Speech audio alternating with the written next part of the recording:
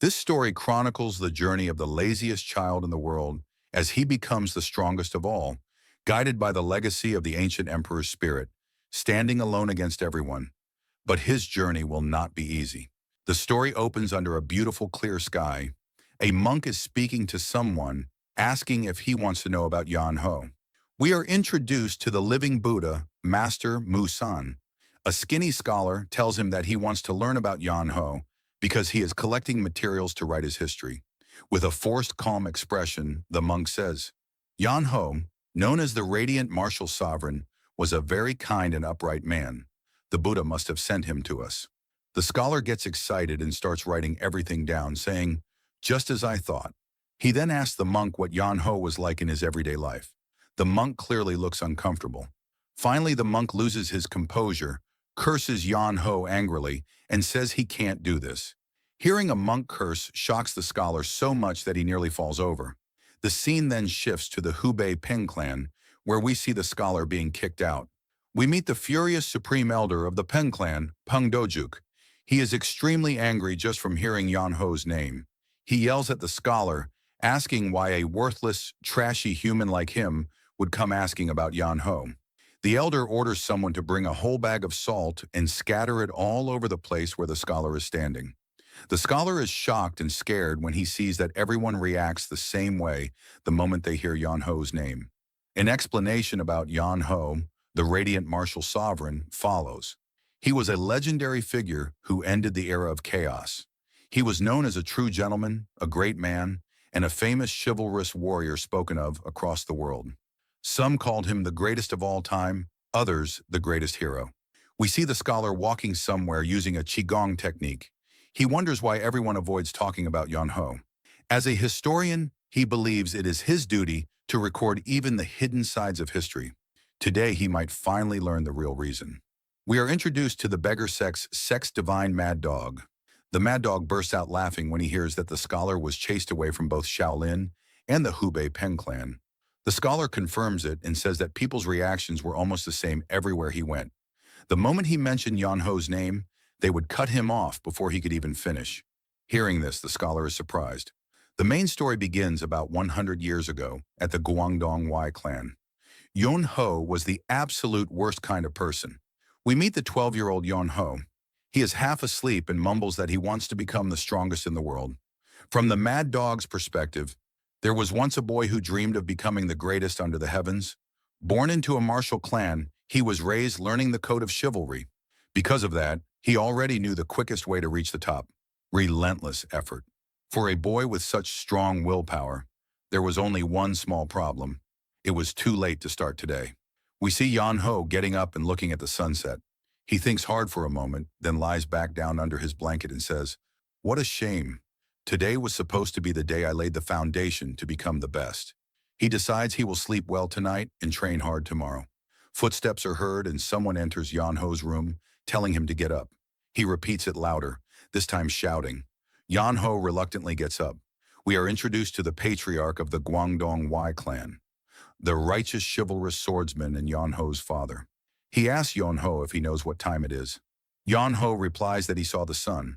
His father says, "Even though you saw the sun, you're still lying in bed." Yan Ho cheekily answers, "It's because the sun is still going down." His father asks how long he has been hiding in his room. Yan Ho guesses 2 days, maybe 3, then concludes it was 2 days. His father calls him a useless brat and tells him it has been 4 days. He has been rolling around wrapped in a blanket for 4 whole days. He asks if his back doesn't hurt from lying down so long. Even a bear would flip over from its own sweat after 3 days. With a nervous laugh, Yan Ho says, "That's why I get up every now and then." Hearing this, his father grits his teeth in anger. Yan Ho tries to explain that he actually tried to train today, but every time he opened his eyes, the sun was already setting. And when the sun sets, you have to sleep so you can wake up early the next day to train. Screaming, "You freaking brat!" His father flips over the bed and declares, "I'm finally going to fix your rotten attitude today."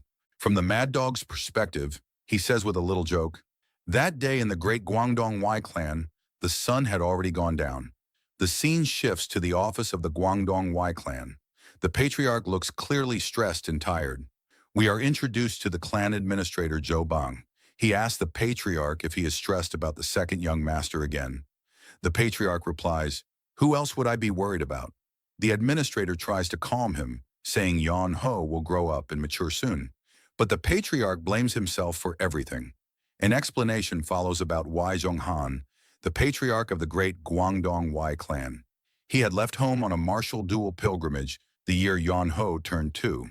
We are introduced to his wife Hansang Ah, their eldest son San Ho, and the second son Yon Ho. At that time, Wai Zhonghan thought the journey would last 2 years at most. However, he got caught up in many incidents, and it took him 8 full years to finally return home. Although he earned the honorable title of righteous chivalrous swordsman during those years, what he lost was far greater. When he returned, his once gentle wife had become fiercer than a tiger, and his beloved second son, who he thought would be no problem, had grown into a lazy sloth. We see Wai Zhonghan sigh deeply. The administrator tells him not to worry, saying there must still be a way. The patriarch asks what that way could be. The administrator reminds him, "Have you forgotten? He will be returning soon." The patriarch asks who, then suddenly realizes. The administrator says that in 3 years he will return from the academy. A sly smile appears on the patriarch's face.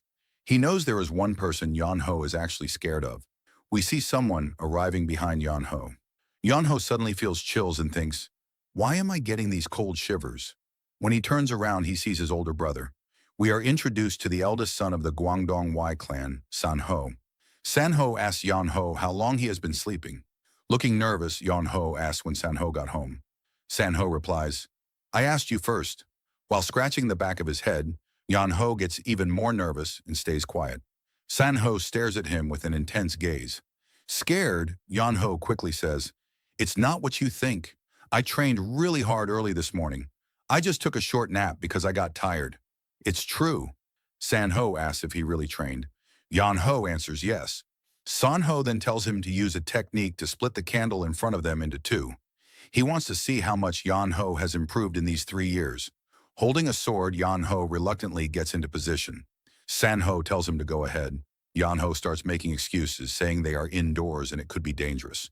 San Ho shouts that he will take responsibility and demands Yon Ho show him what he has learned.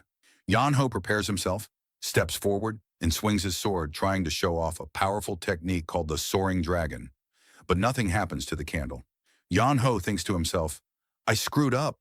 With clear disappointment, San Ho says, 3 years have passed. 3 years is more than enough time to master a sword technique and move to the next level. But you've actually gotten worse than you were 3 years ago. The scene shifts to the family dinner hall. The family's having dinner together. Yon Ho thinks to himself, "I'm definitely going to get indigestion tonight." The patriarch asks San Ho how life at the martial academy was, and if he faced any difficulties. San Ho replies that it was fine. He believes hardships are necessary to improve oneself. The patriarch tells San Ho that he must have suffered a lot. San Ho replies that his father suffered more by being away for so long. The patriarch asks if there are any other issues. San Ho says there is one. The matriarch asks what it is. San Ho says it's about Yon Ho. Everyone at the table is surprised. San Ho suggests they should send Yon Ho to the martial academy with him. Hearing this, Yon Ho becomes shocked, scared, and terrified all at once. The scene returns to the mad dog, who says even Master Musan and Peng Dojuk grind their teeth at the mere mention of Yon Ho's name, and that was when the great history began. Back then, no one could have imagined that this lazy boy would one day shake the entire world. Just like that, Yon Ho was half forced to go to the martial academy. His family was a bit upset about him leaving. We are introduced to Yon Ho's younger sister Suryan. She cries and begs Yon Ho not to go. His father laughs and tells him, "Come back as a real man." Yon Ho comforts his sister, saying she shouldn't cry and that he will come back soon. From the Mad Dog's perspective, the journey of San Ho and Yon Ho went smoothly. Well, at least for San Ho. Yon Ho asks his brother, "Are we almost there yet?"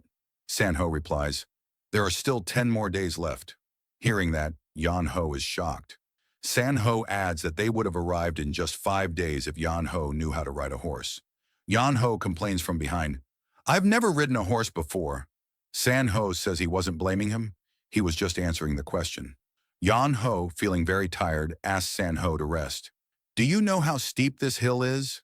My back and butt feel like they're going to burst." He notices some people lying under a dead tree and tells Sanho they should go there because others are resting too. Sanho is very surprised when he sees them. Sanho gets off his horse. Yonho asks what he is going to do. Sanho walks over to the bodies and checks them. Yonho asks what he's doing. Sanho tells him they are too late. The people lying there are all dead. Yonho is shocked. Sanho shows him something and explains, "This is a technique called the flower-indulging palm. It used to be called the crimson flower palm, but after a rapist named Seo Juke started committing evil crimes with it, people began calling it the flower-indulging palm." Hearing the word rapist, Yonho asks, "Are you saying that rapist is around here?" Sanho replies that the rapist targets women who are climbing the mountains. These bodies mean Seo Juke ambushed them while trying to catch a woman. In other words, there is a woman in danger somewhere nearby. He tells Yonho to stay there and says he will be back soon, then leaves. Yonho shouts at him, "Are you telling me to stay here with these corpses?" But by then, Sanho had already gone far away. Yonho feels frustrated. He looks around at the horses and the bodies and says, "I'm screwed." The sky turns dark as if it's about to rain. Yonho yells, calling Sanho a liar and asking what's taking him so long. He thinks Sanho should have just taken him along. He starts worrying that something might have happened to his brother. There's no way he would be this late otherwise. Yonho realizes he needs to do something. If he just stays here, he might end up as a tiger's dinner.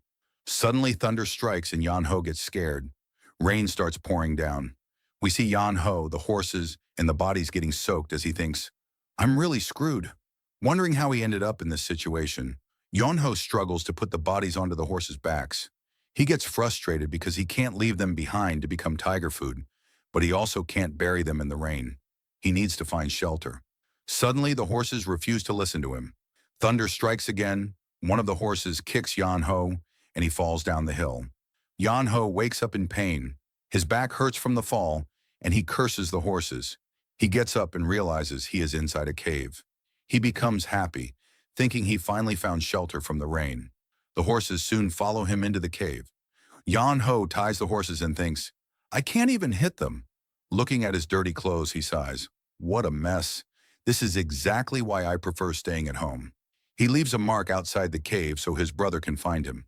Not knowing what else to do, Yonho lies down and tries to sleep. After some time, he wakes up and hopes nothing bad happened to his brother. He tells himself his brother is strong, so he should be fine. Then Yonho falls asleep again and starts sleeping soundly. Some time passes. Suddenly, a blue light appears around Yonho. Slowly, the blue light wraps around his body and gently lifts him into the air. The light begins carrying the sleeping Yonho somewhere. The light takes him through an invisible barrier. After some time, Yonho wakes up.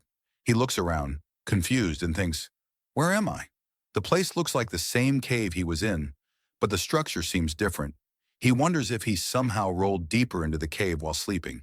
Suddenly, a mysterious voice speaks. "Fated human." Hearing the mysterious voice, Yonho gets scared and screams. He falls backward toward the wall. When he looks up, he sees a blue glowing spear floating in the air. The voice speaks again. "Welcome to the fated place, successor of my radiant sword." Yonho asks nervously, "Are you speaking through that sparkling thing?" The voice replies, "Yes. I have transcended the limits of a physical body. I am speaking to you from beyond time and space." The voice then tells Yonho to accept his will and rule over the world. Hearing this, Yonho screams, "It's a ghost!" The voice calmly says, "Do not be afraid. I am already dead. Only my will remains here. I prepared this place for the one who would come after me, so he could accept my will without doubt." Yonho thinks the situation feels familiar. A cave with no people around, and an old man's lingering will.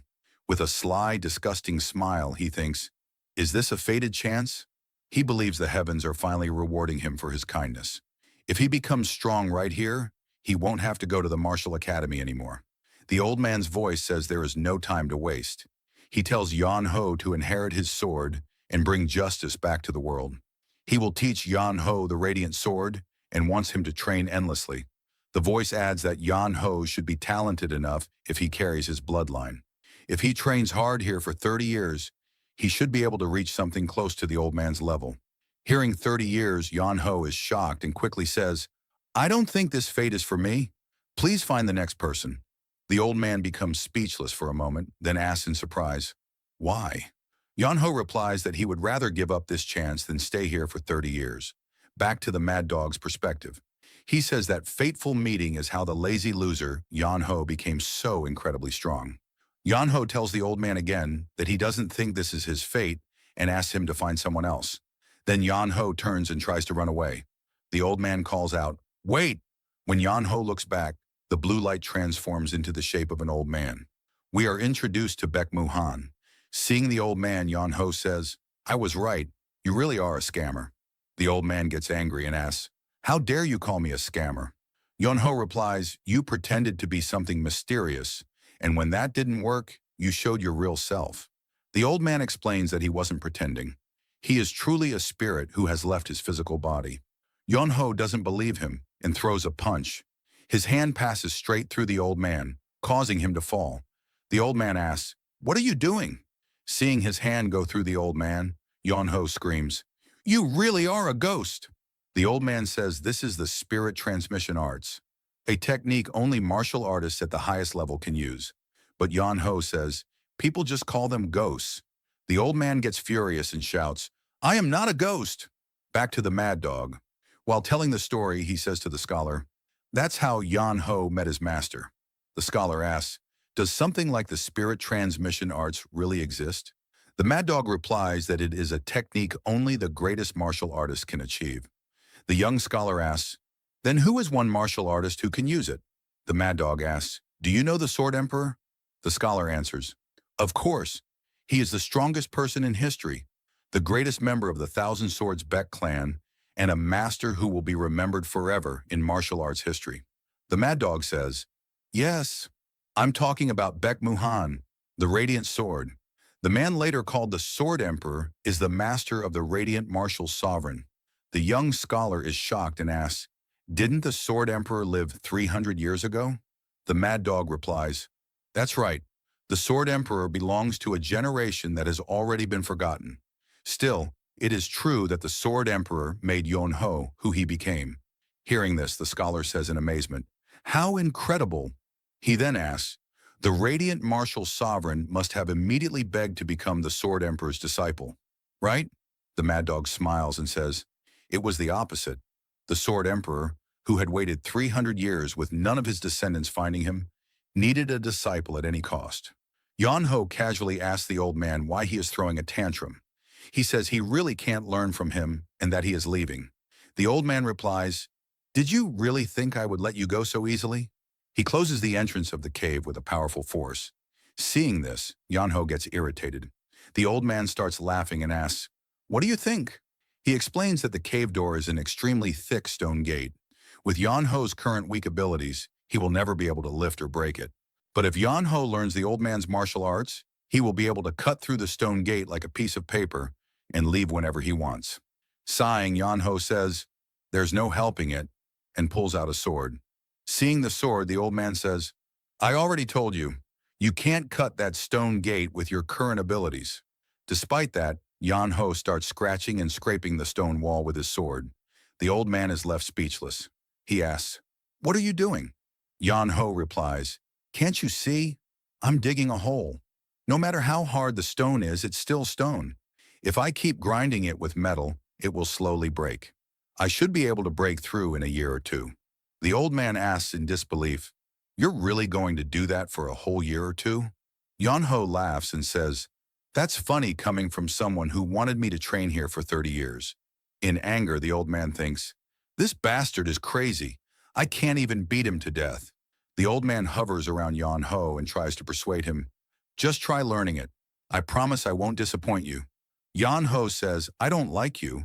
The old man then offers, I'll let you leave after 20 years. Hearing 20 years, Yonho immediately lies down and says, 20 years is way too long. I might consider it if you said 3 years. In his mind, the old man rages and calls Yonho a bastard. But with a forced smile, he asks, you want to learn the Sword Emperor's martial arts in just 3 years?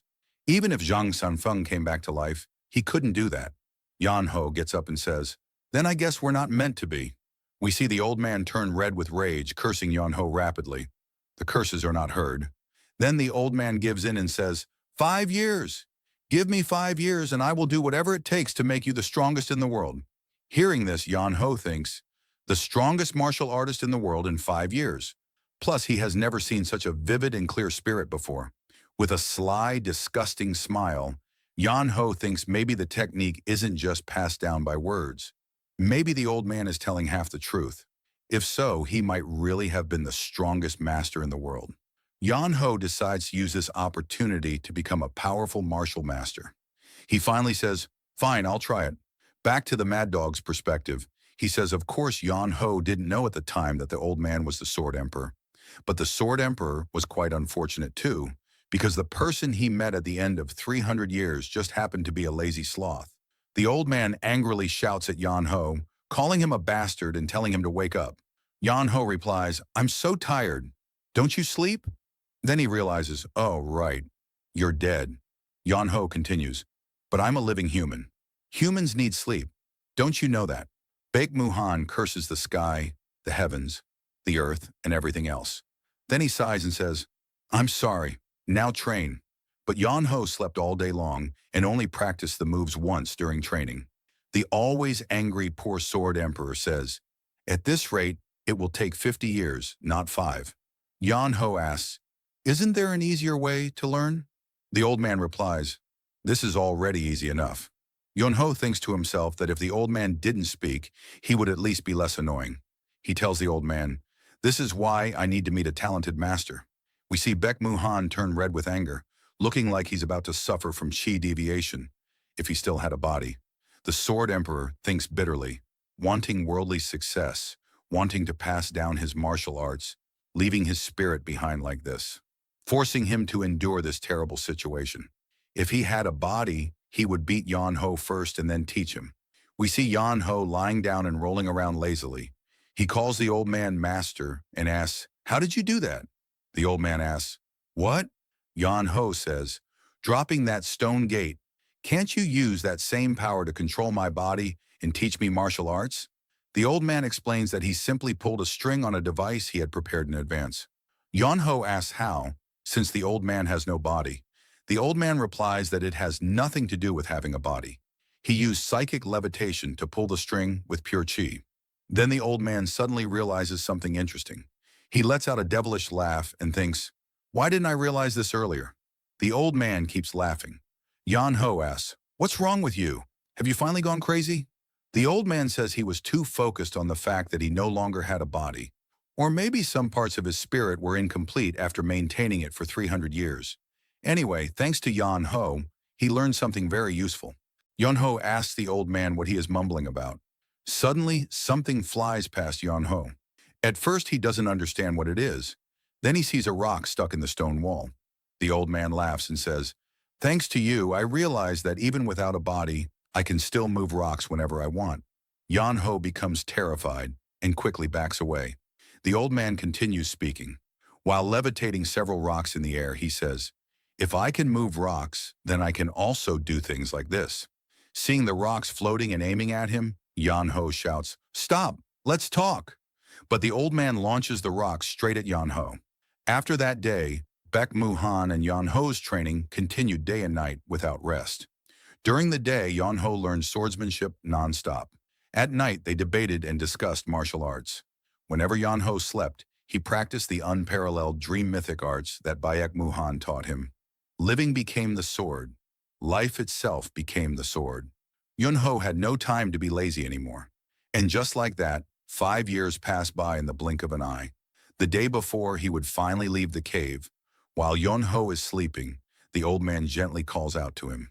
Yan Ho wakes up and says sleepily, I wanted to sleep a little more. He suddenly notices the old man's calm expression as he sits cross-legged. The old man tells him, come here. Yan Ho sits down and asks, what's going on? The old man says, I have spent my entire life learning martial arts. My only hope was to reach its very end. That's why I ignored everything else and focused only on martial arts. In the end, I became a grumpy old man whom even my own clan kept at a distance. Yan Ho thinks to himself, what's wrong with the old man today? This is so unlike him. The old man continues, When I think about it now, it was obvious why my clan never came looking for me. After all, I abandoned my children and family just to chase martial arts. I thought reaching the peak of martial arts would give me everything I wanted, but I was wrong. Martial arts is something humans practice. Walking the path of the sword alone, without walking together with people, is meaningless. You helped me realize that. The old man says, this was the first time I ever taught someone. I was often angry and annoyed, but I also felt happiness. I learned joy from watching you grow, and I also learned what fondness feels like. Yonho calls him master and asks worriedly, what's going on with you? You're acting like we'll never see each other again. The old man confirms it, saying quietly, it is time. Hearing this, Yonho panics and says, what are you talking about? Do you think I'll fall for that? You said we would train for 30 years, but only 5 years have passed. You still have 25 years left. The old man replies, I did say that, but the internal energy I gave you in the form of an elixir, the one that allowed you to live here without eating, was not easy to maintain. I have no power left. It is time for me to say goodbye. The sad and panicked Yon Ho asks, why didn't you tell me earlier? If I had known, I would have left, found food, and come back to continue training. The old man thinks to himself that if Yon Ho had left the cave, he probably wouldn't have returned. He says gently, I understand how you feel. As he stands up, the old man says, I enjoyed the time we spent together. I wanted to watch you travel and see the world. But this is fine too. The old man looks at Yon Ho with great fondness. In his eyes, he can clearly see Yon Ho moving freely across the world, crisscrossing through rivers and mountains. The old man tells Yon Ho to go out and see the world and to keep everything he sees inside his heart. If he does that, other things will naturally follow. He also advises him to see people first before seeing the world. Looking up, the old man says, I didn't see what was right at my feet. He warns Yon Ho not to make the same mistakes he did. Even if I can't see you again, even if no one else knows I existed, I will still be inside your movements and your swordsmanship. As he slowly disappears, the old man says, so it's okay if you're not outstanding or great. That's fine too. Yon Ho calls out, Master, with tears in his eyes and says he can't leave already. There is still so much he hasn't learned. He begs the old man to stay just a little longer, even if it's only for one more day. As he fades away, the Sword Emperor Bayek Muhan's last words can be heard. Be happy. We see Yon Ho crying as he says, the old man could have told me something like that a bit earlier. Back to the present, we see a clearly irritated Yon Ho holding a piece of cloth. He complains, so this is why that old man left without telling me in advance. Yon Ho looks at the cloth and says, when did he even write all this? He should have left nicely. He screams in frustration, what the hell is this? Before disappearing, Baek Muhan had written a message on Yon Ho's clothes. To summarize, the martial arts Yon Ho learned as quickly as possible in 5 years was still incomplete. Since he knew Yon Ho would stop training once he was gone, Baek Muhan placed a special feature on Yon Ho's body. The inner elixir Yon Ho had swallowed would now force his martial arts to keep improving. It might look like he gets stronger automatically, but it's not that simple. If the progress of his martial arts becomes slower than the speed of the inner elixir, his own energy will be sucked away by Baek Muhan's power, and Yon Ho will die. In short, Yon Ho will die if he becomes lazy with his training. Irritated, Yon Ho says, that damned old man was up to no good until the very end. The other part of the message told him to travel the world and see many different things. When he sees the world, he will feel things. When he feels things, he will learn things. The old man told him not to be satisfied with becoming a small person living in a small place. Baek Muhan told him to see big things and become a big person. So the first place Yon Ho must go is Rulin.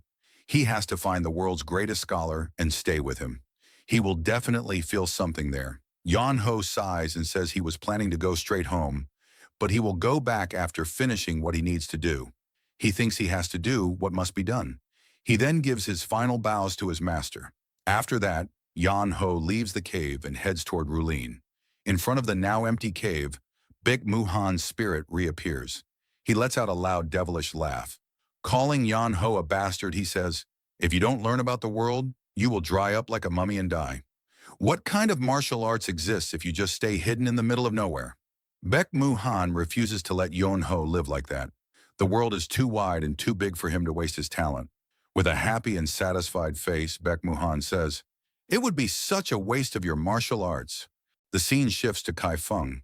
We are introduced to a new version of Yon Ho as he has starved for days. Now he is like a skeleton. He arrives in front of a beggar.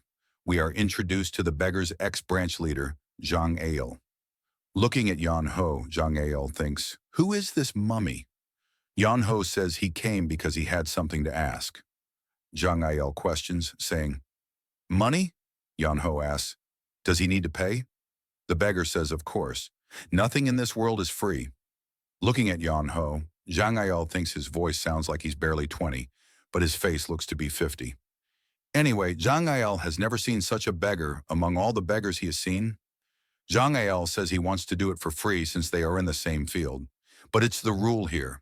Yon Ho asks, "Same field?" Zhang Ail says yes, since they are both beggars. Yon Ho asks, "How does he look like a beggar?"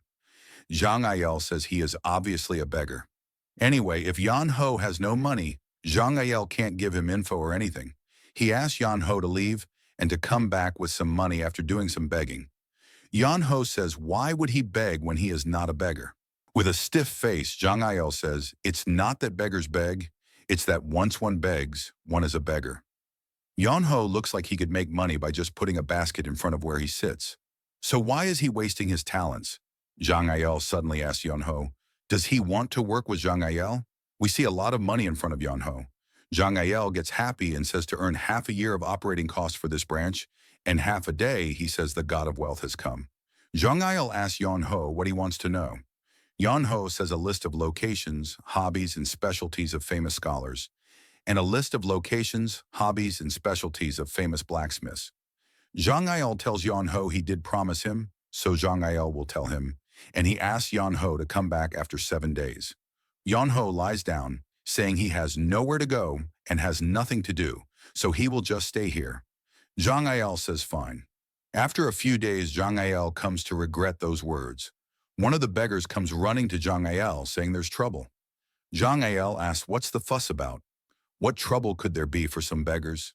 The beggar says he thinks they are going to starve to death. The beggar brings Zhang Ail to the location. Zhang Ail gets surprised at what he sees. One of the passers-by, calling the beggars bastards, says if they want to be beggars, they would have to at least be on that level. And we see Mummy Wa Yon Ho getting a lot of coins just by sitting on the road. Zhang Ail gets terrified and surprised. Money keeps pouring onto Yon Ho. Why Yon Ho gives out a laugh and says making money is easy. Why Yon Ho starts taking over the beggar world. We see Yon Ho saying he is thirsty. While lying down, he tells Zhang Ail to bring him water. When they bring Yon Ho water, Yon Ho says the bowl is dirty. Zhang Ail beats the beggar that brought the water and tells him to bring water over in a new bowl. Yon Ho says it's also lukewarm. While kicking the beggars, Zhang Ail tells them to bring cold water from the damn mountains. While lying face down, Yon Ho says, "Nice, how nice," and Zhang Ail gets fired up in rage. Zhang Ail thinks he is a branch leader of the beggar sect, having to act as a servant for that stupid beggar. But if Zhang Ail kicks Yon Ho out, his guys will strive. Zhang Ail thinks, when's the damn information that Yon Ho requested gonna get here? They are all gonna end up dead at this rate. One of the beggars comes running happily, saying the information is here.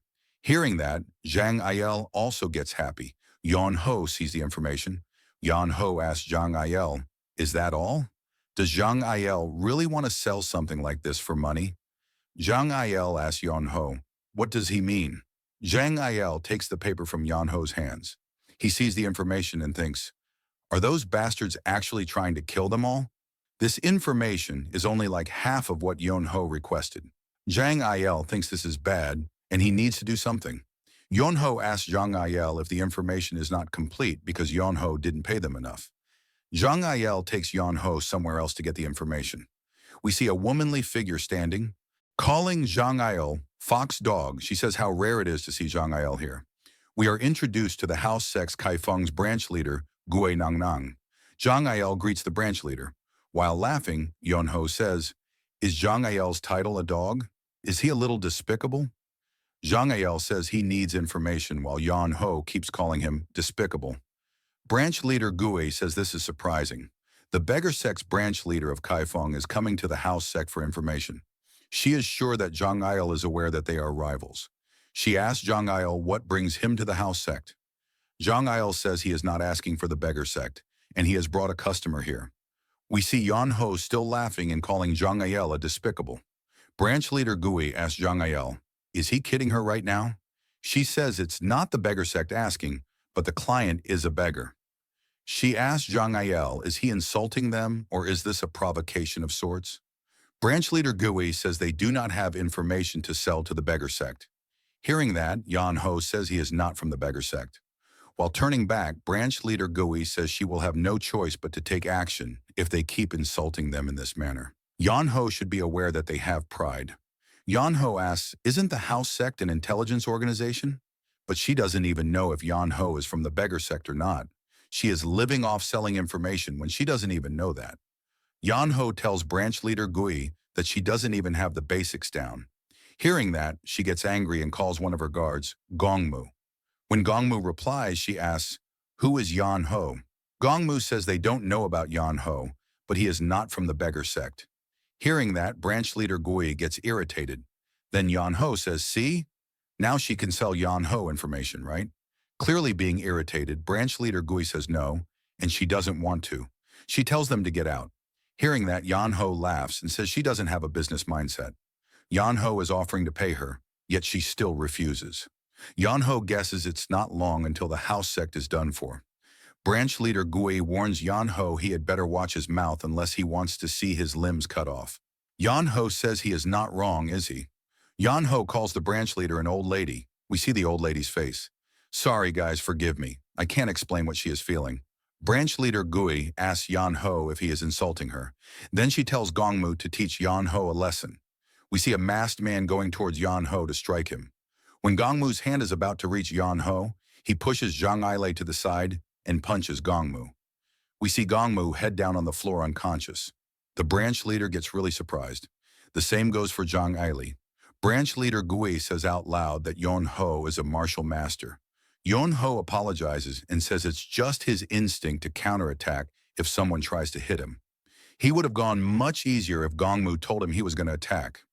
Zhang Il thinks he thought that Yan Ho probably learned martial arts, but Zhang Il didn't expect Yan Ho to be this strong. Zhang Il comes to the conclusion that Yan Ho is basically a monster. While scratching the back of his head, Yan Ho says this is all that old man's fault. Branch leader Gui stutters for a moment and says she didn't know Yan Ho was such a prestigious customer. She says in any case, it doesn't seem like they are here with good intentions. Zhang Il says she probably won't believe him, but he really is not here to fight. There was just information that the beggar sect could not obtain, so he came here to ask for her help. Branch leader Gui asks, is that why Zhang Il brought Yan Ho here? Zhang replies positively. Branch leader Gui says that Zhang Il knows this is akin to bringing a tiger over to a rabbit's den and asking for just some fur, right? Zhang Il says he knows it's hard to believe, but he is serious. Branch leader Gui says all right, she believes him. Zhang Il thanks her. Branch leader Gui says, but giving Zhang Il information is a separate matter. It's true that Zhang Ilei's client hurt her person. She asked for compensation. She continues, saying there's a simple rule in the unorthodox world: blood for blood, a life for a life. Branch leader Gui calls her guards, the Four Shadows. We see some scary-looking guys posing. Seeing them, Yan Ho says everyone has a fancy way of making an appearance in this place. Branch leader Gui says she doesn't know what Yan Ho's purpose in being here is, but since he has hurt one of them, Yan Ho will not be able to leave unharmed. Yan Ho says, is it that hard to understand? He told her it was a mistake. Yan Ho just hit him lightly because he tried to hit Yan Ho first. With an angry face, branch leader Gui curses Yan Ho. She says the unorthodox murim's ways are simple: an eye for an eye and a tooth for a tooth. Yan Ho mocks her, saying that sounds like some loan shark bullshit. Branch leader Gui says they are going to just take a bit of flesh from Yan Ho's face and be done with it. Yan Ho says sorry to break it to her. He doesn't really have any fat on his face. He hasn't been able to eat properly recently. Branch leader Gui gets relatively angry and orders the Four Shadows to kill Yan Ho. While the Four Shadows launch attacks on Yan Ho while scratching the back of his head, Yan Ho says he thought they were going to just carve a bit of flesh from Yan Ho's face, and now they want to kill him. That's a whole lot of interest. He mockingly says it's scary. In a moment, Yan-ho wrecks them. Again, I can't explain her facial expression. Sorry. While the four shadows are still in the air, Yan-ho says, nobody move. While exuding chi, Yan-ho says he doesn't want to kill yet. Seeing that, Zhang Yil gets speechless. Branch leader Gui thinks Yan-ho's aura is that of a martial master. Yan-ho says his master told him that if someone is willing to attack once, they will be willing to attack 3 or even 4 times. So Yan-ho should never let that happen. Yan-ho says he doesn't like the old man, but he has never said anything wrong. Being terrified, branch leader Gui thinks she messed with the wrong person, and he is not someone she can handle. She needs to get it together, and if she does anything wrong, this entire branch of the house sect might just meet its downfall. Branch leader Gui quickly composes herself and asks Yan-ho what he wants. Yan-ho says information, and the branch leader asks what kind of information. Zhang Yil says he has the papers, and he hopes that she can fill out the empty spots. Looking at the paper, the branch leader thinks Zhang Yil brought a monster like Yan-ho to the house sect because they couldn't solve such a simple matter. Branch leader Gui says it's nothing difficult, and she just needs some time. She asks Yan-ho, can he wait? Yan-ho replies positively. Branch leader Gui asks for 15 minutes. With an angry face, she calls Zhang Yil to come with her. After some time, Zhang Yil comes back, and Yan-ho starts laughing at him, saying his face is like a dumpling. Yan-ho asks Zhang Yil if branch leader Gui beat him up. Yan-ho continues, saying he guesses the beggar sect is nothing, seeing as they are getting beaten up by the house sect. Zhang Yil asks, does that woman look like a mere regular member of the house sect? Zhang Yil says she is the daughter of the house sect leader, and she is the future leader of the house sect. She ate miracle medicines like meals and had all kinds of good things, and how could Zhang Yil be a match for her? Then branch leader Gui appears behind Zhang Yil. She says she brought the information, and Yan-ho thanks her. She continues, saying, however, they do have their own rules. Zhang Yil says, information fees. Yan-ho asks how much. She says 5 niang. Handing out 5 bronze niang, Yan-ho says that's cheap here. But Zhang Yil corrects Yan-ho, saying silver niang. Then Yan-ho asks, why is it so expensive? Branch leader Gui says it was actually pretty high security information, and that's why it's pricey. Then Yan-ho gets up and starts leaving. Zhang asks, where is he going? Yan-ho says he has to go earn his silver niang. Hearing that, Zhang Yil lies on the ground and pulls Yan-ho's leg, saying he brought Yan-ho here for a reason. Yan-ho asks, what's that supposed to mean? Clearly unwilling, Zhang Yil tells Yan-ho to wait a second. Zhang Yil used up all the money Yan-ho had earned, along with Zhang Yil's hidden stash, to cough up the 5 silver niang that Yan-ho didn't have. He borrowed with an IOU. Handing out the silver, Zhang Yil thinks his heart aches. Calling Yan-ho an evil bastard, Zhang Yil says he had to use up all his savings. Looking at the information, Yan-ho says this is definitely thorough. It's in a whole other league compared to the information that the beggars bring in. Yan-ho guesses the house sect guys are on a different level. Holding a piece of paper, Yan-ho says he also wants to send a letter to Guangdong and asks if it's going to be expensive. Branch leader Gui says it's going to be more expensive than an escort agency, but she will do it in exchange for Yan-ho answering some of her questions. She asks Yan-ho his name and his age. Yan-ho replies, saying his name is Y. Yan-ho and he is 17 years old. Zhang Yil gets surprised knowing Yan-ho is younger than him. Hearing Yan-ho is only 17 years old, branch leader Gui thinks his martial prowess is not that of a 17-year-old. Then she remembers his name, Y Yan-ho. She realizes something and asks if Yan-ho is the second son of Guangdong's Y clan. Yan-ho asks if she knows him.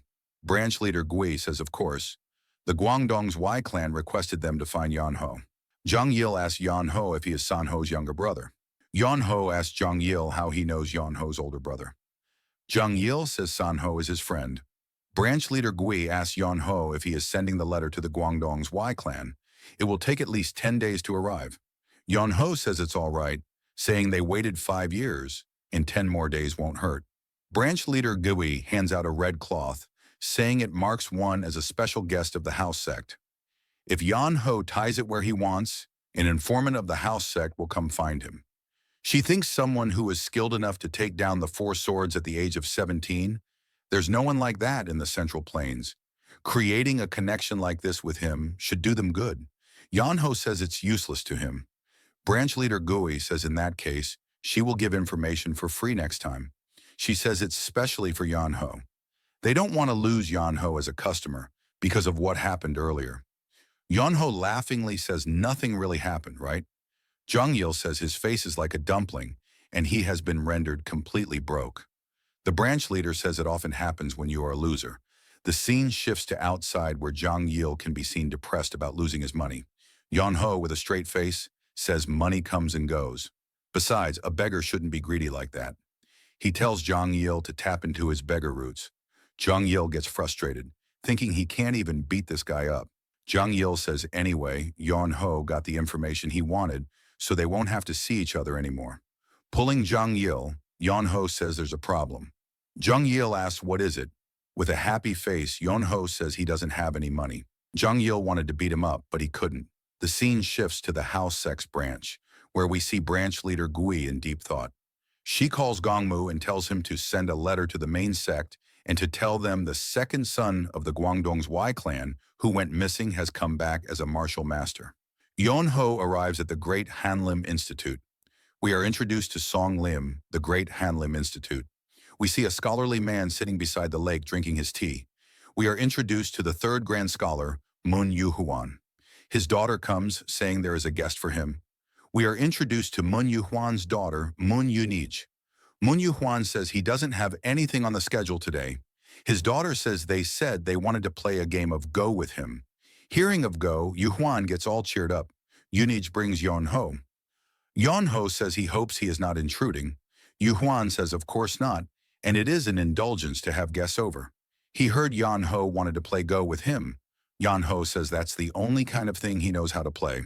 Mun Yu-huan says let's give it a go then. He says he will play white and tells Yan-ho to go first. Saying Yan-ho will begin, he clumsily pulls out the pieces. Seeing that, Mun Yu-huan thinks he shouldn't expect much from Yan-ho.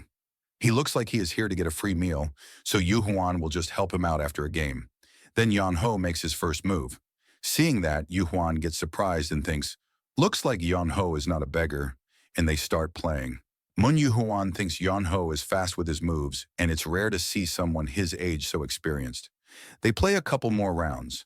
We see Mun Yu-huan's face start to get gloomy. He couldn't make his move.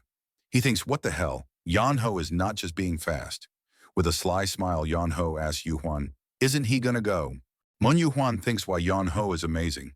His playstyle is like that of angry ocean waves. He is like a person crazed for battles, attacking boldly even when a fight is not necessary. If he sees even a slight opening, he charges like a starving demon and chomps down. He is a war demon. Mun Yu-huan tells Yan-ho that was a good game, and he has quite a unique playstyle. Yan-ho thanks him and says it's all because of all the bullying he endured from his master. Yu-huan questions Yan-ho. Did he really have a master? Yan-ho thinks back to the past of his master's tormenting and replies, saying yes, a very strict old man. Yan-ho tells Mun Yu-huan if it's not too much to ask, he would love to stay over a bit. His master told him to stay in Rulin for a while. Hearing Yan-ho is following his master's teaching, Mun Yu-huan says of course he will help. He will prepare a room for Yan-ho, and he can stay as long as he likes. Yu-huan tells his daughter Mun Yu-nij to prepare a room and clothes for Yan-ho, and to guide him to the bath too. Mun Yu-nij reluctantly says she understands, but Yan-ho says he doesn't have any money. Hearing that, Mun Yu-huan laughs and says he wouldn't expect payment from a guest like him. He was actually going to ask Yan-ho to stay here if he had not asked. In return, Yu-huan requests Yan-ho to play Go against him, or a guest sometimes. Yan-ho says he can do that. After Yan-ho and Yu-huan greet each other, Yan-ho leaves with Mun Yu-nij. While bathing, Yan-ho thinks this is very nice. He hated baths when he was younger. Yan-ho was almost going to cry from how nice this is. Remembering his master, Yan-ho thinks this is all that damned old man's fault. We see Mun Yu-nij waiting outside the bath with clothes for Yan-ho. While pouting, she thinks she doesn't get it at all. Why did her father accept someone like Yan-ho as a guest? Then Yan-ho comes out of the bath naked, which startled Yu-nij. Yu-nij then screams. Telling Yan-ho to cover up, Yu-nij says she thought Yan-ho was a ghost. Seeing Yan-ho, Yu-nij blushed. Then Yan-ho covers himself up with a cloth. With a cheeky tone, Yan-ho asks, is that good enough? Seeing Yan-ho all cleaned up, in a dramatic way, Yu-nij asks, Who is he? The scene shifts to a few days later. Mun Yunij tells her father to say something to that person. Her father asks who. Yunij says the new guy. She says Yon Ho doesn't leave his room at all. He sleeps all day if he is not eating. That's what he has been doing all week. Mun Yu Huan stays silent for a moment, then says he forgot to ask Yun Ho his name. While irritated, Mun Yunij says he said that being slothful is a sin. He said one should always keep himself busy. So why isn't he saying anything about Yun Ho being lazy? Yun Ho might be a guest, but he is ruining the atmosphere. Ignoring Yunij, Mun Yu Huan says he likes Go. One can learn a lot about one's opponent when playing. One can hide one's facial expressions and watch one's words, but one cannot hide oneself when playing Go. A person who is impatient cannot play patiently, and those who are the opposite cannot learn to enjoy battle. One can tell how someone has lived their life, along with their personality, when one plays Go against them. Yan Ho's playing style was rushed and rough. Yu Huan has never seen a play style like that. Mun Yu Huan says Yan Ho is definitely not a lazy person. Yu Huan assumes Yan Ho has lived a very rough life. If the sun shines down brightly, the shadows it casts will be just as dark. If Yan Ho is being lazy, Yu Huan is sure that just means his life until now has been very hard. One should not chase away a bird that has come under the roof to avoid the rain. One should not question the bird about why it is not flying through the rain. Mun Yu Huan tells Yunij to let Yon Ho rest. Unable to say anything, Yunij says she understands. Looking at Yon Ho sleeping lazily, the room is very disorderly. Yunij boils in anger. She thinks her father's been deceived. There's no way this lazy ass is like her father described. Yunij decides she is going to kick Yan Ho out of this place. In anger, Yunij tells Yan Ho to get up. While half asleep, Yan Ho asks why should he get up. Pulling the blanket, Yunij screams and tells Yan Ho to get up. The sun is already up. Yan Ho then says to let him know when the sun sets. Unable to keep her anger inside, Yunij asks what the hell is wrong with Yan Ho. Everyone studies here, and why is he doing nothing other than sleeping for a whole week? With a smug look, Yan Ho says those people are studying because they want to study. Yan Ho is sleeping because he wants to sleep, so what's the problem? Yunij tells Yan Ho to shut up. She can't just stand watching him roll around here without even taking a bath. And who does Yan Ho think washes his bed sheets? Yan Ho at least needs to do something to pay for the food he eats. Yunij guesses he wouldn't know, but they are not that well off. They can feed people who study, but they don't have enough to feed someone who just lazes around. Yon Ho says, but her father said he can stay as long as he likes. Mun Yunij says she is the one who is in charge of money, so her father doesn't know. Yunij gives Yon Ho an intense look. Giving out a sigh, Yon Ho asks, then what should he do? Yunij tells Yan Ho to do the laundry. Looking at the pile of laundry, Yan Ho asks, does he have to do all this? And will this cover his food? Saying it's not that much, Yunij replies positively.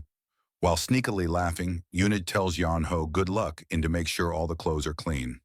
She is going to make him rewash what's not clean, so he needs to do a thorough job. Yunij thinks Yan Ho deserves this. He won't be able to finish all that by today. The scene shifts to 2 hours later. We see a very surprised Mun Yunij. She sees all of the laundry is super clean and shining. She wonders how did Yon Ho do this? Looking at the clothes, she thinks were they always this white? She again wonders how the hell did he do this? We see Yan Ho is sleeping on the side. Frustrated, Yunij thinks she can't let Yan Ho laze around again. She decides she will get him. Then she brings Yan Ho to the log area. She tells him to chop all this. She gives Yan Ho a week to do this and asks, he will be able to do it, right? With an evil laugh, Yunij thinks Yan Ho will run away after a day.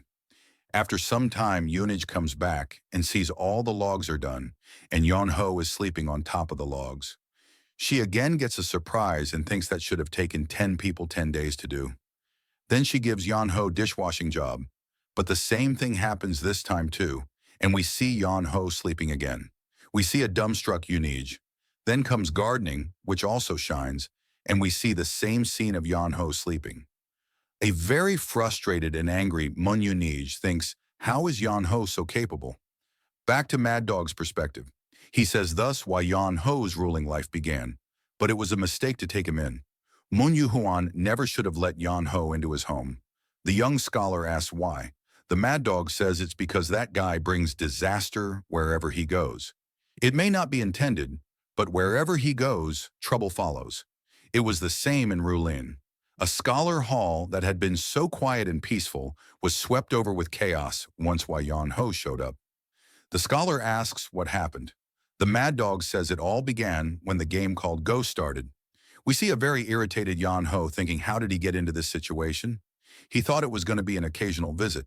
We see a big crowd waiting outside to play Go against Yan Ho. Yan Ho thinks bringing people here to play with him is cheating. Munyu Huan writes a letter saying, a stone that stays stagnant rots. A laid table waits for its owner. If the time is right, please visit for a game of Go. A master of Go appeared in the Great Hanlim Institute. He then sends the letter to various scholars across murim. We see an irritated Yan Ho rapidly playing Go. We see a lot of scholars standing in line to play Go with Yan Ho. Yan Ho defeats one of the scholars, being indifferent, then tells the next one to come. Yan Ho is playing Go with a scholar. We see the scholar is in distress and thinking very hard. Seeing Yan Ho's move, the scholar thinks, what kind of move is that? It's basically suicide. He wonders, is it perhaps a mistake? But then he thinks there's no way it can be a mistake. It could be a mistake maybe if Yan Ho was a regular man. But the scholar's opponent is the undefeated genius of Hanlim. While nervous, he thinks Yan Ho must have some plan in mind. It's got to be a trap. He must avoid it. He is sure Yan Ho was plotting something. It's good that he avoided it. We see Yan Ho is shaking. Yan Ho looks at the scholar. We see a very irritated and angry Yan Ho, but in his mind he thinks, why? Why did the scholar back off there? Just why? Yan Ho did that so he can lose. He will be playing Go forever if he doesn't lose. In his mind, Yan Ho tells the scholar to fall for the move. Yan Ho will lose in 10 moves, so take that bait. But the scholar respectfully acknowledges his loss.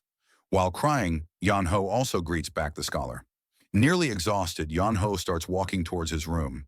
He kept making suicidal moves so that he could lose, but that must have been scaring his opponents instead. While scratching his head, Yan Ho thinks at this rate, he is going to have more people coming to play. He would rather do the laundry. Yan Ho aches in back pain. Then Yan Ho suddenly hears someone's voice. He peeks to see who it is. We are introduced to a very disgusting-looking Nak Mokpung. He is asking Yunij if she really doesn't want to marry him. Yunij says no, absolutely not. Nak Mokpung says she is going to regret it. In anger, Yunij says she won't. Nak Mokpung tells Yunij she better think it through again. He has always gotten what he wanted. He will never let go of something he wants. He is just offering right now, but if she keeps refusing him, it won't be an offer next time. Is she sure it's all right for the Great Hanlim Institute to fall just because of her? Hearing this, Mun Yunij gets very angry and tells Nak Mokpung to do as he wishes. The Great Hanlim Institute won't fall this easily. Nak Mokpung says, but he can make this happen, and he is sure Yunij is aware of it too. Yunij grits her teeth in anger. Yunij screams at Mokpung, saying she hates that about him. Does he think everything will just work out in his favor? Now Mokpung says it's not impossible. Yunij says she is never going to marry him. It's impossible. Then Yunij starts leaving, but Nak Mokpung grabs Yunij's hand very tightly with his disgusting hand. Yunij screams and says to let her go. Mokpung says it's in her best interest to not anger him. With a disgusting gesture, Nak Mokpung tells Yunij, does she think she can still act so bold, even if he tries to take her right here, right now? Hearing this, Yunij gets very scared. From behind, Yan Ho tells Mokpung that's not something he should be saying in someone else's house. Hearing Yan Ho's voice, Yunij gets surprised. Yunij then removes herself from Nak Mokpung's grasp and runs towards Yan Ho, asking, has he already finished doing the laundry and firewood? Yan Ho says he has been playing Go until now, and what is she talking about? Yan Ho then sees the scratch marks on Yunij's hand. Then Yan Ho takes one of Yunij's hairbands, telling her he will borrow this. He then ties his hair. Nak Mokpung tells Yan Ho, doesn't he think it's rude to listen in on others' conversations? Saying sorry, Yan Ho says he really doesn't know his manners. He goes in front of Nak Mokpung and says that being said, Yan Ho doesn't think Mokpung should be the one to talk about manners. Do people who care about manners usually act like he does? With a disgusting face, Mokpung tells Yan Ho he must be the genius of Hanlim. Mockingly, Yan Ho thanks him for recognizing him, but Yan Ho has no idea who he is.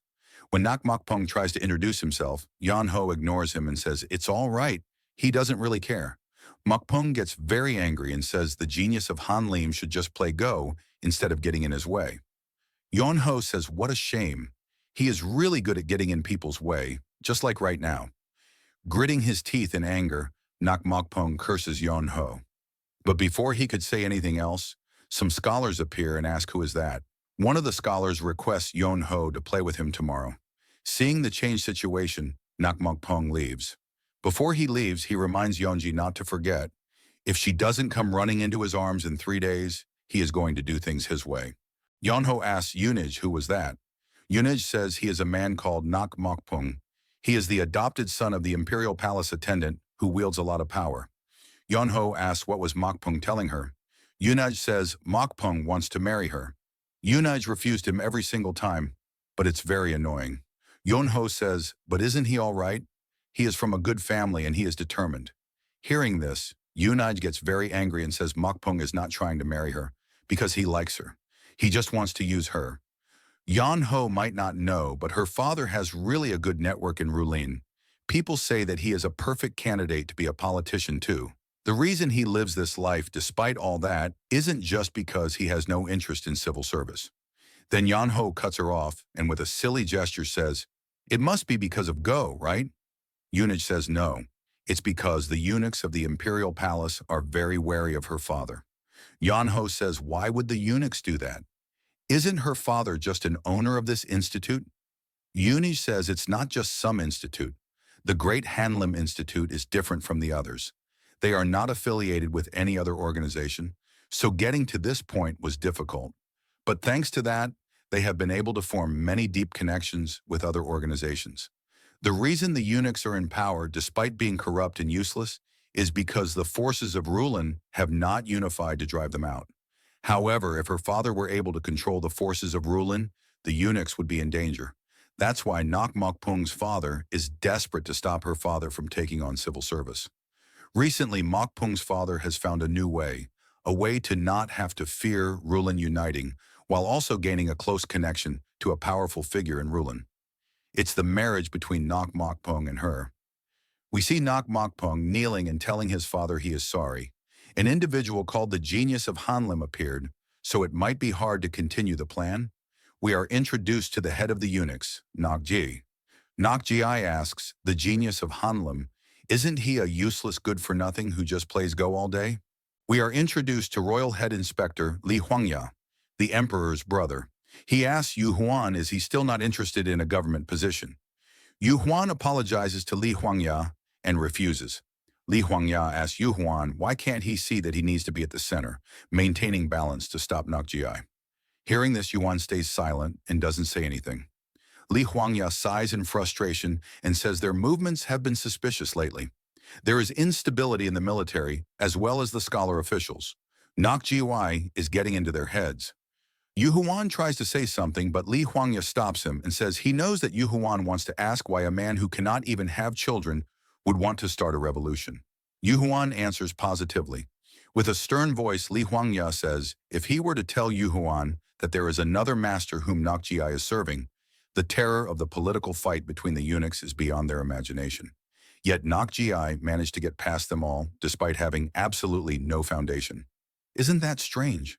Those who crossed Nakji lost their lives in accidents, and those who did not suddenly died of diseases. It was as if someone was paving the path for him. Hearing this, Yu Huan says it might just be coincidence. Li Huangya says he thought so too until recently. After watching him, he got the thought that perhaps there is someone helping Nakji from behind the scenes, and that is why Li Huangya needs Yu Huan. They need to unite as one against Nakji. Yu Huan tells Li Huangya that he will think about it a little more.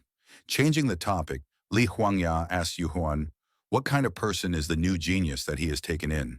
Hearing this question, Yu Huan gets very happy and says Yonho is amazing, and he feels like Yonho is hiding his true potential. Li Huangya says he is curious about why Yonho and asks when can he meet him. Yu Huan says Yunji has gone to pick Yonho up. At that moment, from the outside, Yunji says they are here. Yu Huan tells them to come in. We see a very wet Yonho and a flustered Yunji. Seeing Yonho's condition, both Li Huangya and Yu Huan get speechless.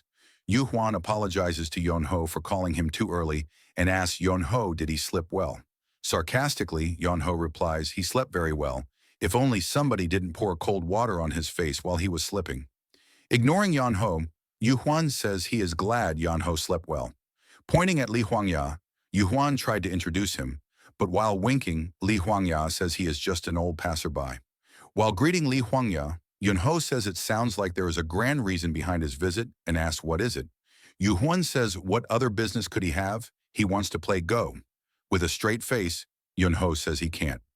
Li Huangya asks Yun Ho why can't he play? He has been playing Go with all the people who come by though.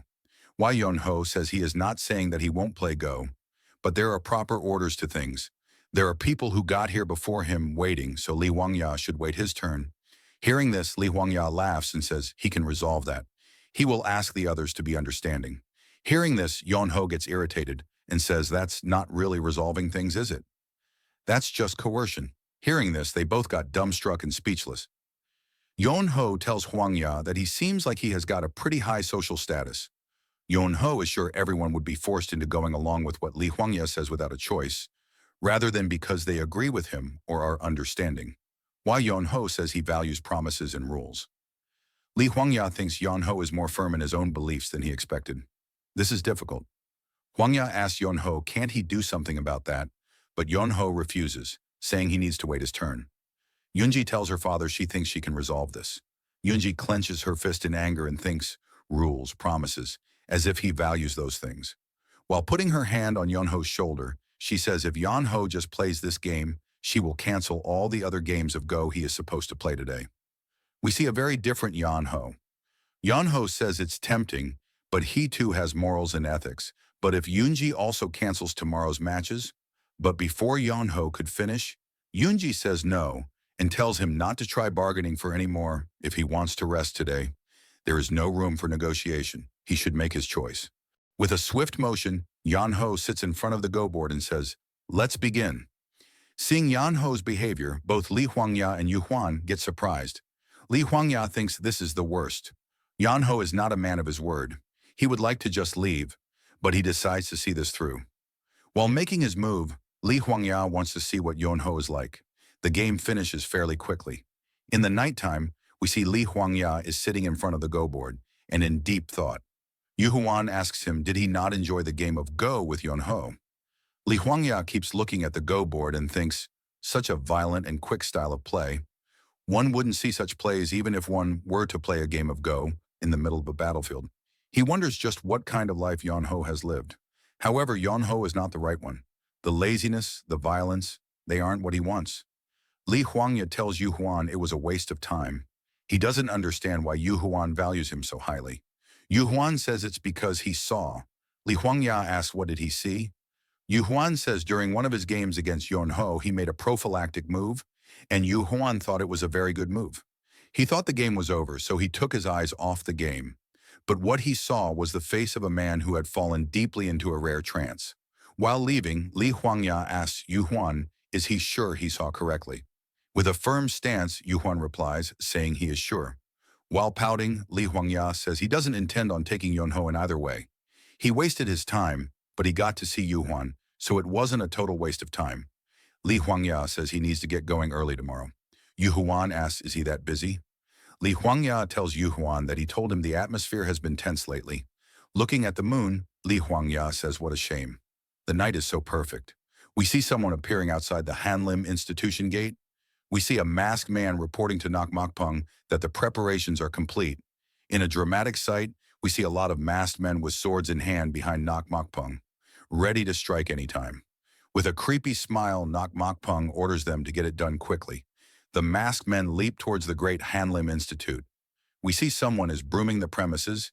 Hearing the sound, he looks behind and gets killed. His blood spatters on the Hanlim gate. Nok Mok Pung opens the gate, and when he enters the Hanlim Institute, we see the masked men massacring the Hanlim scholars. Mok Pung says this is why Yunji should have listened to him while he was still being nice. Mok Pung orders the masked men to get them all. With a disgusting smile, Nok Mok Pung says tonight the great Hanlim Institute will become a prison that not even a rat can escape. We see why Yonho slipping peacefully despite all that happening outside. Thinking of Yunji, Mokpung thinks today he will teach that bitch a lesson. The masked men round up all the scholars and tie them up. Yuhuan asks what's the meaning of this. Nok Mokpung says they received information that there has been suspicious activity in the Great Hanlim Institute. They have heard that all kinds of high authority people have been visiting recently. In anger, Yuhuan asks, how is that suspicious at all? With a smug face, Mokpung says, what reason could there be for people with both political and martial power to get together? There is only one possibility, a revolution. In anger, Yuhuan asks what the hell is Mokpung saying? They are only here to play Go. Mokpung asks Yuhuan does he want Mokpung to believe that this many people gathered just to play Go. In panic, Yuhuan says he is serious.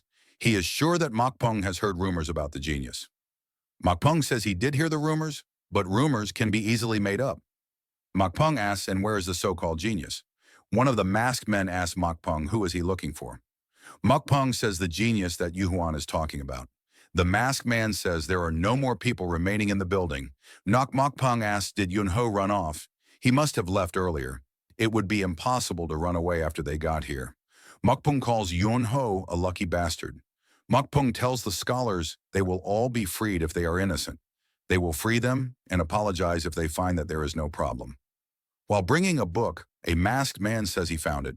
He says it's an agreement of the people who are planning the revolution. Hearing that, Yuhuan gets surprised and says that they have never done such a thing. Showing the ledger, Mokpung says there is proof right in front of them. Yuhuan thinks Mokpung came here to frame them from the beginning. They have been had. Some of the scholars say it wasn't them. They are innocent. One of them says he didn't know. He didn't come here to partake in such activities. Li Huangya stands up and says, what an interesting incident. Seeing Li Huangya, Mokpung gets flustered and surprised. While screaming, Li Huangya tells Mokpung to call him the royal head inspector. Mokpung and the masked men stay silent. Seeing Li Huangya, the scholars get relieved and say since he saw everything, he will say that they are innocent. Mokpung greets Li Huangya and says he wouldn't have done this if he knew he was here. Li Huangya says he is not to hold grudges and tells Mokpung to free them. Regaining his composure, Mokpung says before that he would like to ask Li Huangya a question. Huangya asks, what is it? Mokpung asks, why did he plan this revolution? And with a disgusting smile, he tells Li Huangya, did he really think that Mokpung wouldn't know he was here? Li Huangya says, what is he talking about? The masked men push Huangya to the ground. Mokpung says there is always a central figure to a revolution. He didn't assume it was some scholar. It would make the most sense that it's Li Huangya, a family member of the emperor. In anger, Li Huangya screams at Mokpung, saying his arrogance knows no bounds. How dare he frame him? Does he think he can avoid the consequences of his actions? Li Huangya will not let Mokpung get away with this. Mokpung says Li Huangya seems to be misunderstanding something. Li Huangya won't be able to report to His Majesty about this because he is not going to see the emperor ever again. Mokpung says the punishment for revolution is an immediate execution. They will all die here. Mokpung says they have gotten the signatures of the revolutionaries. What will His Majesty think? It's very obvious that they were all planning a revolution. Saying all that, Mokpung laughs out loud. Calling Mokpung a bastard, Li Huangya says the heavens won't forgive him for this. Mokpung tells him to keep bragging and says there's someone who has to die first, and it's Yunji. Mokpung tells Yunji he warned her that he would do things his way. Thanks to Yunji rejecting him, everyone's going to end up dead. Mokpung asks Yunji is she willing to change her mind now. Yunji spits on Mokpung's face and says she would rather die here than marry someone like him.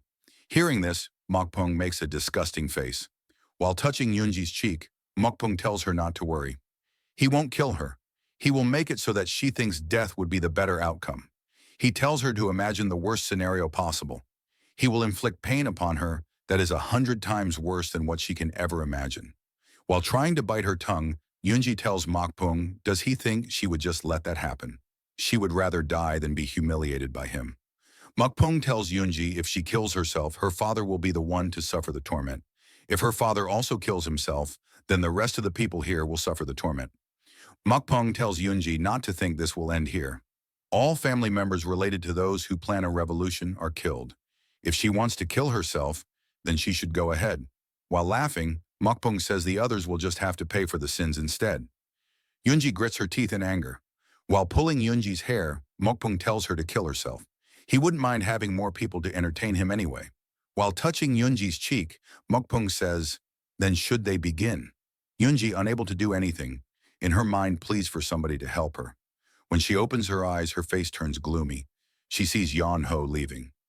Yeonho starts climbing the wall, and when he is about to leave, Yunji calls him loudly and everyone sees Yeonho trying to leave. While Yeonho gets in an awkward situation, then starts laughing like an idiot. Yunji asks, what the hell is he doing? Yeonho says, can't she tell he is booking it? Yunji asks, is he kidding her? While Yeonho says what's wrong with saying he is booking it when he really is. He guesses Yunji doesn't like the way he said it. Should he say he is excusing himself then? Yunji tells Yeonho he should be helping them. Yeonho learned martial arts, he can help. Yeonho says how can he help them? It's hard enough to keep himself alive, and she is overestimating his skill level. The best choice in this kind of situation is to act like he didn't see anything. While waving his hand, Yeonho tells the intruders that he didn't see anything. They should keep doing what they were doing. Hearing this, all of them think what a piece of shit Yeonho is. Mokpung screams at Yeonho, telling him to stop. He is already involved in the revolution. The entire world will be after Yeonho. He will not be safe anywhere. Yeonho tells Mokpung he can't be sure of that. Calling Yeonho a fool, Mokpung says the world may be big, but there are eyes everywhere. It would not be difficult to find him. While trying to leave, Yeonho tells Mokpung to look for him later. Mokpung tells the masked men to get Yeonho. The masked men charge towards Yeonho. Seeing this, Yunij tells Yeonho to run. Hearing this, Yeonho gets surprised and tells Yunij she was telling him to help just earlier, and now she wants him to run. What is he supposed to do? One of the masked men misses Yeonho and thinks, was it an afterimage? Yeonho elbows the masked man into the ground and in a dramatic way says, what a hassle. He tells Yunij she is such a strange woman, and we see the masked men in a very awkward position. Seeing this, Yunij doesn't know what to do. All the scholars get dumbstruck and Mokpung can't understand the situation. He tells Yeonho so he had skills after all. Yeonho thanks Mokpung for the compliment. While irritated, Mokpung says that wasn't meant as praise. Mokpung calls one of the masked men and says how long must he keep enduring this ridiculous humiliation. The masked man apologizes and says he will take care of it immediately. Mokpung tells the masked man not to kill Yeonho. The masked man asks why. Mokpung says he will rip Yeonho apart with his own hands. The masked man charges towards Yeonho, but Yeonho tells him to wait a second. The masked man asks, what is it? Yeonho says he needs to use his sword, so can he stay here for a moment? Yeonho thinks his sword is in his room. The masked man calls Yeonho a crazy bastard. Yeonho tells the masked man he looked old enough already, and yet when a younger guy says he is just going to grab a sword, he has a problem with it. The masked man tells Yeonho to shut up. While looking at the broom, Yeonho says 5 years ago it wasn't like this. How did the world become so harsh in the meantime? Yeonho picks up the broom and the masked man asks him, what is he doing? Yeonho says since he won't let him get his sword, he will just use the broom instead. In anger, the masked man asks Yeonho, is he mocking him? With a smug face, Yeonho says why is he angry at him? Then he should let Yeonho fetch his sword.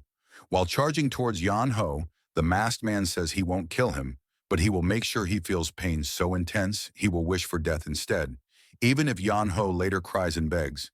Being indifferent, Yeonho says, can they just start now? He just woke up and he is still slippy. The masked man boils in anger seeing Yeonho. While screaming, he charges towards Yeonho, but Yeonho strikes him in the head with the broom and sends him flying backwards. The masked man thinks, what is this? Then the masked man lies on the floor unconscious. Mokpung, Yuhwan, and Li Shuangya all get surprised seeing that and don't know what to do. Yeonho then says, as expected, trash is best cleaned with a broom. The masked man then regains consciousness and doesn't understand the situation. Pointing the broom at the masked man, Yeonho tells him to be glad it ended at just that because it was Yeonho. He shouldn't rush in so honestly. First he should, but before Yeonho could finish his sentence, the masked man calls Yeonho a bastard. Then Yeonho starts hitting the masked man with the broom and says he was kindly explaining it to him, and he does this. The masked man thinks Yeonho is too fast. Then the masked man backs away from Yeonho. He thinks he doesn't want to admit it, but he has to. It's unbelievable. Yeonho isn't just a loudmouth. However, in real combat, the strongest doesn't always win. Then he brings out the deadly poison, 7-step soul-chasing serpent.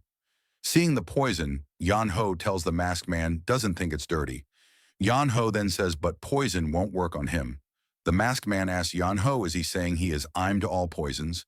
Yan-ho says no, he didn't boil and eat ginseng roots or anything. Of course, poison works on him. It's not that Yan-ho is I me, it's more like, before finishing the sentence, Yan-ho charges towards the masked man and appears in front of him immediately and strikes the poison dagger out of his hand. Then Yan-ho goes for another strike, and the masked man thinks he must block it. Yan-ho then asks the masked man, did he actually think something like he must block it? Then Yan-ho strikes the masked man, but he couldn't avoid Yan-ho's strike. The masked man again lies on the ground unconscious. Yan-ho then says his master always said if the enemy looks like they are preparing something grand, he shouldn't wait and just knock them out first. Nok Mokpung thinks it's impossible to defeat Hyukul so easily. He is the head of the dark force that his father spent decades building. Yon-ho tells Mokpung if he backs down here, they will both be better off. Then Mokpung claps his hands and with a weird smile says excellent. To display such martial prowess at his age, truly excellent. Yon-ho gets embarrassed. Yunji then asks Yon-ho why is he pleased hearing Mokpung praising him. Mokpung says it's unfortunate for him that Hyukil couldn't take Yon-ho down, but looking at it another way, just meeting a martial artist like Yon-ho makes it worth it.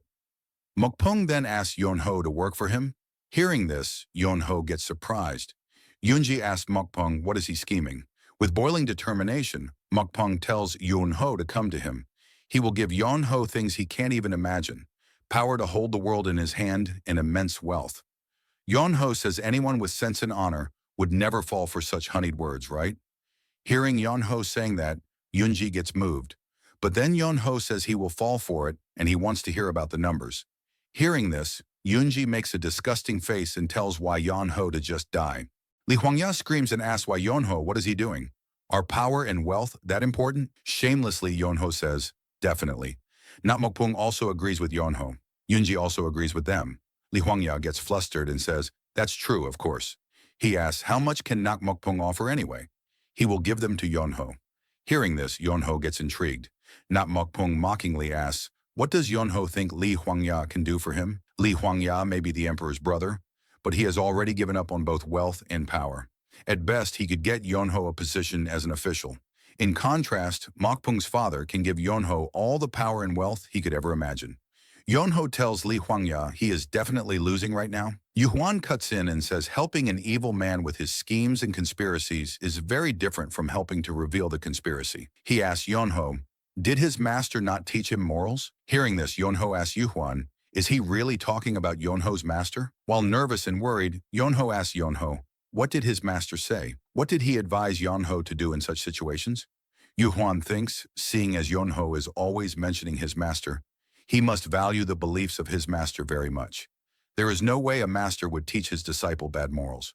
Yu Huan is sure Yon-ho's master taught him things that will help them out here. Yon-ho starts saying, his master said, and then stops. That leaves all the scholars in anticipation. Then Yon-ho continues, his master said to stick to the side that will get him more money. Yon-ho continues saying master said that morals and acknowledgement have no value because they are not what will feed you. He said that the right thing to do is to take money when offered, rather than to try and be kind. Hearing that, Yu Huan thinks, what the hell is wrong with both the master and the disciple? Then Mokpung tells Yon-ho that his master is right. What do morals and acknowledgement matter? His father knows to value those who are of help to him. So Mokpung asks Yon-ho, what does he think? Will you work for me? Hearing of work, Yon-ho gets irritated and grits his teeth. He asks, does he have to work? At that moment, Yu Huanji takes the chance and tells Yon-ho they won't make him do work. They will give him the best food and rest all day, every day. That gets Yon-ho intrigued. Mokpung also understands what happened and says he was stupid. He tells Yon-ho he doesn't have to if he doesn't want to, of course. Mokpung will still give Yon-ho the reward he promised. Yon-ho asks Mokpung, really? Then Yon-ho goes towards Mokpung, and while arm-butting him, he tells Mokpung he is so generous. He is a real man. Mokpung awkwardly laughs and says he is nothing compared to Yon-ho. Seeing their behavior, Yu Huan, Yunji, and Li Huangya boil in rage but can't do anything. Instead, they curse Yon-ho in their mind. Yon-ho then asks Mokpung, what does he have to do? As usual, Mokpung laughs a disgusting laugh. He asks Yon-ho, can he kill all these people first? It's only natural that those who commit treason are sentenced to death. When Yunji looks at Yon-ho pointing at Mokpung, Yon-ho casually says that's what Mokpung said. Yonho then asks them, so why did they commit treason? Yuanji couldn't hold her frustration. She lashes out and says, what treason? Mokpung is making it up. She asks Yonho, does he really believe Mokpung? Yonho says, but the situation says different.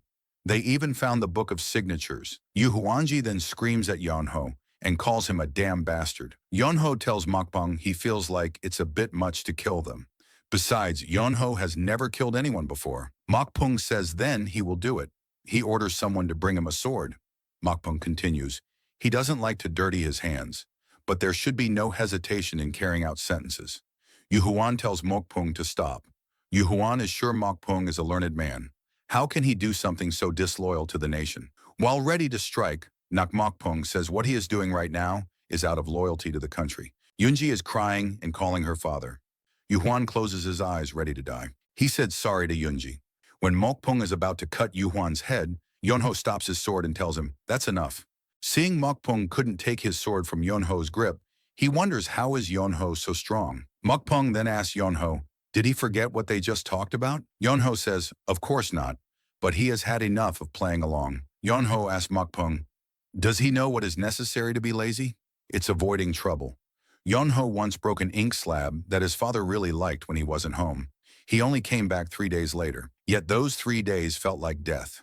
When he finally came back, Yonho was beaten to the brink of death. But Yonho felt much better afterwards. Li Huangya tells Yonho his father should have killed him back then. Mokpung asks Yonho, what the hell is he talking about? Yonho continues, saying his master also said, while he should not forget his hatred, he should also not forget what others have done for him. A person who does not give back what he has received will end up paying more in the end. One needs to pay back what one owes before the interest compounds. Hearing Yonho saying that, Yu Huan, Yunji, and Li Huangya all see him in a new light. Yonho says he thinks it's about time that he pays back his debts. They all get surprised at Yonho. Mokpung says he understands. Yonho said all those words to tell Mokpung Yonho is going to stop him. Then Mokpung laughs a super disgusting laugh. Then he asks Yonho, did he really think Mokpung was trying to scout him because Mokpung was afraid of him? While scratching his head, Yonho says, not really. It didn't seem that way. Mokpung then raises his hand and makes a big palm with ki. While preparing a big move, Mokpung tells Yonho if he wants, he can kill Yonho, like he is nothing. Yonho should consider it an honor that Mokpung is the one killing him. Yu Huan and Li Huangya both get surprised seeing Nak Mokpung can also use martial arts. Then Mokpung attacks Yonho with his technique. We see a lot of hands made of chi coming towards Yonho. Mokpung laughs and gives Yonho advice to stop being lazy in his next life. When the palms are about to strike Yonho, Yonho couldn't bear to look at it. Yonho then tells Mokpung, it's strange, but this martial art Yonho has seen somewhere. Mokpung gets happy and thinks, that's right. He used an ultimate technique from the start because Yonho seems skilled, but he can't even react in time. But before Nak Mokpung finishes thinking, Yonho is easily avoiding all the palms. Mokpung gets shocked seeing that, but before he could understand what happened, Yonho appears behind him and asks Mokpung, is he done? While scared and stuttering, Mokpung asks Yonho, how is this possible? Yonho casually tells Mokpung he watched the whole process. Without saying anything else, Yonho kicks Mokpung, which sends him flying into the wall. In style, Yonho then says he needs only one kick for cleaning up trash like Mokpung. All the scholars look at Yonho in awe. Yonho then unties all the people. Li Huangya asks, is Mokpung dead? Yonho says no. He only hit Mokpung lightly and his body is thick with fat. Yonho thinks he is fine. Yonho then approaches Nak Mokpung and, while flexing his arm, Yonho asks, should they continue where they left off? Mokpung tells Yonho to wait and shamelessly asks, why don't they all pretend this never happened? Hearing this, all the others get speechless. Li Huangya then says that's unacceptable and tells Yonho to seize him at once. Addressing Li Huangya as Your Highness, Mokpung pleads to him. Li Huangya asks Mokpung, has he ever seen the Inspector General let a traitor go free? Not Mokpung says if he doesn't return, his father will think the plan has failed, and then he will make one last gamble. No matter how that turns out, the imperial house will suffer irreparable damage. Li Huangya calls Mokpung a wicked man and wonders if they let this one incident slide, the imperial palace won't be bathed in blood. Even if Li Huangya foresees it and tries to stop it, considering Nok Jiwan's forces, it will erupt in chaos. And knowing Nok Jiwai, he will resort to even more vile means. Li Huangya asks Mokpung Is he telling him to just watch traitors run rampant in the imperial court with his own eyes? Mokpung asks. That's politics, is it not? And the inspectorate can grab a weakness of the eunuchs and secure a temporary peace. Hearing that, Li Huangya says he has heard that the eunuchs are like rats, always leaving themselves 10 holes to escape through. Then Li Huangya tells Mokpung to leave while he has the chance. While Mokpung leaves with his men, Yunho asks to allow him one word of advice. Yunho asks Mokpung, his martial art is the art of flowing grace, right? It's a formidable technique. But while Mokpung is also sustaining bone-shrinking art, its effectiveness inevitably drops. If Mokpung truly wishes to face Yunho, it would be wiser to release that transformation. Transformation is a martial technique to alter one's outward form. Now Mokpung says he will keep that in mind for next time. Yunho says he would rather there not be a next time. But Mokpung says there will be, at least while Yunho wears that form, the identity of the genius of Hanlim. After a long night, morning comes, and Yunho sighs and says finally everything's over. Yunho notices all the others are waiting for him. Yunho says he is going to bed, and he will leave the rest to them. Yunji gets angry and asks, he is sleeping again. Yunho says he has full board and lodging rights. Yunji wouldn't dare go back on her word, would she? While running towards the bed, Yunho tells Yunji not to wake him up, and he means it. He will be sleeping straight through until tomorrow. Yunji wonders, what kind of person even is that? Her father and Li Huangya also agree with her. Even after that day, Wai Yunho's day followed in comfort. Li Huangya and Yu Huan were busy cleaning up the aftermath of that day, but none of it had anything to do with Wai Yunho. Every meal, delicious food was brought straight to his room, and no one nagged him for sleeping. Truly a paradise on earth. Then Yunji enters Yunho's room and tells him to wake, but Yunho stays silent as if he is sleeping. Yunji then gets angry and tells Yunho not to pretend to sleep. She knows he is not actually asleep. Then Yunho gets up and asks, what about his full day rest? Yunji tells Yunho her father is calling him. She wasn't the one who called, so he can take it up with her father. Yunji asks Yunho, after lazing in bed for 7 days, he is not going to refuse, is he? Yunho asks, can't he just say he will see her father later? Then Yunji couldn't hold her anger and pulls out the blanket from Yunho, and he drops on the floor. Then she arrives with Yunho. Addressing Li Huangya as my lord, Yunji tells them she brought Yunho. Her father tells them to come in. Then Yunho enters the room. Yu Huan tells Yunji good job, and she can leave now. Then Yunji and Yunho both greet them as if they are both leaving. Seeing this, Li Huangya gets angry and tells Yunho he is not the one to leave. Then Yunho acts and says his highness is telling Yunji to stay. Yunji then gets frustrated and says it's not her but Yunho. We see Li Huangya is on the verge of lashing out. While scratching his head and laughing awkwardly, Yunho sits down. Li Huangya brings out an embroidered sword, but he doesn't do anything. Then Yu Huan reminds him. Then Li Huangya hands over the sword to Yunho. While excited, Yunho takes the sword. Li Huangya asks Yunho, does he even know what that is? Yunho answers no. Li Huangya asks Yunho, then what possessed him to accept it without question? With a money gesture, Yunho says it looked expensive. His master told him if it looks like money, he should grab it first, no questions asked. Li Huangya then tries to explain about that sword, but Yunho cuts him off and says, no takebacks. He tells Li Huangya not to be stingy. Surely a man of his standing, Lord Li Huangya, wouldn't stoop so low as to take back what he has given. Li Huangya says that's not what he meant. Yunho says too late. He already put his spit on the sword, so it's his now. Li Huangya then bursts out and, calling Yunho a damn brat, he tells Yunho to listen for a moment. He will doom his whole clan at this rate. That sword is the sacred relic of the inspectorate. Wherever Yunho goes showing it, people will treat him as Li Huangya's equal. Yunho then brings out the sword and looks for a moment.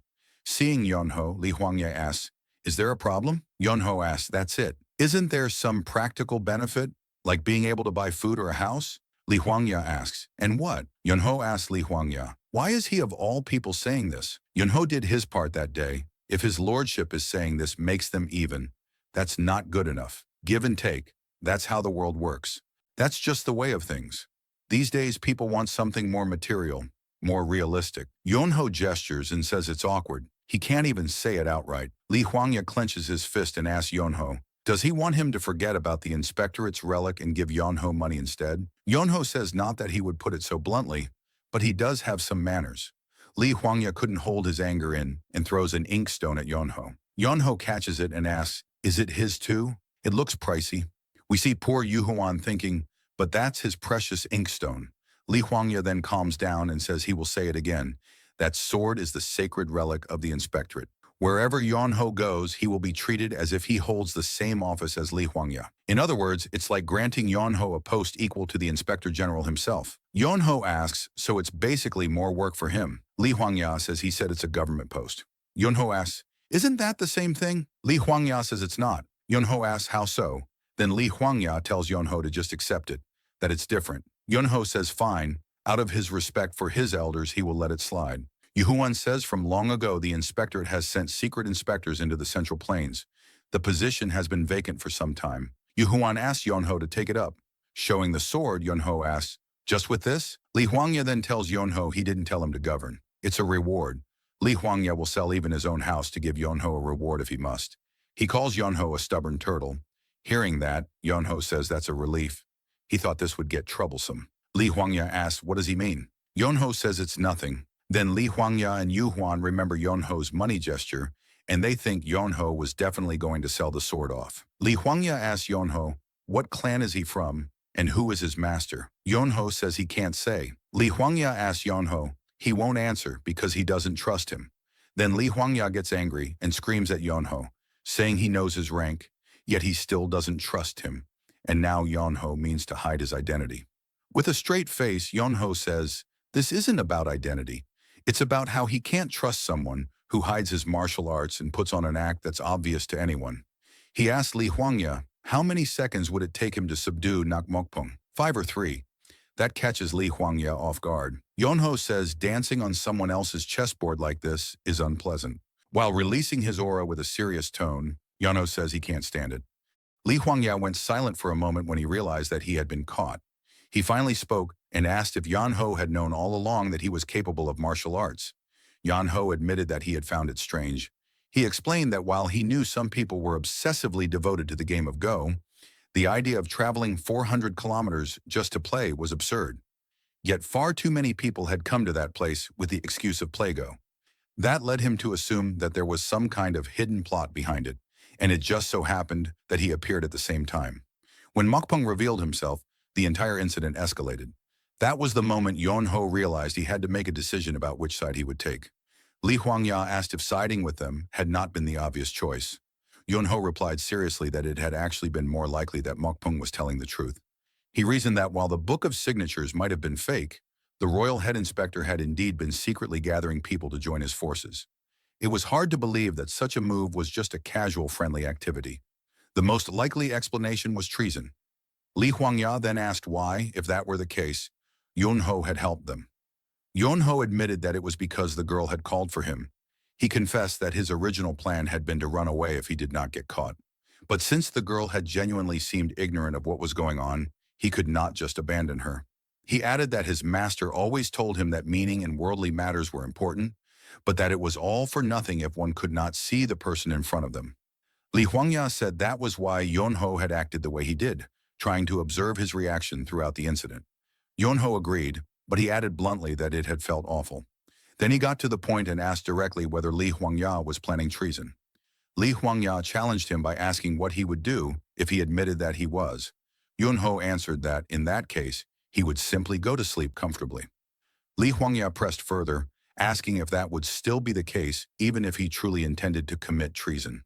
Yonho shot back sarcastically, asking if Li Huangya wanted him to pray for his success.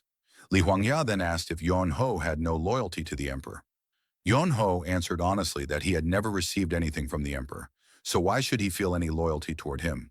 He admitted that he would rather cheer for Li Huangya, especially since Li Huangya had at least given him gold. The two men locked eyes in silence for a long moment. Then Li Huangya suddenly burst into laughter. His laughter filled the room as he admitted that while he had expected Yonho to be clever, he turned out to be far better than anticipated. After laughing, Li Huangya grew serious again and swore on his own head. He declared that they were not planning treason. Instead, they had been gathering forces in preparation against Nakji. Yonho acknowledged his words with a quiet response. Li Huangya continued by explaining the real problem. Nakji had already caught on to their movements. He revealed that the reason Nakji had sent Mokpung was not to target him directly, but to force him into a position where he would have to kill Mokpung. If that had happened, Nok Ji would have been able to expose the fact that he had been hiding his martial arts skills and gathering allies. He admitted that it had been Yan Ho's unexpected intervention that disrupted Nok Ji scheme. After confessing this, Li Huangya bowed deeply toward Yan Ho. He apologized if his actions had seemed displeasing and explained that he had never intended to manipulate him like a piece on a go-board. He explained that he and Yu Huan had simply been desperate at that moment. Yan Ho responded with a short reply, telling him it was fine. Li Huangya insisted again, asking him to believe his words. Yan Ho repeated that it was fine. Then Li Huangya shifted the topic and asked whether Yan Ho would be willing to take on the role of secret royal inspector. Yan Ho made himself clear immediately, saying that he would never actively seek out work. Li Huangya told him it did not matter, because the world would not leave him alone even if he tried to avoid it. Yan Ho pouted and asked if that was meant to be an insult. Li Huangya smirked and said that it was not an insult, but rather the path of a hero. Yan Ho rejected the notion outright, saying no thanks. Li Huangya warned him that he could not deny fate. At that, Yan Ho stood up and declared that he was leaving. Before he could exit, Li Huangya also stood and said that he too would be leaving that day. Yan Ho added with a final remark that, truthfully, he hoped they would never see each other again. Li Huangya smiled and answered that he had a feeling they would. Once Yan Ho was gone, Yu Huan appeared at Li Huangya's side. He asked for Li Huangya's thoughts. Li Huangya admitted with a grin that Yan Ho had surpassed his expectations. He had known Yan Ho's martial arts were impressive, but he had not expected him to be sharp enough to notice that he himself knew martial arts. He confessed that he had thought he had picked up a dragon, but in reality Yan Ho was more like a monster. If they were not careful, there was a chance he might end up devouring them instead. Yu Huan countered by saying that the risk was worth it. Li Huangya continued, pointing out that martial prowess was not the only factor. Yan Ho was intelligent as well. He had understood everything that was happening but chose not to move until the very end. That combination of strength and patience made him even more dangerous. Li Huangya admitted that he was curious to know who had trained such a monster. He then gave an order to Yu Huan, instructing him to investigate everything about Yan Ho. Even if he could not find information about his deceased master, he must at least uncover which family Yan Ho came from. Yu Huan nodded and promised that he would. Later that night, Yan Ho lay on the roof, basking in the moonlight. A voice called out from below, asking if he was planning to leave. Yan Ho sat up, looked down, and saw Yu Huan. He told him that he would not leave without saying a proper goodbye after being allowed to stay there and being fed. Yu Huan pointed out that Yan Ho had been planning to leave soon. Yan Ho admitted that was true, but he also said he had learned a lot while staying there. Yu Huan asked him what he had learned. Yan Ho said that the two most important lessons were that even scholars who read extensively often failed to live according to the texts they studied, and that Rulin itself was a frightening place.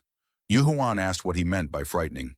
Yan Ho explained that he had never expected the strongest person he had encountered in the Zhengyil to be someone in Rulin. Yu Huan admitted that Li Huangya's martial prowess was indeed impressive. Yan Ho smirked, looked at Yu Huan firmly, and asked why he did not drop the act. Yu Huan was visibly shocked and asked if Yan Ho had known from the start. Yan Ho replied that he had. Yu Huan sighed and said that was not good, then asked him for a favor. Yan Ho reassured him, promising not to tell anyone. Yu Huan went further and pleaded with him, saying that he wished to continue living as a scholar. Yan Ho agreed but demanded something in return. He told Yu Huan to answer one question. Yu Huan gave permission for him to ask. Yan Ho explained that his master had told him to go see the world in Rulin, and he had expected to witness justice or something similar. Instead, what he saw was only the dirtiness of the world. Yu Huan lowered his head and responded seriously. He explained that everyone carried an ideal in their hearts, but each person's ideal differed. When those ideals clashed, people realized they had to surpass reality in order to bring their ideals to life. Everyone knew they should sever worldly ties, but undoing such a knot took too long and often failed even after years of effort. Those without patience sought shortcuts, trying to cut the knot out completely. That path created arrogant people with dirty consciences, who either threw away their own lives or sacrificed their adopted sons. Yan Ho then asked if the entire world was like that. Yu Huan answered that the palace was even worse in some ways, though he did not think other places were much different. Yan Ho lifted his head and admitted that he still did not understand what his master had wanted him to see. He confessed that the world moved too quickly for someone as lazy as him to grasp. Yu Huan reassured him by saying that was good enough. He explained that if the world moved fast, then he could simply chase it slowly. Those who were fast might see and learn much, but those who were slow might notice the details better. There was no point in knowing ahead of time what he was supposed to see or feel. He should walk at his own pace and see the world with his own eyes. In doing so, the world itself would reveal the path he should take. Yunho's eyes widened at these words. He repeated them to himself, saying he should experience the world as it was and himself as he was. He closed his eyes, and in that moment, he felt enlightenment. A surge of aura engulfed his body as he meditated deeply. From below, Yu Huan looked up and smiled. In an instant, he appeared beside Yunho on the roof. After some time, Yunho slowly opened his eyes. Yu Huan turned his head toward him and asked if he felt like he had learned something. Yunho stood, scratched his head, and admitted with embarrassment that he did not know. Yu Huan laughed heartily, saying it was fine as long as he understood in his own way. With that, Yu Huan disappeared from the roof in a flash and reappeared on the ground. Before walking away, he turned his head once more and said that he hoped Yunho would one day find his answer. Yunho watched him leave, then lay back down on the roof. He looked at his chest and thought to himself that he felt something, wondering whether the orb his master had given him had done something. He then looked up at the full moon and imagined his master's face looking down on him, asking if he understood now. Yunho turned to his side and muttered softly to himself that he did not yet. A few weeks later, Yu Huan entered Yunho's room. He stood before the young man, who was once again lying lazily on his bed. Yu Huan asked if he had not said that he would be leaving soon. Yunho immediately sat up and answered that, since it was already late today, he would leave tomorrow. He assured him it would truly be tomorrow this time. Yuan replied that it had already been half a month since he had said the same thing. Yunho simply pointed out that sometimes things became delayed. Yu Huan conceded that might be true but insisted that it was still an issue. At that moment, a voice rang out from outside, announcing with formality, "Thank you for calling on the Swift Dragon Escort Bureau, a place of tradition and history."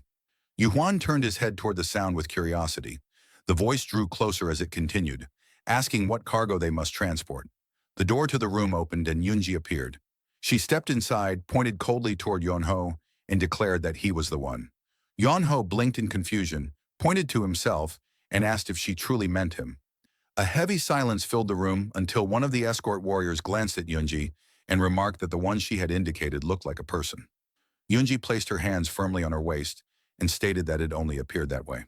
In her view, he was no different from baggage. Another escort warrior gestured toward Yunho and explained that they did escort people, but in such cases, a carrier was sent separately. He emphasized that in an escort meant for transporting goods, it would be difficult to bring someone along. Yunji turned away, crossed her arms, and spoke coldly.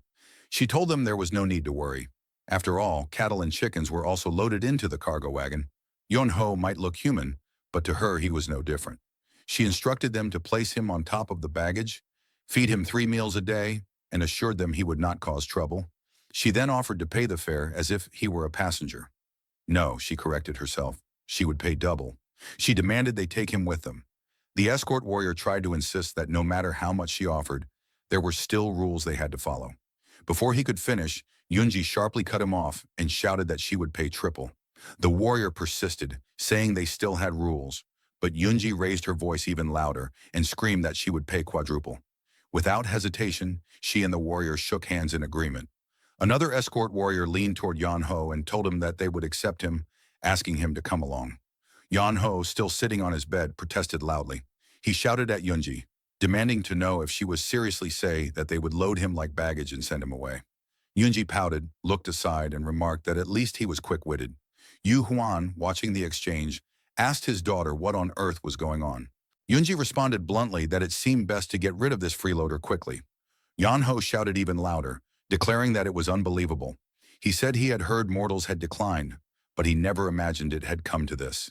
He reminded them that he was the benefactor who had saved them, yet they would now sell him off like baggage.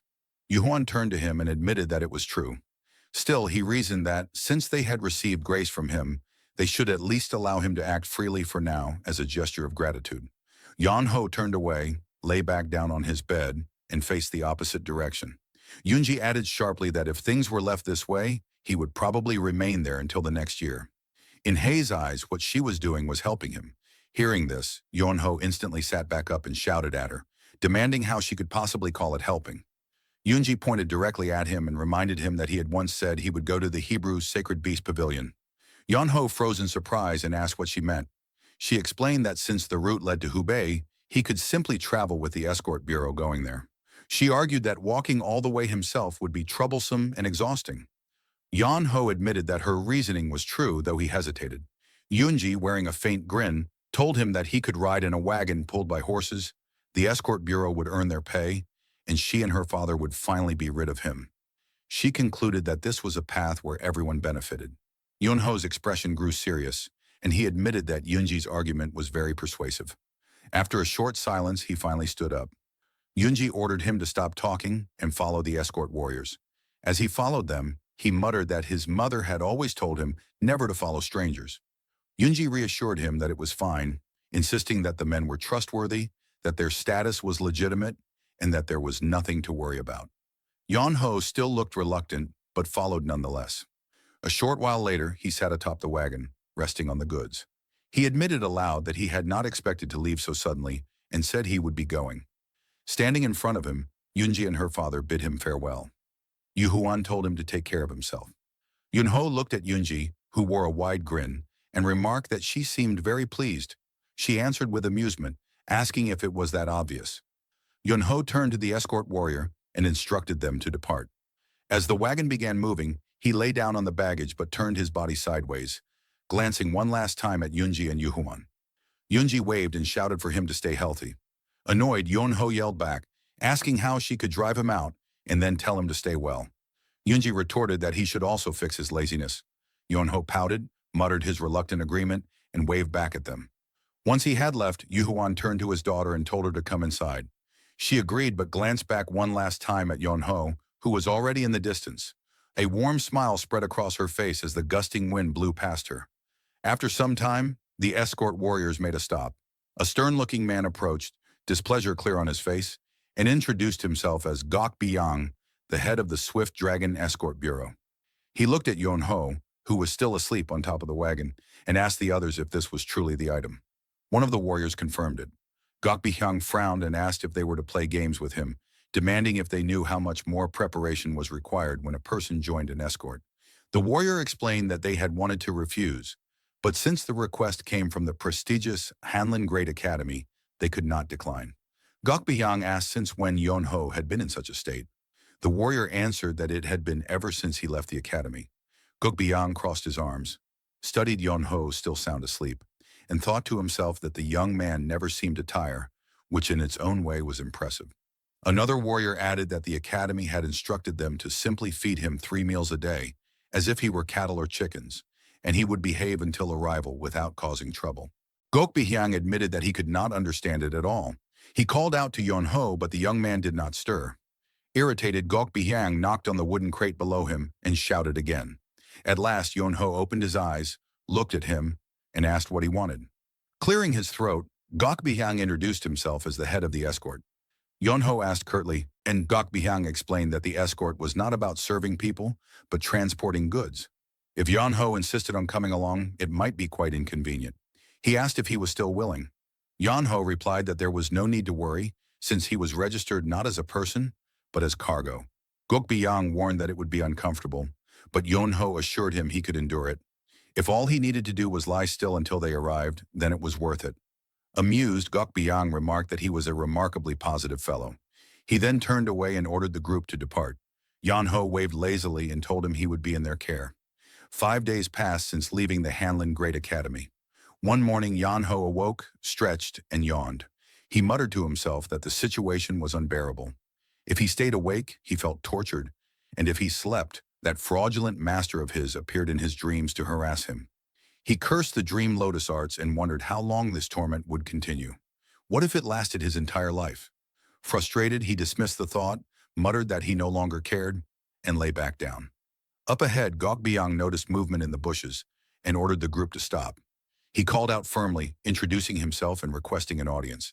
Yunho sat up slightly, glanced forward, and muttered that it might be Bandit. Gok Biyang remained tense. He thought to himself that if no one revealed themselves, this was not good. If they stalled for time like this, it meant they were either ignorant, beginner bandit, or a truly dangerous figure was targeting the wagon. If it was the former, they were fortunate. He placed his hand on his sword and drew it halfway, his thoughts sharpening. He could not sense any presence within the thicket, which meant these were no clueless novices.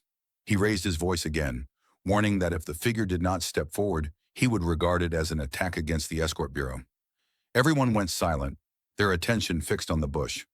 After a tense moment, the leaves rustled and a broad man emerged. The escort warriors drew their swords, but the man calmly placed his weapon on the ground, bowed, and introduced himself as Paying Doguk of the Hubei Paying clan. Recognizing the name, Gok Bihyang bowed in return and asked why a descendant of the Paying clan was traveling there. Paying Doguk grabbed his sword again, clutched his stomach, and explained that he was being pursued by enemies. He admitted that he could not shake them off alone and begged for their aid. He warned that this matter could grow into a crisis for the entire martial world. Yon Ho, still lying down on the wagon, merely looked at Paying Doguk in silence. Much later in the future, the divine mad dog recounted the memory to the historian. He said that this had been the encounter with Paying Dog, the man who had once turned the historian away at the gates. At that time, even Paying Dog himself had not realized that this single meeting would push him into the river of misfortune. Gokbi Hong thinks those from the Hubei Pen clan are people who think with their muscles rather than their heads, and whose sense of chivalry is unmatched anywhere. A man Dogok is shown holding his sword. He thinks to himself, if someone from such a place speaks, it must be something serious. Gokbi Hong asks, Duguk, but what can we do? There are people pursuing me. Duguk explains, if you just let me leave this mountain, I will make sure to repay you properly. Okay, I'll help. Gokbi Hong replies, first quickly hide inside that barrel. Duguk agrees and gets into the barrel. As he hides, a sly smile crosses his face. Yonho had been sleeping and the cart is woken up. Gokbi Hong lifts the lid of a barrel and tells Doguk, you can come inside. Thank you. Duguk replies as he gets in. You must absolutely make no sound. Gokbi Hong warms, placing the lid back on the barrel. Thinks to himself, what a meddlesome person. Well, I can't say I dislike that about him. From inside his barrel, Duguk says, if I cause you any danger, I apologize. If we handle this matter well, I will ensure everyone here is properly repaid. What good is repayment if one dies? Yonho replies, Duguk is taken aback and says, do you have no conscience at all? You're putting all these people at risk. At the very least, someone with even a shred of conscience would have looked the other way. Well, that's enough. I'm going to sleep now, Yonho says, settling back down in the cart. Understood, Duguk replies. As the cart continues on its way, Gokbi Hong thinks to himself, we're almost at the bottom. Fortunately, no one seems to be looking for Duguk. Yet did we manage to slip by unnoticed? Suddenly, a man in green robes appears in front of the cart, yelling, stop! The cart comes to an abrupt halt, and the escort agency members are surrounded by Green Forest bandits. The Green Forest squad leader holds his sword to Gokbi Hong's throat. What? What is that? Gokbi Hong stammers, then realizes who they are. Green Forest. He bows respectfully and says, I'm Gokbi Hong of the Swift Dragon Escort Bureau. I'm honored to meet the members of Green Forest. Have you seen a young man in red clothing? The Green Forest squad leader asks. Gokbi Hong replies, red clothing? We haven't seen anyone like that. Really? The squad leader presses, his eyes narrowing. If you lie, misfortune will follow. I don't understand what you mean, but why would we lie? The Swift Dragon Escort Bureau has maintained good relations with Green Forest for years. Why would we hide someone we don't even know and cause enmity with Green Forest? The Green Forest squad leader's eyes fall on Yan Ho, who is still sleeping in the cart. Who is that person? He asks. Gokbi Hong hesitates for a moment before replying. A precious charge, perhaps. What does that mean? One of the Green Forest bandits asks. Gokbi Hong whispers to the squad leader. It's we're escorting someone whose body is weak and mind unsteady to the righteous hall. You needn't concern yourself. So what exactly are you saying? The squad leader asks. Are you saying that there's no reason to make an enemy of Green Forest? Of course. Why would we do something so reckless? Indeed, there's no reason. But the problem has already arisen because of that person up there, the Green Forest squad leader says, looking at Yan Ho. I clearly asked if you saw someone in red clothing, didn't I? Yan Ho, now awake, takes off his outer robe, revealing the red accents on his clothing underneath.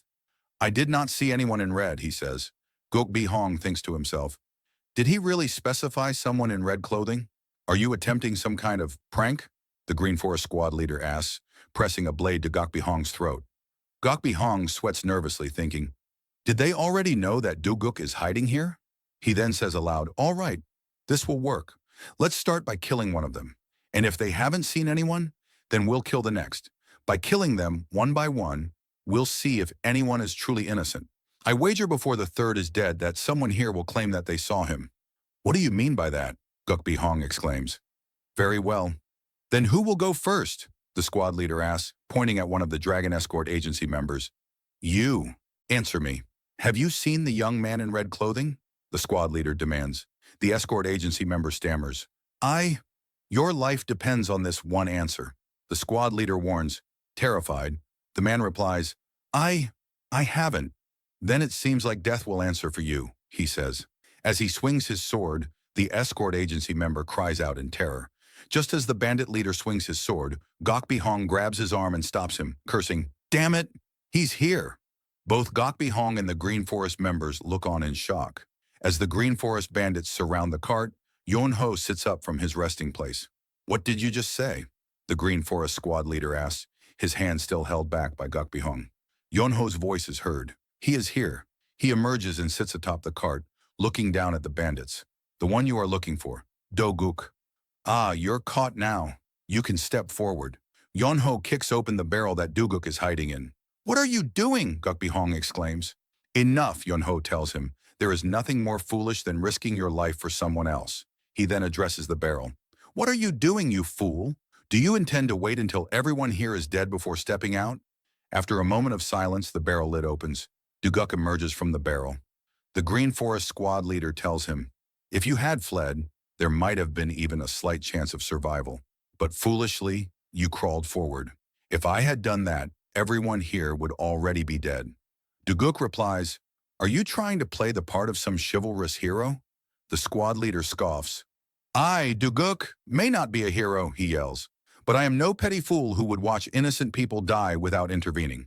He then turns to Gokbi Hong and says, thank you for your help, but now it seems I must handle this myself. Their target is me, so if I step aside, the Swift Dragon Escort Bureau should be safe.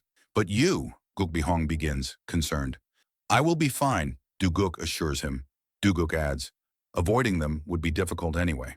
Gokbi Hong hesitates for a moment. Then I wish you luck. Let's go.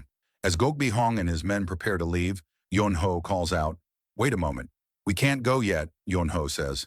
Why? What do you mean? Gokbi Hong asks. Why are you so oblivious, escort leader? Why would they attack us? Why are you so oblivious, escort leader? When even the Green Forest wouldn't want to mess with the Hubei Pang clan recklessly, if we survive and word gets out that a Hubei Pang clan member was killed by Green Forest's hands, what do you think will happen? All the members of the Hubei Pang clan would take up their swords and scour the mountains. They'd rather kill all of us here than go through that. The Green Forest squad leader realizes the truth in his words. You're right, he concedes. Gokbi Hong admits. I hadn't even considered that, but it does make sense. Oh, you didn't think of that? Yon Ho asks, a smug look on his face. You crazy bastard, Gokbi Hong yells. I'll fix what I started. This is my fault and I will resolve it. I'll hold them off. Yon Ho thinks to himself. What a ridiculous man. He snaked into the escort mission, caused this mess, and now he's acting like he's going to solve it. It's like throwing someone off a cliff, then giving him a rope before taking credits for saving him. Do-guk turns to the Green Forest members and asks, how much time do you think someone who had fled can buy? He's like a true drowning ghost, dragging others down with him. Yon Ho says, no, a drowning ghost wouldn't trap multiple people. What should I even call this? He continues. And what good is running away anyway? They already know that this is the Swift Dragon Escort Bureau. The Swift Dragon Escort Bureau will be in ruins before the news even reaches the Hubei Peng clan. Then what should we do? Gokbi Hong asks, defeated. We must fight, Yon Ho says. Fight them? Gokbi Hong asks, surprised. If we run away, then the rest of the escort mission's members will have to fight alone. But if we fight now, we have that drowning ghost with us, so he'll be of help. Indeed, that's true. Gokbi Hong agrees. Do-guk then addresses the Green Forest squad leader. You really have no intention of letting us go? There's no need for us to say it twice, the squad leader replies. He then orders his men, attack. Do not blame me if you die, the Green Forest squad leader shouts as he clashes swords with Do-guk. The force of their blows sends sparks flying, and Do-guk grits his teeth thinking, the martial world is said to be vast. But had I known that it would be this vast and dangerous, I wouldn't have gotten involved, Do-guk thinks to himself. From the time I was praised as a promising rising star, A carelessness I didn't know I had was quietly settling in my heart. It was like a poison seeping. Ugh, Duguk thinks with regret. It's all my fault. Because of me. Everyone here. This is the end, you bastard, the Green Forest squad leader shouts as he swings his sword at Duguk. Everyone, I'm sorry, Duguk thinks as he braces for the blow. Suddenly, a flash of blue energy shoots past him. The squad leader grunts as his attack is blocked. The force of the blow sends the squad leader flying backwards, his weapon knocked from his hands. Duguk stands over him, panting as the other Green Forest members look on in shock. Duguk looks down at the defeated bandit leader with a look of grim determination. From atop the cart, Yonho watches the scene unfold. How ridiculous, he says, as a blue aura begins to emanate from his hands.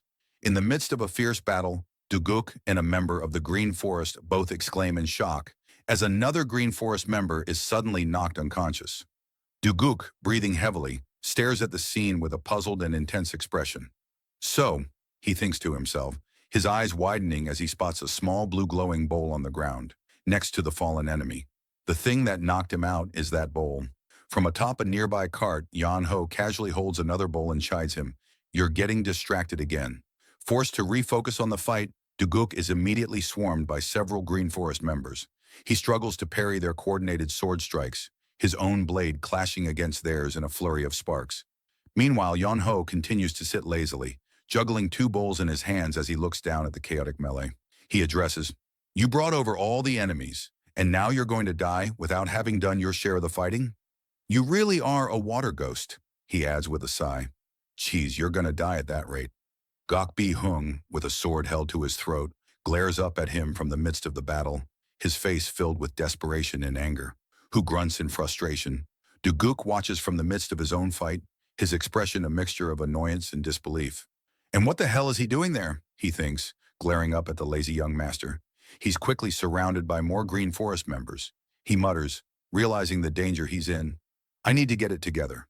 This isn't the time to be curious.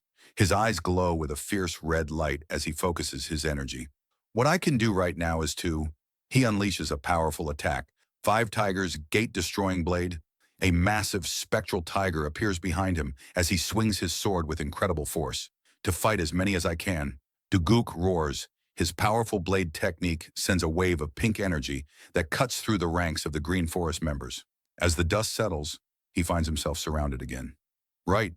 This isn't a duel, he thinks, realizing the futility of trying to block every attack.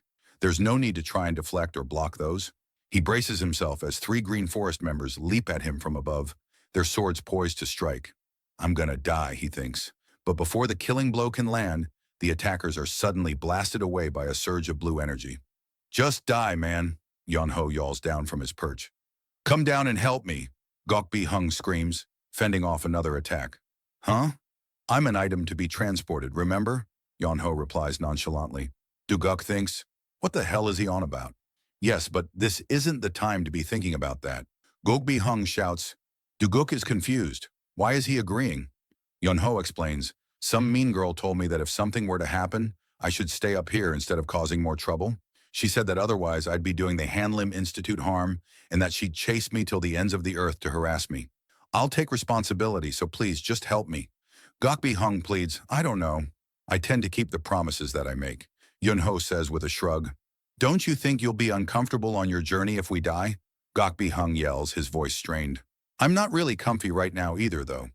Yonho replies lazily, Right, I'm sure it's really uncomfortable. If things go well, let's rest for 2 days at an inn in the next town we come across. Gok Bi Hung offers, 2 days? Yonho asks, intrigued. You can eat all you want to. Gok Bi Hung adds, desperately, I even get food? Yonho asks, his interest piqued. Yes, so please help me, you donkey. Gok Bi Hung screams as he struggles against his attackers. Duguk, watching the exchange, thinks, what the hell is this conversation? You promise? Yonho asks. Yes, Gok Bi Hung confirms. With the deal struck, Yonho finally springs into action, sending a barrage of glowing bulls flying from his cart. Yonho unleashes a flurry of glowing bulls, each one striking a Green Forest member with incredible force. The battlefield is quickly cleared as the attackers are knocked out one by one. Duguk looks on, stunned. What? He mutters, his eyes wide with disbelief. The leader of the Green Forest members stares at Yonho in horror. He's a martial master, he exclaims, realizing the true extent of his power. Yeonho lands gracefully on the ground and addresses Doguk. Hey, yes? Doguk asks, still wary. You brought those guys here, Yeonho states. Shouldn't you be trying your best to help if you have any sense of guilt? You get into trouble and bring those guys to us. You're not even doing your share of fighting. He points a finger at Doguk, who flinches. I'd get it if you were trying your best. But you got distracted and almost got killed. What the hell's wrong with you? If you have a head, then think. Here, look. You use a blade. Strong, heavy, but slow. What are you going to do fighting multiple people with a slow sword? Are you trying to pull a suicide mission? Number, Duguk stammers. Then wait for your turn, or just go for one guy at a time. Yes, sir, Duguk replies, standing at attention. Same with the move from earlier. Why would you waste that on air? Gimme, Yunho demands, snatching the sword from Doguk's hand. Duguk is stunned. He took my blade away from me before I could even react, he thinks, looking at his empty hand in disbelief.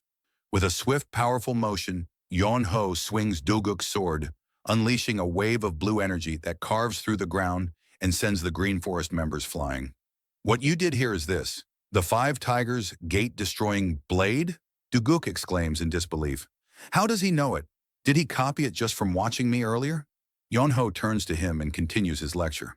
If you're going to fight multiple people, you should at least try to swing it faster. Just because there's less P in the blade doesn't mean that the opponent won't die once they're struck, right? Right, Duguk stammers. There are times when you should sacrifice strength for greater speed, just as there are times when you should be slower but have more strength. Yunho explains, demonstrating the technique with Duguk's sword. Why is that so hard to understand? Yunho scolds, pointing a finger at Doguk's face. I'm sorry, Doguk replies, confused as to why he is apologizing. Then do better, Yunho says, handing the sword back to him. The remaining Green Forest members tremble in fear. Duguk takes a deep breath, focusing his energy. Even if I have to lessen the amount of a shy in the blade, I'll focus on speed and precision. Here I go. He turns to face the remaining enemies, but they have already fled. We'll come for you later, one of them shouts as they disappear into the forest. Duguk is left standing alone, bewildered. Huh? This is so frustrating, he says, sweating and out of breath. Thanks for everything, Gogbihong says to Yeonho. No need, we're getting paid after all. But it was easygoing thanks to you, Yeonho replies, bowing respectfully. Thank you too. We'll never forget you saving our lives. Just verbal gratitude, Yeonho quips. Gogbihong is silent. I'm just kidding. I'll take whatever from that Pung clan bastard, Yeonho says, gesturing to Doguk. Gogbihong then asks, but why were you so cold to him? There was no need to chase him out like he really was a ghost. Shut up, Yeonho says, lounging on a barrel. Yeonho replies, you would have died if I wasn't there. The others here too, just because of that one guy. That's true. However, it looked like he had his reasons, Gogbihong says. It seemed like he was doing something good. Something good, Yeonho asks. Yeah. Does that justify killing people? Asks, his expression serious. Master said there is nothing more stupid than risking your life for something that is not related to you. That I need to prioritize myself. I know people value justice and all that, but if there are people who must be sacrificed for it, I'm better off not having this greater good. I need to be happy before others can be happy, meaning my priority needs to be me.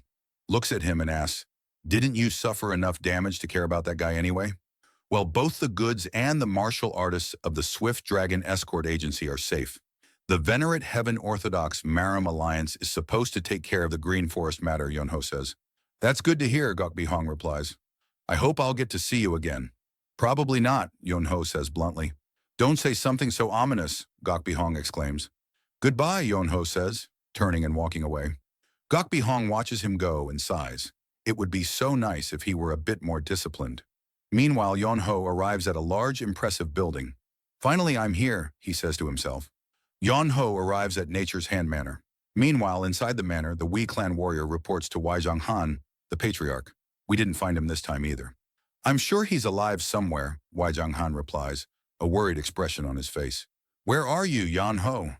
Suddenly, Zhou Bang, the administrator, bursts into the room. Patriarch!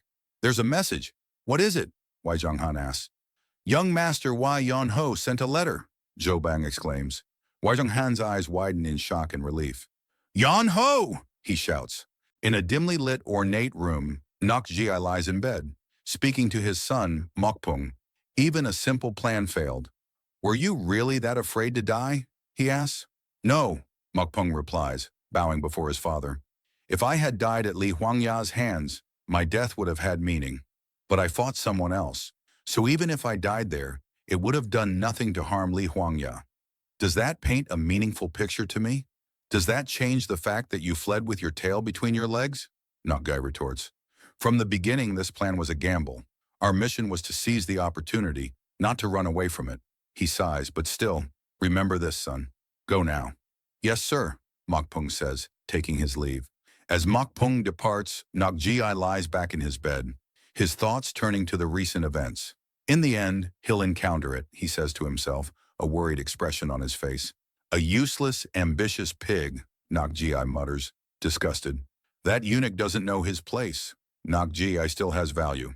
He says we should keep him alive for now. A masked man says, You've come, acknowledging his visitor.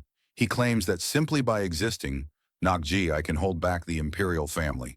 If that's the case, why can't I do it? How long must I flatter that castrated fool? His Highness says you have other duties. Huh? Mokpung looks at him, confused. There has been a summons from the main estate. You are ordered to return as soon as possible. In that case, I can finally rid myself of this wretched disguise. Nokji Roy is destined to be discarded once his usefulness ends. We'll simply leave him be until then. After that, everything Nokji possesses will be mine. He then asks his subordinate, It seems the imperial family isn't in much of a hurry. What are my brothers doing these days? I'm not sure, but I heard they've moved on from the Confucian faction to meddle with the medical clan lately. The medical clan, Mokpung muses. Meanwhile, Yonho arrives at a large building with a sign that reads, Lustful Handgrounds. He enters, and the receptionist tells him, You've come to the wrong place. Huh? Yonho recites, confused. The receptionist looks at the letter Yonho presented. That's a letter of recommendation to the sacred handgrounds. This place is the Lustful Handgrounds. Yonho recalls his master, Yu Huan, giving him the letter. You said you wanted to go to the medical clan? The sacred handgrounds in Hobak is famous throughout the land for its medical skills. By chance, I'm acquainted with the current hallmaster, so I'll write you a letter of recommendation. Show this letter, and they'll surely treat you well. Back in the present, Yonho asks, Then this isn't sacred handgrounds? This is sacred handgrounds too, the receptionist replies with a sly smile. But it's not the one you're looking for. If you want to reach your goal, cross the street and go down the alley to the other sacred handgrounds, though I doubt you'll find anything worth your expectations there. Realizing his mistake, Yonho leaves. So this wasn't the place, he thinks as he walks through the dark street. As he passes by a building, he hears desperate pleas. Please, sir, please save my wife, a woman cries. Another man begs, I promise I'll repay the money. If you don't help us, my father will die. A man from the building turns them away coldly. I told you, no money means no treatment. Yonho watches the scene, a look of disillusionment on his face. I thought the medical clan was supposed to save lives, yet even they turn their backs. So in the end, it all comes down to money. Anyway, they set to cross the street and head into the alley. He follows the instructions and arrives at a dilapidated building with a sign that reads, Sacred Handgrounds. So this is it, he says, looking at the rundown state of the place. Is this really the 500-year-old medical clan? He enters the deserted courtyard. Is anyone here? He calls out. What brings you here? A young boy asks, peeking out from behind a pillar. I have business here. Is the head in? Yonho replies. Yes, please let me see the head. Go ahead and speak, the boy says. I said I want to see the head. What do you mean by speak? Yonho asks, annoyed. Is he not here? My father passed away last year. So now I'm the head of Sacred Handgrounds, the boy explains. He introduces himself as Jin Soa, the head of Sacred Handgrounds. Yonho is shocked. And you're the head, he exclaims. Of course, nothing good would happen to me. I'm lucky lightning hasn't struck me yet. Oh, that damn master. Why did he send me on this errand? I want to go home. What's going on? A young woman asks, approaching them. Sister, a guest has arrived. He says he's come to see father. To see father, you say? Jin Yaran asks, her voice cool and composed. What business do you have with him? Yonho is taken aback by her beauty. Yes. Here, he says, handing her the letter of recommendation. She takes the letter and reads it. From the letter, it seems you came here to learn from the medical clan. Am I right? Well, something like that, Yonho replies, still a bit flustered. As you can see, our sacred handgrounds is no longer in any shape to present itself as a proper medical clan. But even so, sending someone away who is introduced by Uncle Moon would bring shame to our late father. This place may be lacking, but I ask you to stay. No, I'm really fine, Yanho insists. There are other medical clans out there, and I can just go to another one. So if it's too much trouble for you, I'll just leave. That is not acceptable, Jin Yiren says firmly. If we send away a guest who came to see our father, the world will point fingers at us. If the situation doesn't allow it, that's understandable, isn't it? Never, she retorts. Later, sitting alone in a room, Yan Ho reflects on the situation. Now that I think about it, I should have been more wary the moment I heard he was close with that rock-like scholar. Moon. Hey, whatever. It's still a physician's household. I guess I can stay. He then collapses on the floor. Yes? A voice asked from the doorway. Jin Yaran enters the room with a lavish spread of food. I thought you might be hungry, so I prepared your meal first. It's not much, but please, eat plenty. Not much? This could last me 3 days. Please join me. I've already eaten, so don't worry and enjoy your meal, she replies, bowing and leaving the room. So they're not quite as poor as I thought they were, Yan Ho thinks to himself as he prepares to eat. Outside, Jin Soa whispers to a sister. Sister, how did you get all this food? Be quiet, the guest is eating. We're this far away, he won't hear us. We're out of rice, so where did you buy all that? A man shouldn't meddle in household matters. Focus on your medical studies. Even if I try not to, sister, what about your necklace? I put it away for now. You've never taken that off for even 1 second? It was mother's keepsake. Did you sell it? A keepsake? Yunho thinks, overhearing their conversation. I merely pawned it at the Silver River Exchange. I'll get it back when things improve, Jin Yaran explains. Even if he is a guest, pawning mother's keepsake for a single meal is too much, Jin Soa argues. What are you saying? He came here looking for father. Do you mean we should treat someone like that carelessly? She retorts. That's not what I meant. Yunho, having heard everything, is overcome with guilt. No, I can't eat this, he thinks. He pushes the food away. Is the food not to your liking? Jin Yiren asks, concerned. I'll bring out a new meal, so please wait a moment. No, it's not that I don't like the food, Yunho exclaims. Could I turn this meal back into money somehow? He thinks to himself before rushing out of the building. Yunho rushes to the Silver River Exchange. I'm looking for an item, he tells the proprietor. It's a necklace pawned by a woman from the sacred handgrounds. I'm sorry, but that item was already sold. What? When? And to who? He didn't give his name, but he was a monk from the Sei clan. He bought it just a while ago. Then I can still catch up to him, Yunho exclaims. I don't think you can. I think that monk is heading to Hua Mountain. Yunho's face falls. Hua Mountain, he says, dejected. Will this do? Yunho asks, placing a bag of silver on the counter. It's not enough. There's more than 2 tiles of silver in there. The young lady borrowed 1 tile of silver, yes. And? When we claiming a pawned item, we collect 3 times the borrowed amount. If you don't reclaim it within 3 months, you'll owe 3 times again. That's usury, isn't it? Perish the thought. It's simply the rule of the exchange. If you dislike it, you can just sell the item instead. So you're saying I can't redeem it with this money? Regrettably, that's correct. Yanho's face falls. He realizes that the sacred handgrounds, already struggling, will never be able to get the necklace back. There was no way that Jin Yaran didn't understand that. Do you take items as collateral here? Yunho asks, presenting a golden object. Of course. Leave the item and repay 3 times the borrowed amount. The deadline is 3 months. Loan me the rest on this. It's made of gold. It should be worth a lot. It is certainly made of solid gold. Very well. For something like this, I can loan 1 tael of gold, but repayment would require 3. He pauses, his eyes widening in shock as he sees the seal on the object. Huh? This seal? The office of the inspectorate? That's right. 3 taels of gold, was it? Yunho says, a smirk on his face. The proprietor's face pales. I'm doomed. Elsewhere, a man bowed deeply before an old figure and reported that there was a problem. They had failed to take over the palace. The old man, who remained facing away, spoke in a calm voice and asked if Nakji Wanwan had not followed instructions. The man behind him explained that the royal inspectors had stood so firmly in opposition that Nakji Wanwa's influence had diminished considerably. Because of this, he suggested that they might have to abandon the entire plan. The old man gave a quiet response, simply saying that he understood. The man hesitated for a moment before adding that there was another smaller issue involving the Green Forest. During their attempt to seize it, the Hubei Peng clan had become involved. The old man turned his head slightly and asked if the Peng clan had realized their intentions. The subordinate bowed and answered respectfully that it did not seem so. According to him, it appeared to have been the Orthodox Murim alliance, not the Peng clan themselves, who interfered. He added that they seemed to have mistaken the situation for a mere bandit raid rather than a large-scale scheme, turning fully now.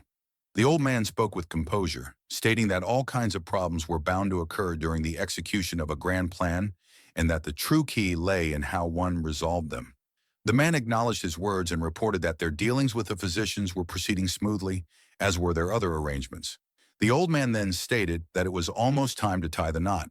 They had endured countless hardships since his retirement, he continued, but now they possessed enough power that they no longer needed to worry about his absence. Soon they would make their return to the world and show everyone how terrifying their sword could be.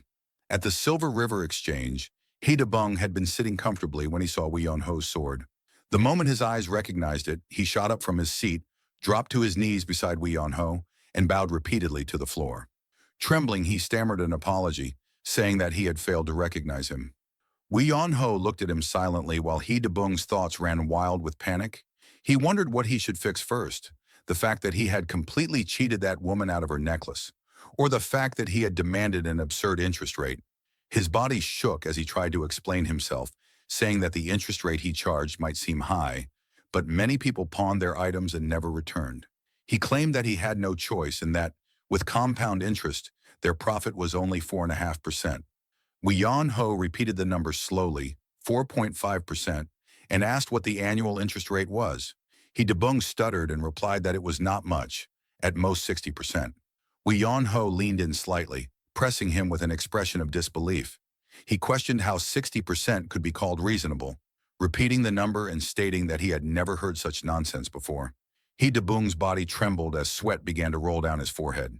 He tried to justify it, saying that white jade was worth at least 10 silver niang, so the interest was fair. Wei Yonho interrupted him sharply, reminding him that he had earlier claimed the jade was worth only 1 silver niang. Now suddenly it was 10. He Dabung flinched, his expression collapsing as he struggled to respond. Wei Yonho's patience broke. He shouted for the doors to be locked and declared that he would see this matter through to the end. He Dabung cried out in panic, calling him Sir. Wei Yonho glared back and snapped that the title Sir was meaningless. That night, at the Sacred Hand Manor, Jin Yaran was in her room writing in a small book when she heard a knock at her door. Curious and cautious, she rose and stepped outside, wondering who could be visiting at such a late hour. Her eyes caught sight of something on the ground. As she approached, she froze. It was the necklace she had pawned. She knelt, picked it up carefully, and held it tightly in her hand. Her voice trembled as she whispered, "Mother." Looking around, she wondered who could have returned it to her. High above on the roof, Wei Yonho lay silently with his eyes open, thinking to himself that he hoped it would be enough to pay for the food.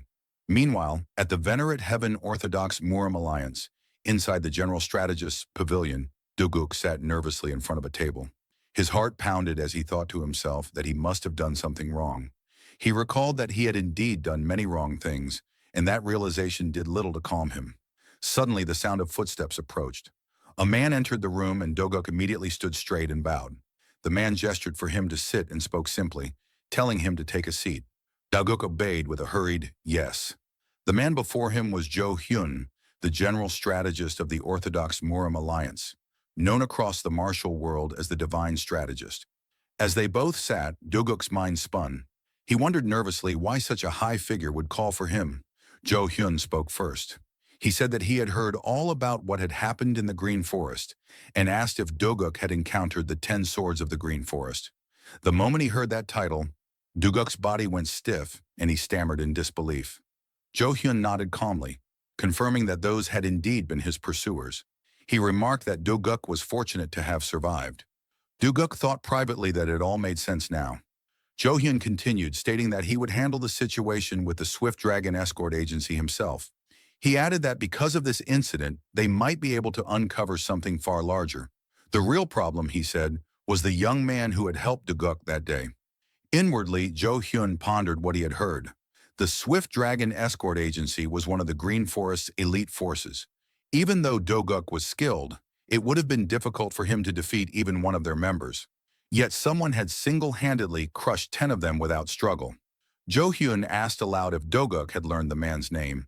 Doguk immediately replied that his name was Wee Yeon-ho. Jo Hyun repeated the name under his breath and recalled having seen it mentioned in a message from the beggar sect. He wondered whether the second son of the Gwangdong-Wee clan had truly returned. 5 years had passed, and such progress in martial power was astounding. The eldest son, Wee San-ho, had also been exceptionally skilled, and now the second son was making his mark. Jo Hyun considered the possibility that the Gwangdong-Wee clan lay at the center of the chaos beginning to stir. He stood and asked where the young man was headed. Duguk answered that he was going to the Sacred Hand Manor. Jo Hyun frowned slightly, thinking that someone who had returned after 5 years should be heading home, not toward Hubei. He placed a hand on Doguk's shoulder and said that he needed more information about Wee Yeon-ho. Since Doguk was the only one who knew his appearance, he asked for his cooperation. Leaning forward, Jo Hyun asked if he could help. Doguk immediately knelt, bowing deeply, and shouted that he would. In his thoughts, he promised himself that he would meet Yeon-ho again. The next day at the Sacred Hand Manor, Yeon-ho slept quietly atop the roof. Below him, Jin Soa looked up and wondered aloud how someone could reach the roof without a ladder. He suspected that Yeon-ho must have some martial arts training, but judging from his ragged appearance and lazy posture, he doubted that the man knew anything beyond the basics. His thoughts were interrupted by a loud pounding at the door and a frantic voice yelling if anyone was home. Jin Soa opened the door to find several people carrying severely injured workers. One man shouted that they were from the quarry and had been crushed by falling boulders. They had brought only those still alive and pleaded for help, explaining that they had no money. Jin Soa clenched his teeth at the sight and muttered under his breath. At that moment, Jin Yiren arrived, shouting at him to bring the patients inside. He called out to her in surprise, addressing her as his sister. She ignored his hesitation and issued quick orders, telling him to categorize the patients, send the non-urgent ones to rooms, and treat the urgent ones immediately. He responded at once, obeying her orders. Jin Yiren commanded that 2 be sent to the rooms and that hot water be prepared. Above, Yeon-ho stirred awake from the noise and looked down, wondering what was happening. Below, Jin Yiren rolled up her sleeves, pulled out a set of acupuncture needles, and ordered that the urgent patients be laid on the floor. Moving swiftly, she began treatment, puncturing critical points with practiced precision. One patient suddenly convulsed and vomited blood violently, splattering it across her face and clothes, but she continued without hesitation. She shouted at Jin Soa to move faster and asked if he planned to let the others die. Overwhelmed by the number of injured, Jin Soa gritted his teeth and thought desperately that he needed help. He turned to Yeon-ho on the roof and shouted for assistance, pointing at one of the patients. He urged him to help, reasoning that since Yeon-ho was from the murim, he must know something about acupressure points. Without hesitation, Yeon-ho appeared beside the patient, kneeling down. He admitted that he had not learned it properly and asked what to do. Jin Soa, still treating another patient, shouted instructions for him to stimulate the Tiantu acupoint halfway and the Zhangfu acupoint fully. Following the directions, Yeon-ho undid part of the patient's robe and pressed his finger against the chest, muttering to himself as he did so. Foam began to form around the patient's mouth. He frowned and said that the man was reacting strangely. Jin Soa yelled, asking if he was sure he had pressed the correct points. Yeon-ho hesitated, pointed again, and asked if it was there. Jin Soa shouted in frustration, calling him worthless and saying that the Zhangfu point was lower. He ordered him to do it again. Yeon-ho sighed and said that he had warned him he was not good at this. Moments later, the patient began breathing heavily. Yeon-ho looked surprised and said that it seemed the man was breathing again. Jin Soa told him that the airways were only cleared, but the patient still needed to expel blood and mucus. He ordered Yeon-ho to inhale it with his mouth. Yeon-ho froze, staring at him in disbelief, and asked if he was serious, that he was supposed to kiss the old man, and demanded if there was no other way. Jin Soa yelled for him to do it or the man would die. Yeon-ho pouted slightly and muttered that he only needed to clear what was stuck in the throat, and that Jin Soa could have just said that instead of humiliating him with acupoint talk. He then covered the patient's mouth and nose. Jin Soa turned and shouted in alarm, asking what he was doing. Yeon-ho suddenly struck the patient's chest. The man coughed violently, vomiting blood. Yan Ho guided the blood with his palm, forming it into a floating orb beneath his hand. Jin Soa froze, his eyes and mouth wide in shock. Yan Ho looked at him calmly and said, "Can't you tell? I'm saving a life." Elsewhere, a man was reading a letter under the moonlight in the middle of nowhere. He muttered, questioning if his mother did what the letter suggested. That man was Wei San Ho, the demon-slaying sword and Yon Ho's older brother. He then began to read the letter, which stated, "My beloved son San Ho, I would love to ask about how you're doing and all, but the matter at hand is too pressing. Yon Ho is alive." As soon as he read the words, his eyes widened and his hands trembled as he gripped his chest very tightly. He continued reading the letter. There was a letter from Yan Ho after 5 years. "I'm sure that should lighten the burden on your chest a bit. However, he's saying that he's not allowed to come home, whatever that means. So your father and I have decided to go look for him right away. I'm sending you this letter before we leave." Yan Ho's letter came from the Kaifeng branch of the Hao sect, so we're headed to Kaifeng. After reading the letter, San Ho's entire body began to tremble. He tilted his head up high, closed his eyes, and muttered to himself that his brother was alive. After a few moments, he turned around and thought to himself that now was not the time to get emotional. He noted that Kaifeng was where Zhang Il was. Then, without hesitation, he leaped forward. Elsewhere, Jin Soa knocked on Yan Ho's room and asked if he was sleeping. As Jin Soa entered the room, Yan Ho, who was lying down on his side, responded that he was. Jin Soa remarked that it did not seem that way. Yan Ho then asked how Jin Soa could be a physician when he did not even trust people. Jin Soa bowed at him and said he had done well that day and that it had been a little helpful. Still facing away from Jin Soa while lying down, Yan Ho responded, questioning a little when he had saved a whole patient. Jin Soa corrected himself, saying Yan Ho had been greatly helpful. Yan Ho then smiled and responded with a satisfied, all right. Jin Soa, still lowering his head, added that he wanted to know where Yan Ho thought their problem lay. Yan Ho asked about the problem, noting that there were so many, and asked why he wanted to know. Jin Soa explained that he wanted to restore the Sacred Hand Manor to its former glory, which was why he wanted to hear the objective truth from an outsider like Yon Ho. Yon Ho then sat up, facing Jin Soa. Jin Soa sat down on a chair, and Yon Ho responded, stating that while there were lots of problems, the biggest one would be money. Jin Soa questioned this, expressing surprise. Yon Ho simply repeated, "Money."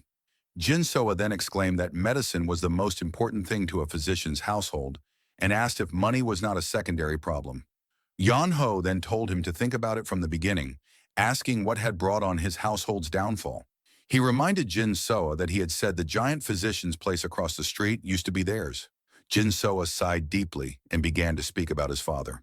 He explained that their father was a very friendly man and did not have a single enemy. He treated patients for free, just as they were doing now, and did not take payment from the poor, even if the treatment cost an arm and a leg.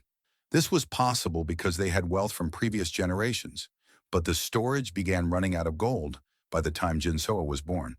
By the time he matured, it was empty. There were many physicians working at that time, so they spent a lot. However, that debt was not crushing since they brought in quite a bit of money thanks to their skill and fame.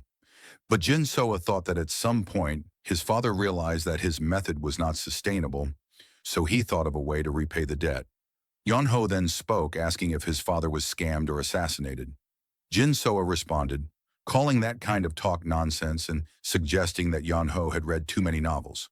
He then lowered his head and hesitantly spoke, saying that his father had found a way to a lot of money in a short time at a very high risk. Gambling.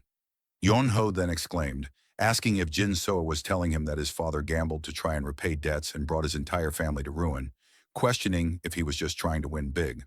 Jin Soa responded embarrassingly, confirming that he tried and tried again.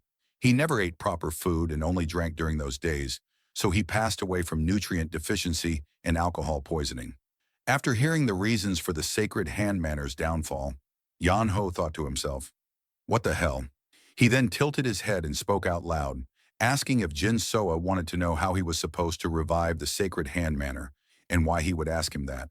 Though Jin Soa explained that since Yan Ho brought a recommendation letter from Mr. Mun Yuhuan, the third grand scholar, he could not be any ordinary person.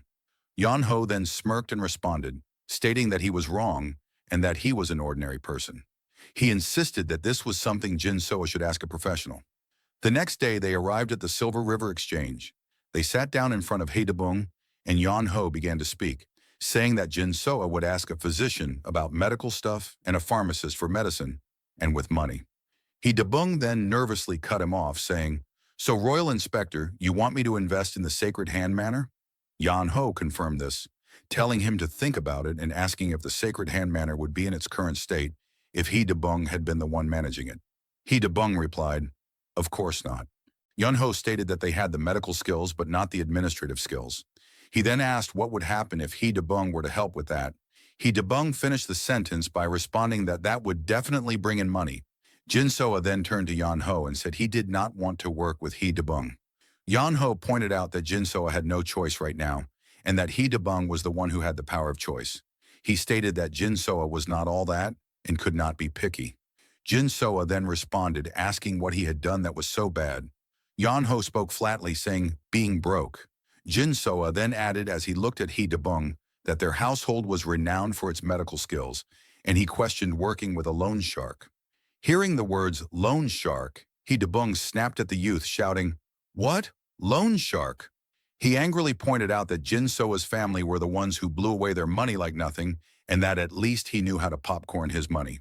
Yan Ho then interjected, asking if Jin Soa thought he had dug up that fame from the ground and where he thought it came from. He asked if Jin Soa thought the Sacred Hand Manor would have lasted so long if they had given out treatments for free as he was doing now.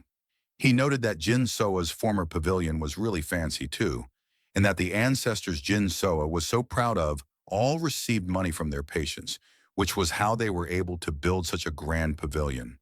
Jin Soa then turned to Yan Ho and asked if that was true. Yan Ho emphatically replied, "Of course." He insisted that Jin Soa had pride in his family in the first place because they were a famous medicine household, so he needed to bring in money. He also needed to have a grand pavilion so that people would think, they did really well in their career. He pointed out that all the really famous physician households were all rich. He Debung agreed, pointing out that they were immensely wealthy and that patients were not sparing with their money when their lives depended on it. Yan Ho then turned to Jin Soa and said, "See?" Jin Soa responded with an then pouted and thought to himself that he had thought medicine was about the people. Later, back at the Sacred Hand Manor, Yan Ho covered himself up with a blanket as he lay down. He began to recall Jin Soa's expression earlier and thought to himself that he had been too straightforward and that Jin Soa had been really down since then. He then dismissed the thought, deciding it was none of his business. Then suddenly an ear-shattering voice echoed through the entire manor that jolted Yan Ho up. The voice shouted, "I told you to come." He then sharpened his eyes and thought to himself, "What? What's going on now?" Outside in the courtyard, a broad man lifted up a patient, holding him up with one hand. The broad man spoke loudly as he shouted, "Let me talk to the owner. Where's Jin Yuran? Where's that damn matriarch?" That man was Black Earth, Huajul. After hearing the commotion, Jin Yuran hurriedly rushed outside and shouted at the man, asking what he was doing and why he was dragging a patient from their room. Huajul turned toward her, grinned and said, "So you're Jin Yuran." Jin Yuran then rushed forward towards the patient and shouted at Huajul, asking if he had any empathy. Huajul shouted back, "Empathy? Are you borrowing money from us because you have empathy? Your father borrowed money in the name of the Sacred Hand Manor. You need to either shut down the business or repay the debt." Jin Yuran then shouted back at him, saying that he should talk to them if he had a problem and asking what the patients had done. Then Huajul let go and smacked the patient to the ground. He spoke, "Talk to you guys?" And without warning, Huajul grabbed Jin Yuran's arm, pulled her towards him, and said he did not want to use this method either. He then leaned closer towards her face and with a grin added, "But since you want to take care of it yourself, seeing as you're pretty, selling you to the brothel should pay off the debt. With your looks, you should be able to pay off the debt in about 10 years. Isn't that a good solution?" Then suddenly, Jin Soa appeared right at the back of Huajul. Jin Soa started pounding Huajul's back with his littler arms as he shouted at him to let her go. Huajul then easily shoved him away by kicking him. Jin Yuran shouted her little brother's name. Huajul then spoke, still grinning, saying it would not even take her that long since even her shocked face was pretty.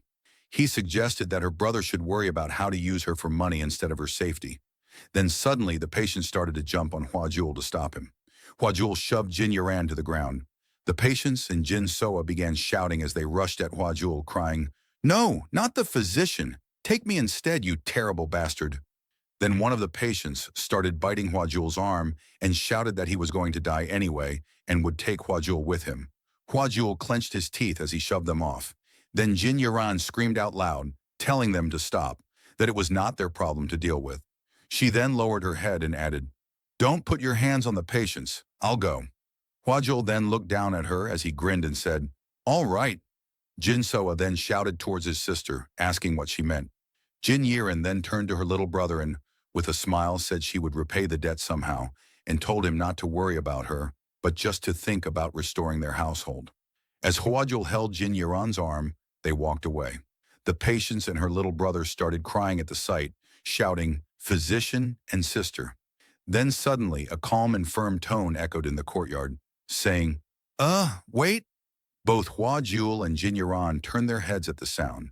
Yonho started walking slowly towards them, still covered in a blanket. He added, "You can't go."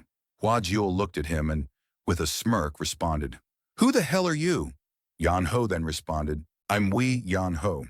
In the middle of the courtyard, Yonho stands barefoot, wrapped in a simple white robe. His voice cuts through the tense air as he states plainly, "You can't take her." Hwajul, the man with the prominent cross-shaped scar beneath his eye, turns his head slightly, a disdainful sneer on his face. He looks over his shoulder at the newcomer and demands, "Who the hell are you?" Unfazed, Yan Ho meets his gaze with a look of calm indifference and introduces himself. "I'm Yan Ho."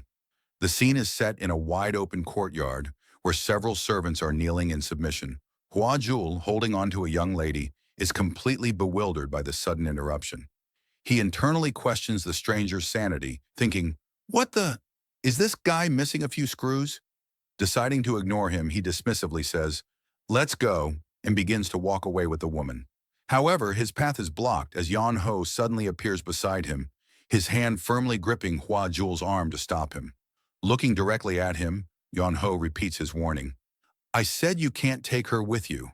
Hua Jul's expression twists into one of sheer annoyance, his brow furrowed in anger. He stares at Yan Ho, thinking to himself, "What the hell is this bastard yapping about now?" His patience completely exhausted, he grits his teeth and mutters. Then, Hua Jul looks down at the man holding his arm, completely baffled by his interference. Yan Ho then provides a reason that no one could have expected. "Who's going to cook for me?" he asks plainly. Hua Jul and the young lady, Jin Yuran, stare at him in disbelief, both thinking, "What?" Yan Ho continues his explanation with perfect seriousness. "If the young lady is gone, there's no one to make me food." Now thoroughly confused, Hua Jul points a finger at him, demanding clarification. "This woman cooked your meals?" Yan Ho simply replies, "Yes, yes." Hua Jul presses further. "Why?" Yan Ho offers a simple yet absurd answer. "Because I'm a guest?" This nonsensical justification is the final straw for Hua Jul. Veins bulging on his temple, he grabs Yan Ho by his robe, his face a mask of rage. "Why are you spouting such nonsense?" he snarls, his patience completely gone. To him, this is nothing more than a damn beggar looking for trouble. With a furious roar that echoes through the courtyard, Hua Jul pulls back his muscular arm, his fist clenched tight. "Fine, I'll make sure you never eat again starting today." As he swings his fist forward, Jin Yaran, seeing the imminent violence, throws her hands up and screams in terror. "Stop!" However, the blow never lands. In an instant, with a serene and almost bored expression, Yan Ho strikes first. He brings his own fist down in a powerful arc. A massive shock wave of brilliant blue energy erupts from his hand, slamming into Hua Jul and driving him into the stone ground.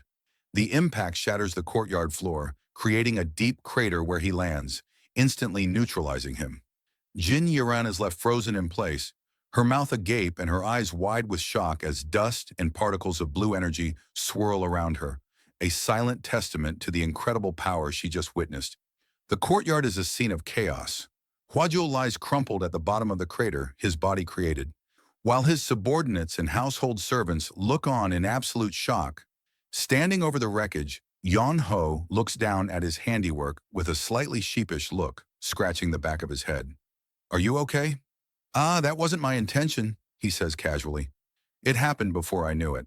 Huajul coughs violently as he pushes himself up from the rubble, the realization dawning on him in a wave of pain and fear. A master, he thinks to himself. He quickly stumbles back, creating distance and adopting a wary stance. His aggressive demeanor is gone, replaced by one of cautious respect as he asks, "From where do you hail, esteemed warrior?" Yonho nonchalantly dusts off his white robe, his expression unreadable. "I'm not a warrior," he states simply. Realizing that he is hopelessly outmatched in strength, Hua Jul attempts to reason with him, trying to appeal to law and order. "Do not interfere in personal matters," he insists. "Besides, we have a clear contract regarding the debt. Even the authorities will side with us." Yon Ho simply acknowledges his point with a calm, "So it seems." Sweat beads on Huajul's forehead, his confidence completely shattered.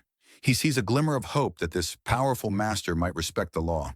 He stammers out a desperate plea, "Then please don't interfere any further." Yon Ho calmly meets Huajul's pleading eyes and responds, "That's going to be a little difficult." He then reiterates his peculiar concern. "I told you already, if the young lady is gone, I'll have no one to feed me." Hua Jul's expression hardens as he finally understands the situation. He thinks to himself, the food is just an excuse. He intends to help Jin Yiren after all. Seeing through the pretense, he confronts Yan Ho directly, his voice laced with menace. "Do you intend to interfere with the Black Spider Den's business until the very end?" Yun Ho tilts his head slightly, feigning ignorance. "Black Spider Den," Huajul clarifies.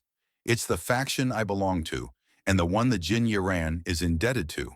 Our den will not simply stand by and watch this happen." Changing his approach, Yun Ho looks up and states matter-of-factly, "I have no intention of interfering. The problem right now is money, isn't it?" Huajul is taken aback by this sudden shift, a look of suspicion on his face. "Then are you saying that you will pay the debt on her behalf?" he asks, his tone skeptical. The young head of the household, Jin Soa, and the other servants look on with wide-eyed shock. As Yan Ho makes an incredible offer, "I don't have the money, but I'll make it and give it to you so you can leave," he says. He then sets a timeline. "I'll give it to you within a fortnight." A tense silence hangs in the air as Hua Jul stares at Yan Ho, weighing the absurd proposition from this mysterious and overwhelmingly powerful man. After a long moment of consideration, he finally makes his decision. "I will trust that you keep your promise." In a lavishly decorated room, Dosun, the formidable leader of the Black Spider Den, sits enjoying a large meal. He gnaws on a piece of meat as he receives a report. "A master appeared at the Shongsujung?" he asks, pausing his meal. Hua Jul, kneeling respectfully before him, confirms the news. "Yes, that is correct. He said he was a guest." Dosun repeats the word. "A guest? An acquaintance of the former master of Shongsujung?" If so, things could get complicated. He looks down at his subordinate, a critical edge to his voice. "So you're saying you ran away as soon as you saw this master?" Huajul's face flushes with indignation at the accusation. He leans forward and protests loudly. Huajul, I am no coward." He then explains the details of the arrangement he made. That master fellow said he would pay the money within a fortnight. He reports, sweat still visible on his brow from the earlier encounter. "So I thought it best to observe the situation first." Huajul's explanation is met with an explosion of fury. "You imbecile!" Dosun's voice booms through the room as he erupts in anger. "Did I tell you to go collect the money? I told you to use the debt as an excuse to tear down the Shongsujung sign and crush them so they can never recover." In a fit of rage, he hurls a large piece of shellfish, which smacks Huajul squarely in the side of the head. "And you just backed off after hearing that nonsense?" Huajul, flustered and holding his head, tries to defend his cautious actions. "Well, for now, I thought it was right to first figure out that man's identity." But his reasoning only enrages his leader further. Guak Dosun's frustration boils over completely. He slams his fist down on the table, sending food and dishes scattering across the floor. "Why are you dragging this on?" he screams, his face a mask of desperation. "Should I cut out your tongue?" He reveals the true source of his fear, warning, "If this goes wrong, they will be furious. And if that happens, we'll all be turned into a puddle of blood." Seeing the genuine panic in his leader, Huajul cautiously proposes a direct solution. "Then, should we get rid of him?" The suggestion seems to snap Guak Dosun back to a state of cold calculation. His frenzied anger vanishes, replaced by a quiet intensity. No, he answers firmly. He explains his cautious approach. There's no need to poke a hornet's nest we might not be able to handle. He leans back, his expression grim and thoughtful, as he makes his final decision. Let's just watch and see for now. Inside a quiet room, Yon Ho lies sprawled out on a wooden bed, completely at ease with his hands behind his head. Across from him, the young head of the house, Jin Soa, sits with a worried expression. He breaks the silence, his voice filled with anxiety. What on earth are you planning to do? Yon Ho, barely opening his eyes, replies dismissively. About what? Jin Soa's concern deepens as he reminds him of his bold promise. Didn't you say you'd pay off the debt within a fortnight? With a look of genuine forgetfulness, Yon Ho simply asks, Did I? This sends Jin Soa into a panic. He jumps to his feet exclaiming, Didn't you have a plan? What do you mean, did I? Calmly, Yon Ho reassures him. A plan? Of course I have one. It's the best method, passed down since ancient times. His expression becomes dead serious as he reveals his ancient wisdom. When you're hounded by debt collectors, there's nothing better than this. Jinso leans forward, completely captivated and on edge, swallowing nervously as he asks, Why? What is it? Yon Ho reveals his brilliant strategy. I'm not sure if you've heard of it. It's called a midnight run. The ridiculousness of the suggestion earns Yon Ho several frantic smacks, from the utterly enraged Jin Soa who yells, You call that a plan? Completely exasperated, Jin Soa clenches his fist in frustration. To think I actually trusted someone like you. After taking the hit, Yon Ho's demeanor shifts back to seriousness. He sits up and asks a crucial question. So how much is it? The debt? Jin Soa looks down at the floor, his expression somber as he answers. I don't know the exact amount myself, but I believe it's around 20 nyang of gold. Yon Ho is taken aback by the enormous sum, 2,000 nyang in silver? How can a person rack up that much debt? With a heavy sigh, Jin Soa reveals the full extent of their financial ruin. It was originally over 100 nyang of gold. We sold off our assets to get it down to that amount. Yon Ho can only let out a breath of disbelief. Unbelievable. To which Jin Soa replies with quiet resignation. That's what everyone says. After a moment of thought, Yon Ho gets to his feet with a look of resolve. Let's go. Jin Soa, still seated, looks up in confusion. Huh? Go where? Yon Ho glances back over his shoulder, a determined look in his eye. To earn money, he declares. An eye for an eye, a tooth for a tooth. The old saying confuses Jin Soa even more. Why are you bringing that up now? He asks, a hint of unease in his voice. A slow, knowing smile spreads across Yon Ho's face as he reveals his plan. Because the place we're going to earn money is where your father was ruined. With a look of nervous anticipation, Jin Soa realizes exactly where they are headed. The gambling den. They arrive at Jimhwajang, a secret gambling house bustling with activity. The air is thick with smoke and the constant clacking of tiles as men gamble away their fortunes. Yun Ho, now dressed in an elegant white and blue robe, walks through the crowd with an air of confidence, followed by Jin Soa, who is disguised as his servant in a simple gray uniform and brown headband. In a private room away from the clamor, Kang Cheonrip, the master of Jimhwajang, lounges lazily, lamenting the slow day of business. Another bust today, he mutters to himself. He wonders aloud, did the rumors about me fleecing suckers spread too far? He then reflects on his last major score, musing, quote, I guess fleecing the old master of Seongsujang might have been the problem. His idle thoughts are suddenly interrupted when a subordinate bursts into the room in a panic shouting, Master! Startled and annoyed, Kang Cheonrip sits up, demanding, What is it? Did the authorities show up to collect their dues or something? Ignoring his master's paranoia, the subordinate delivers his exciting news with a wide grin. We've got one! We've got one! Kang Cheonrip, still confused, asks, Got what? The subordinate's voice rings with glee. As he makes the announcement, a sucker has arrived.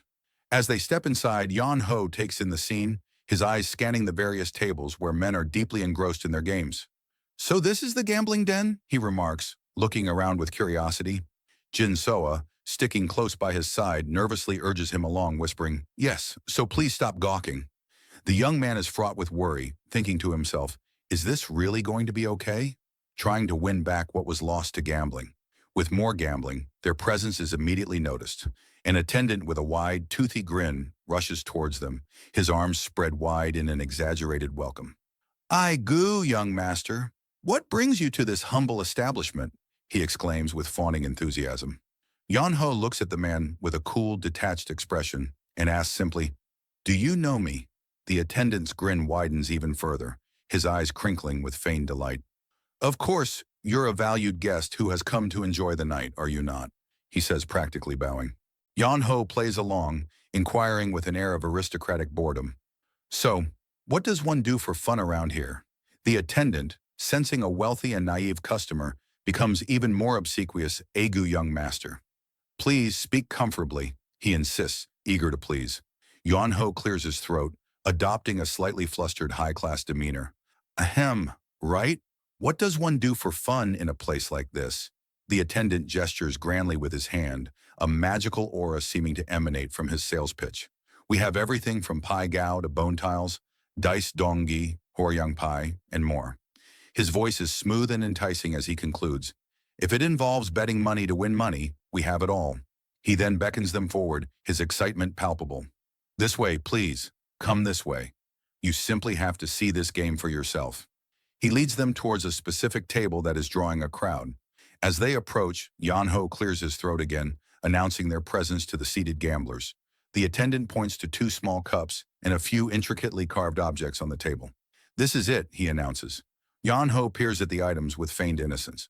"What is this? It looks like dice?"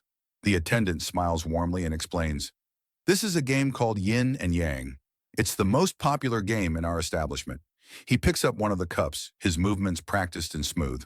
The rules are very simple. The attendant begins to demonstrate the game, explaining the simple mechanics. "You put these iron beads into the containers and shake them," he says, vigorously shaking the cup, the beads rattling loudly inside. He then takes two containers and shakes them together. As the beads are shaken inside the two containers, they will be divided between the two sides. With a decisive thud, he places one container down on the floor. Then, when one container is placed on the floor, he continues, "You just have to guess whether the number of beads inside is odd or even."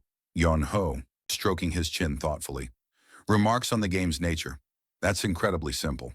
The attendant laughs heartily, agreeing with him. "People love it because it's simple." He elaborates on the appeal of the game, contrasting it with more complicated forms of gambling. His eyes gleam with a persuasive glint as he lays out the addictive nature of the game. "Bet fast, win fast, and the odds are exactly 50-50. He concludes his pitch with a final bit of fawning flattery. "It will perfectly suit your fiery temperament, young master." A confident, almost cocky smile spreads across Yon-ho's face as he plays his part perfectly. "True, I can't stand things that take too long," he agrees while the attendant fawns over him. He gestures toward the table, fully committing to the role of an impatient nobleman. "All right then, shall we give this a try?" From a vantage point overlooking the gambling floor, Kang Cheonrip observes the new arrival with a knowing smirk. He thinks to himself, "He's doing well." He lays out his predatory strategy in his mind. Hooking a sucker is the easy part. Let him lose some, win some, then let him have a huge win. Repeat the process. A quiet, self-satisfied laugh escapes him, and before he knows it, he'll be addicted. As the game progresses, Kang Cheonrip continues to watch, his confidence unshaken. A small chuckle escapes him as he thinks, "Looks like he's already losing his ass off, huh?" However, his smug satisfaction is shattered by a sudden uproar from the floor below. A gambler's voice cries out in astonishment, "How much is all that?" Young Mojang is getting cleaned out today. Kang Cheonrip's smirk vanishes, replaced by a look of utter disbelief. He leans over the railing, his eyes wide as he tries to comprehend the scene. The sound of clanking silver fills the air as massive, sparkling ingots are stacked higher and higher in front of Yon-ho. The sheer volume of winnings is staggering. Kang Cheonrip can only stare, completely dumbfounded, his mind reeling as a single disbelieving thought echoes in his head, "Huh?" Kang Cheonrip lets out a choked, disbelieving gasp. "Huh?" Below him, the scene is one of surreal success. Surrounded by towering stacks of gleaming silver ingots, Yon-ho leans his head on his hand, looking utterly bored by his own incredible luck. He makes another call with a yawn. Odd. Beside him, Jin Soa is frozen. From his perch above, Kang Cheonrip's mind struggles to catch up with reality. The plan to fleece a sucker has backfired in the most spectacular way possible. He stammers to himself, his thoughts fragmented by shock. Is that, down at the table, the silver continues to pile up with a series of satisfying clinks. A calm, confident smirk plays on Yan Ho's lips as he picks up one of the heavy silver pieces, inspecting it with a cool gaze. The entire gambling den has fallen into a stunned silence, broken only by the sound of his winnings.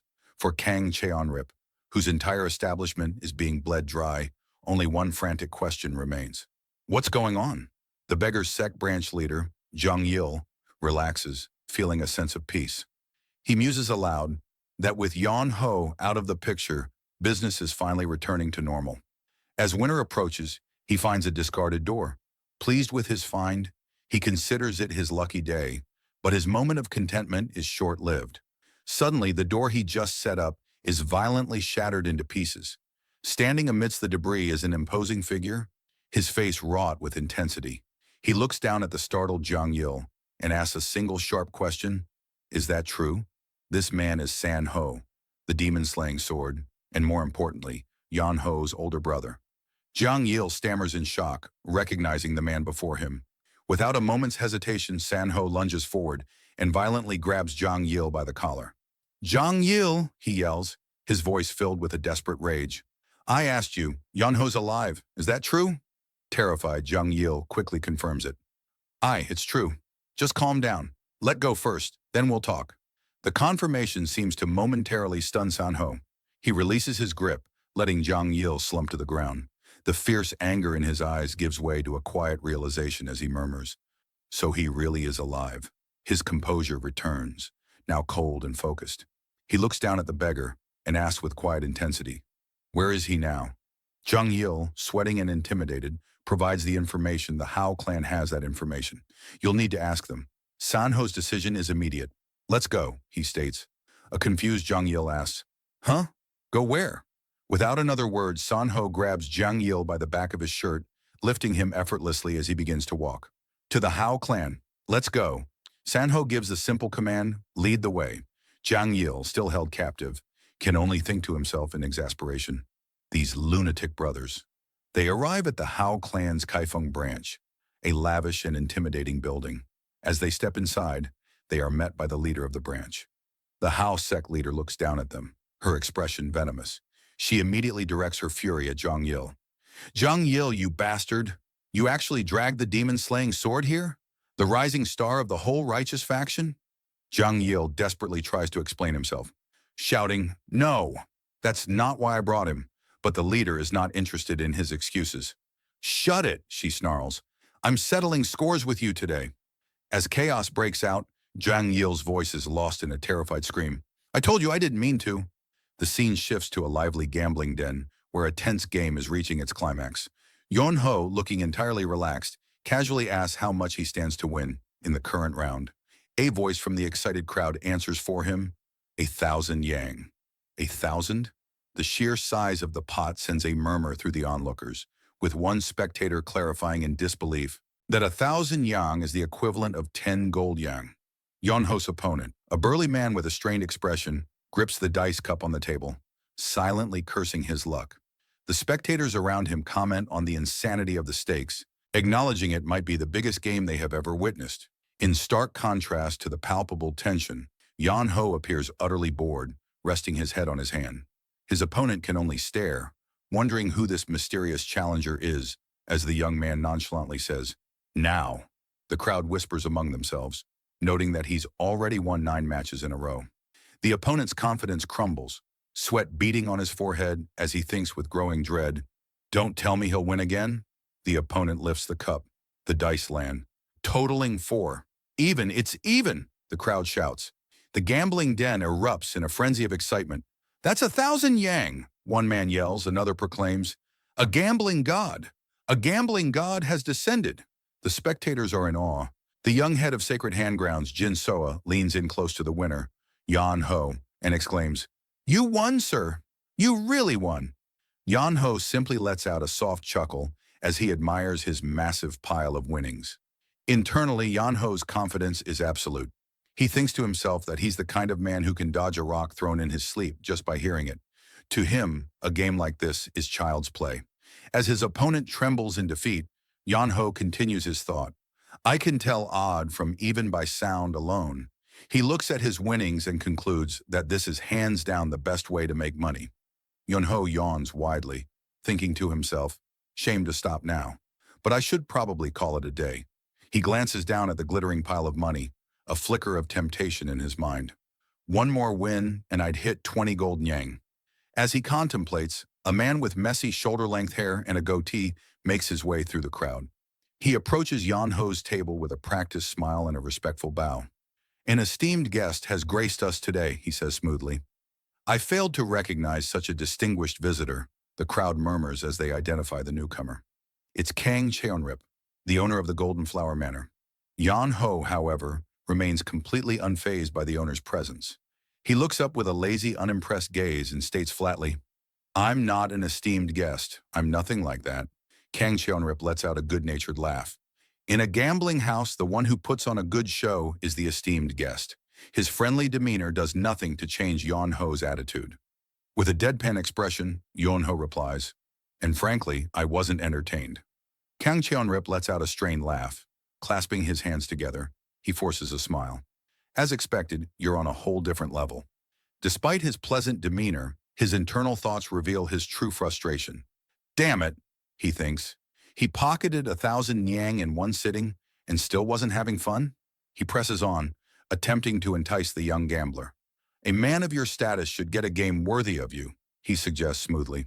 How about something bigger? Yun-ho echoes the word. Bigger? A flicker of interest in his eyes. Seizing the opportunity, Kang Cheonrip's sales pitch becomes animated, as if surrounded by a cascade of gold. Yes, not a tiny game like this, but a real one, he exclaims. He promises a match that will shake the room, where the thrill will be on a whole new scale. For a moment, Yan-ho appears to be considering the offer, letting out a soft ooh, as if intrigued by the proposal. Then just as quickly, his bored expression returns.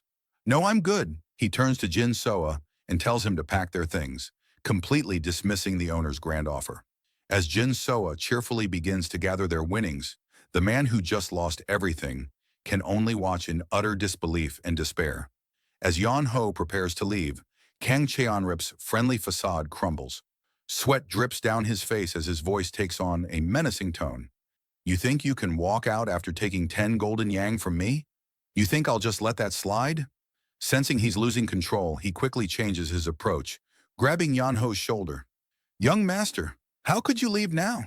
He says, his smile returning. He presents a pouch of money. Join the big game, and I'll give you 5 golden yang. Yan-ho glances at the pouch. You'll give me 5 golden yang? Yes, exactly, Kang Cheonrip confirms eagerly. Without missing a beat, Yan-ho counters. Make it 10. Kang Cheonrip is momentarily stunned, speechless. A vein bulges on his forehead as he thinks, what kind of insane bastard, before forcing a wide, strained grin. Fine, I'll give you 10 more yang, he concedes. However, he lays out his condition with a sharp intensity. The game doesn't end until one side loses everything.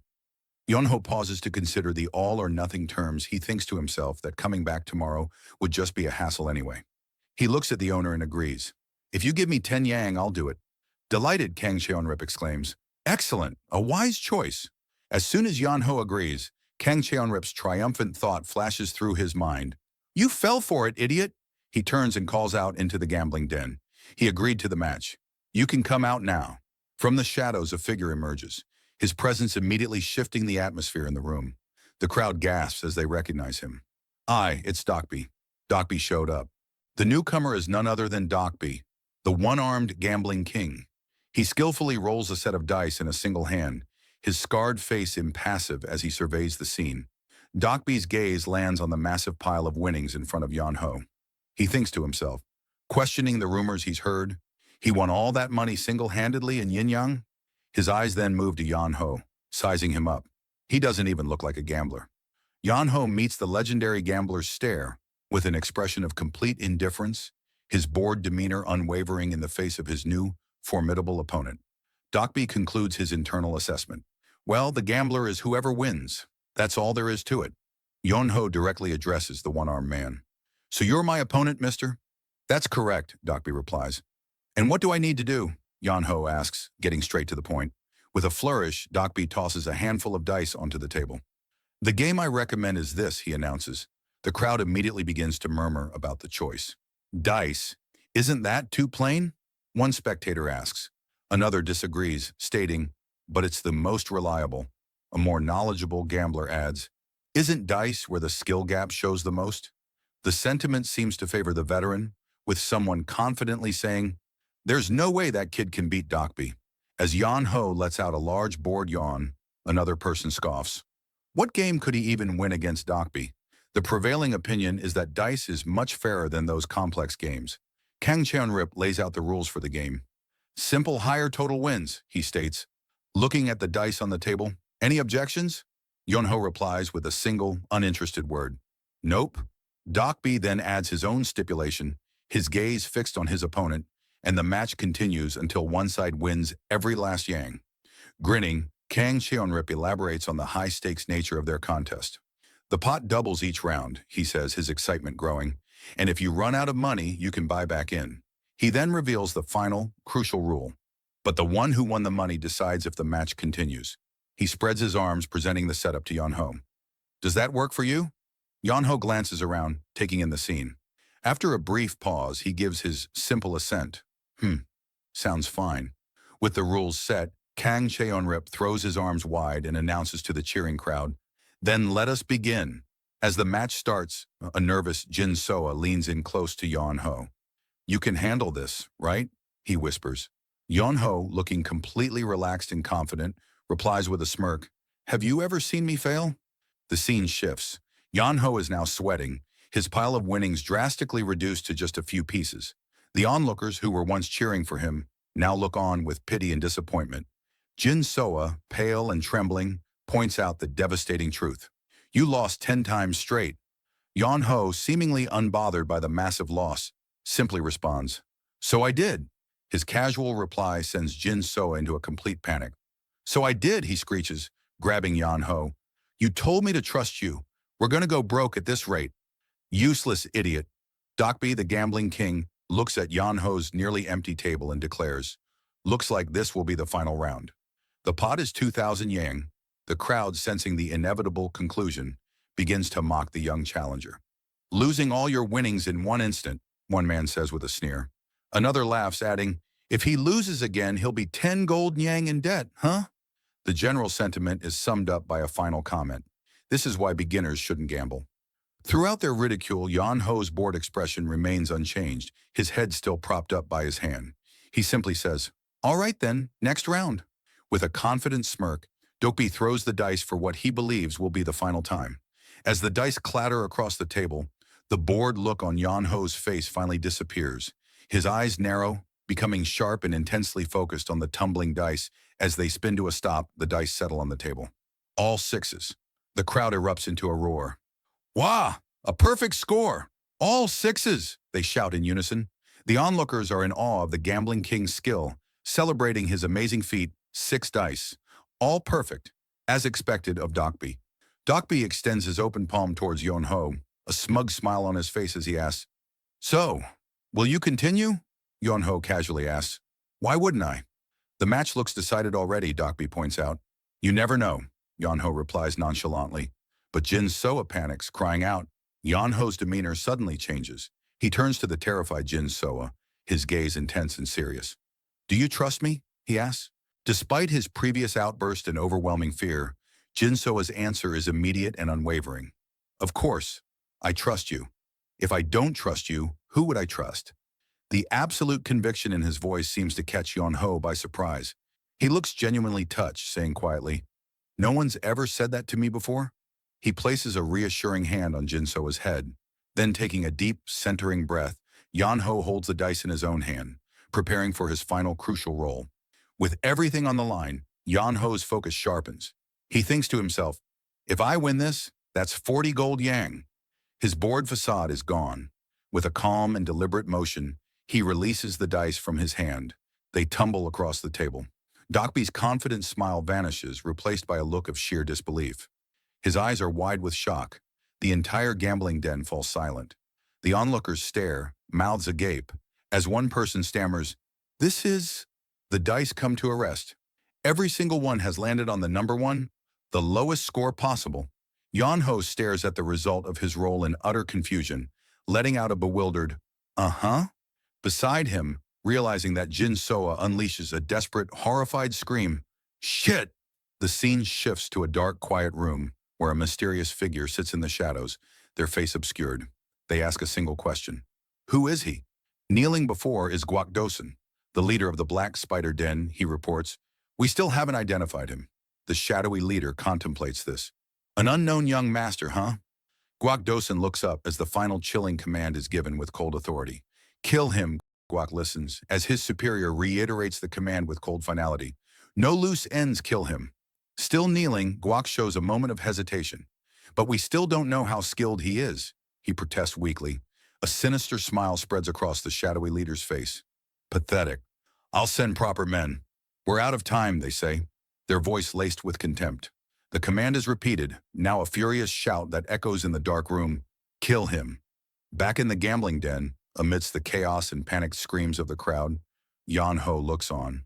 A single bead of sweat rolls down his temple, but a confident, almost mischievous smirk plays on his lips as he flexes his fingers, ready for what's to come. The crowd watches in stunned silence as the dice rattle across the table and finally come to a halt. The outcome is catastrophic, motionless on the surface, and every single one of them displays a single dot. It is the lowest possible score, a total wipeout of all ones. Yon-ho stares at the result with a blank expression of disbelief, letting out a confused noise, as the reality of the loss sets in. Beside him, the disguised Jin Soa completely loses his composure, his face twisting into a mix of horror and rage as he screams violently at Yon-ho, cursing him for losing everything in a single moment.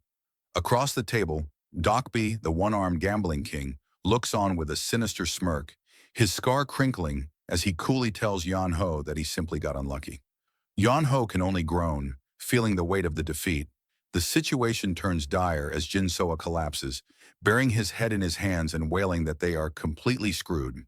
Ignoring his servant's despair, Yon-ho looks up and asks, "What happens now?" Kang Cheonrip, the master of Gimhwajang, steps forward with a satisfied grin, spreading his hands as he delivers the verdict. Since Yon-ho no longer has any money left to gamble, he demands that Yon-ho immediately pay back the 10 gold nyang he had lent him earlier.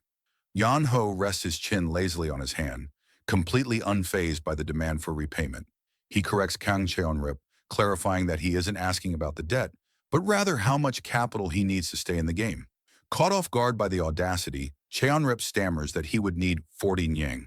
Yon-ho confirms the amount, asking if 40 is truly all it takes to continue. Cheonrip recovers his composure, putting on a gracious front. He remarks that while it is usually the house's decision, he is willing to make an exception. Outwardly, he welcomes the challenge, but internally he ridicules Yon-ho, convinced the young man has lost his mind and eager to rob him of every last coin. Seeking absolute certainty, Yon-ho asks if Cheonrip can promise that the game will go on. The Manor Master spreads his arms theatrically, declaring that a gambling house cannot exist without trust, inciting the surrounding spectators as witnesses to his word. Satisfied with the trap he has set, Yon-ho offers a slight, knowing smile while the disguised Jin Soa looks on in confusion. Without hesitation, Yon-ho turns his gaze toward the entrance and commands someone to come inside. Two burly porters march into the gambling den, carrying heavy stacks of black and gold chess. Walking confidently between them is He Debung, the branch manager of the Silver River Exchange, who cheerfully apologizes for his tardiness. Yon-ho immediately snaps at him, demanding to know why he took so long, and claiming he nearly became a slave due to the delay. Daibong simply laughs off the complaint, waving his hand and assuring Yon-ho that he would never let himself fall so low. Kang Cheonrip stares at the arrival in sheer panic, sweat rolling down his face. He recognizes the newcomer immediately, stammering in confusion as he asks why a high-ranking figure from the Milky Way Manor is here. Ignoring the Manor Master's distress, Daibong offers a polite greeting. He explains that he has arrived with the capital his guest requested, apologizing once more that the process took time because the entire sum had to be prepared in gold. The chests are placed beside the table, radiating an aura of immense wealth. Yunho leans back comfortably against the gold, fixing his gaze on the trembling manor master. He reminds Cheonrip of his promise to keep the game going as long as there was money, confirming that the minimum bet is now double the previous round. But Yon Ho isn't finished. With a cold, challenging stare, he suggests they raise the stakes even higher, leaving Cheonrip completely stunned. Wei Yon Ho raises a single finger, his expression dead serious as he drops the bombshell that silences the room. He announces that the next bet will be a staggering 100 gold yang. Kang Cheonrip stares at him, sweat pouring down his face, struggling to process the sheer absurdity of the amount. He stammers, asking if he heard correctly, while Yon Ho taunts him from the side, asking if he is scared. Internally, the manor master is screaming in panic, thinking that Yon Ho is an absolute lunatic for wagering such a fortune, but he forces himself to turn toward his greatest weapon. Leaning in close to the one-armed man, Cheonrip whispers urgently, asking Dokbi if he is confident he can pull this off against such high stakes. Dokbi, the gambling king, looks insulted by the question. With a sharp glare, he asks if the manor master is actually doubting his skills. Terrified of losing his edge, Cheonrip quickly denies it, forcing a smile and declaring that he trusts him completely. Turning back to the table with renewed, albeit shaky resolve, Cheonrip yells out that the game will continue, sending a wave of excitement through the murmuring crowd. However, Dokbi remains focused on his opponent. Staring intently at Yon Ho, he notes how much larger the game has become and asks if, quote, this escalation was part of his plan all along. Yun Ho dismisses the accusation with a look of genuine confusion, asking, who would ever do something as crazy as losing on purpose? He adds a self-deprecating remark that he isn't filthy rich enough to throw money away like that. Dokbi remains skeptical, his sharp eyes narrowing as he points out the timing. If it wasn't planned, why did Yon Ho call the Milky Way Manor ahead of time? Yon Ho offers a simple, almost playful explanation. He claims his mother always taught him that, no matter what he is doing, he should always have a lot of money on hand. The answer leaves Dokbi silent, his gaze lingering on Yon Ho's unreadable expression. Breaking the tension, Yon Ho confirms it is his turn to start. With a fluid motion, he releases the dice from his hand, and the crowd watches with intense focus as the cubes spin through the air. The dice rattle violently against the board, bouncing and spinning in a chaotic dance. One by one, they slam into place, revealing their numbers to the stunned onlookers. A chorus of shouts rings out as the first 4 dice all land on 6. The tension in the room spikes as the 5th die also settles on a 6, leaving just one final cube spinning on its edge. The crowd holds its breath, watching the last die wobble and finally come to rest. It reveals a 5. The room erupts into a mix of cheers and groans. The spectators shout that it was so close to perfection, lamenting the missed chance for a complete set of 6s, yet they quickly agree that the score is still formidable. Whispers circulate that even against the legendary Dokbi, a score this high might be enough to secure a win. Dokbi, however, remains unimpressed. He gazes down at the near-perfect result with a condescending sneer, remarking that it is just 1 point short of perfection and calling it a shame. Yon Ho brushes off the psychological attack with a casual demeanor. He replies that he doesn't understand what Dokbi is implying, simply stating the fact that 35 is an objectively high number to achieve.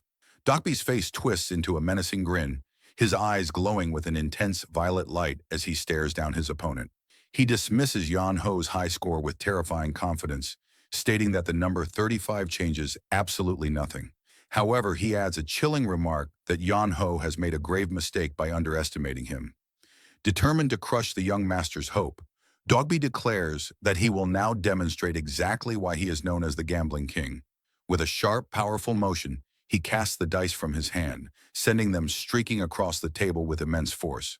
The dice hit the surface with heavy clacks, settling one by one into place. The tension mounts with every reveal. The first die shows a 6, the second a 6. The pattern continues relentlessly until 5 dice sit perfectly on the board, all displaying the highest number. With 5 6s already secured, the outcome of the entire high-stakes match now rests on the final die, which spins violently in the foreground, keeping everyone in breathless suspense. As the final die spins endlessly on the table, the crowd enters a frenzy of anticipation. They shout over the noise of the rattling cube, questioning if Dokbi is about to land all 6s again. The spectators are in awe, reminding each other that this is the Gambling King they are watching, and declaring this match to be the single biggest game the den has ever seen. While the room holds its breath, the disguised Jin Sua is on the verge of a breakdown. He grabs at his own clothes in panic, frantically asking what they are supposed to do now. Yan Ho, however, remains infuriatingly detached. He leans his head on his hand, looking at his terrified servant with a bored expression and simply muttering a confused, "What?" Soa snaps, demanding to know why Yan Ho is so calm when they are facing total ruin. With sweat pouring down his face and his eyes wide with fear, he wails that they will be absolutely broke if they lose here, begging for confirmation that Yan Ho actually has a plan. Yan Ho knits his brows, looking deep in thought as if calculating the odds. But instead of reassurance, he looks at Soa and seriously asks if his sister is good at dancing. Internally, Yan Ho grimly muses that if they lose and she gets sold off to cover the debt, she's likely heading to a brothel. Soa's face contorts in sheer disbelief and rage as he screams, asking what the hell Yan Ho is saying at a time like this. The ridiculous conversation is cut short as the spinning die finally loses its momentum. It wobbles across the surface, the blurring motion slowing down until, with a sharp and final clack, it comes to a complete stop. The entire room leans in as one, faces slick with sweat and eyes wide with disbelief, staring down into the abyss of the gambling table. Time seems to freeze as the final die sits heavy and motionless on the wood. It is not the 6 that Dockby needed. The 4 black pips gleam in the dim light, sealing the fate of the game. A shaken voice stammers out the result. It is a 4. The math is instant and devastating. With the previous 5 sixes, Dockby's total rests at 34. The realization explodes through the crowd as they scream that the kid has won by a margin of just a single point. The tension breaks into absolute chaos as the spectators roar in excitement, chanting the massive sum of 100 gold yang. Unable to comprehend that they have just witnessed the fall of the gambling king, the gambling den erupts into pandemonium as the spectators roar, declaring that this victory will go down in history. While the crowd marvels that he is the first to win such a fortune from the Golden Flower Manor, Yan Ho stares at his hand, momentarily dazed by the outcome. His moment of peace is ruined when the disguised Jin Sua launches himself at him, hugging him tightly and screaming in ecstasy that they won 100 gold yang. Yan Ho grimaces, pushing his servant away and coldly reminding him that he was calling him a son of moments ago.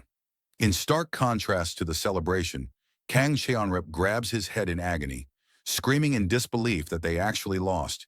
He turns on Dockby, shouting that the one-armed man had promised to win. But Dockby simply closes his eyes and offers a philosophical defeat. He admits that while he is the gambling king, the kid must be a gambling god. Kang Cheonrip stares at him with bulging veins, asking if he is shitting him, before spiraling into a panic about the Golden Flower Manor's money and how completely screwed he is. Taking charge of the chaotic scene, he Debung steps forward with a bright smile, clapping his hands to demand attention. He loudly announces to the room that this victory officially, quote, settles all financial relationships between the Golden Flower Manor and young Master Yan Ho. He Debung spreads his arms wide, calling upon the entire room to act as witnesses to the passionate game that just took place. The crowd responds with a roar of approval, raising their fists and solidifying the legitimacy of the result. Amidst the cheering, Dockby stands tall, accepting his loss with surprising grace. He approaches the winner, telling Yan Ho that it was truly a good game. Yan Ho returns the sentiment with a silent, respectful bow, acknowledging the elder martial artist's skill before turning his attention to practical matters. Debung steps in to handle the logistics, informing Yan Ho that he will secure the massive winnings at the manor for safekeeping. Yan Ho agrees simply, ready to be done with the tension. As the adrenaline fades, the physical toll hits the disguised Jinsoa hard. He pants heavily, hands on his knees, confessing that he isn't cut out for gambling and that merely watching has drained all his energy. When he asks if his master's all right, Yan Ho admits he is, quote, just a bit tired. Deciding it is time to leave, Yan Ho trusts Manor Master Ha with the funds and starts walking away. He tells Soa that they are going home, expressing a simple desire to eat good food and sleep. Soa perks up immediately, eager to lead the way to a place he knows. However, in his haste, Soa turns blindly and slams directly into a towering dark figure, cutting his sentence short as he stammers a startled apology. The accidental collision brings the group to a sudden halt. Jin Soa freezes as he looks up, realizing he hasn't just bumped into a random passerby, but a formidable wall of muscle. Standing before them is a menacing group of martial artists, led by a man with stark white hair and a dark robe embroidered with a spiderweb pattern. It is Guak Dosen, the leader of the Black Spider Den, looking down at the servant with an imposing glare. Yon Ho watches silently from a few steps back, his eyes narrowing as he assesses the threat level of these newcomers. Beside him, He Debung leans in close, dropping his voice to a whisper. He points out the specific symbols on their clothing, informing Yon Ho that based on their attire, these men appear to be from the Dark Earth Branch sect. Yon Ho repeats the name quietly, but before he can react further, the atmosphere turns suffocating. Guak Dosen steps forward, his face cast in heavy shadow and his expression grim. Ignoring the trembling servant, he scans the area and demands to know, in a voice rumbling with suppressed violence, exactly who Yon Ho is. Meanwhile, in a quiet courtyard far removed from the gambling den, Yunji stands at the entrance of a building, looking at a late-night visitor with surprise. She repeats the name, Yon Ho, to clarify, looking up at the tall man standing before her and asking if he is truly his older brother. San Ho stands stoically in the moonlight, wearing his dragon-patterned robe, with his hair tied back in a sharp ponytail. Behind him stands a disheveled and exhausted-looking Zhang Yil, the beggar sect branch leader. San Ho confirms his identity calmly and asks the pressing question, where is his brother right now? Yunji shakes her head, explaining that he isn't there. She informs him that Yon Ho has already left for Hubei, traveling with the Swift Dragon escort agency. Accepting the news without a flicker of emotion, San Ho offers a brief, polite thanks. He turns immediately, walking back into the night with Zhang Yil trailing behind him, continuing the pursuit of his wayward brother. Without missing a beat, San Ho turns to his exhausted companion and commands him to move out. Zhang Yil, barely catching his breath, asks where they are heading next. The answer is short and devastating. Hubei. The sheer distance of the destination breaks the beggar sect branch leader completely. He screams in protest, asking who agreed to him coming along. Overwhelmed by fatigue, Zhang Yil collapses onto the dirt, throwing a tantrum like a child. He wails that he ran all the way here without a drop of water or a bite of food, and the idea of immediately traveling to Hubei is a, quote, death sentence. Flailing on the ground while San Ho tries to walk away, he begs the swordsman to just kill him right there instead. Watching the pathetic display, Yunji lets out a long, weary sigh. She calls out to San Ho, politely asking him to please rest before he continues his journey. San Ho stops but immediately declines the offer, stating he, quote, cannot delay. This refusal sends Zhang Yil into another spiral of despair, and he shrieks from the background, demanding to know why San Ho would refuse such mercy. Yunji persists, her voice calm but firm. She explains that the world would speak poorly of them if they turned away guests so late at night, and she insists on preparing a bath and food for them. On the ground, Zhang Yil is still thrashing about, screaming that he will die either way if forced to move another step. Seeing the wretched state of his companion, San Ho finally relents. Muttering that he guesses he has no choice, he turns back to Yunji and accepts her hospitality with a polite thanks. Thick steam curls through the air of the bathhouse, wrapping the room in a haze of warmth and silence. Zhang Yil sinks into the hot water, letting out a long breath of pure relief.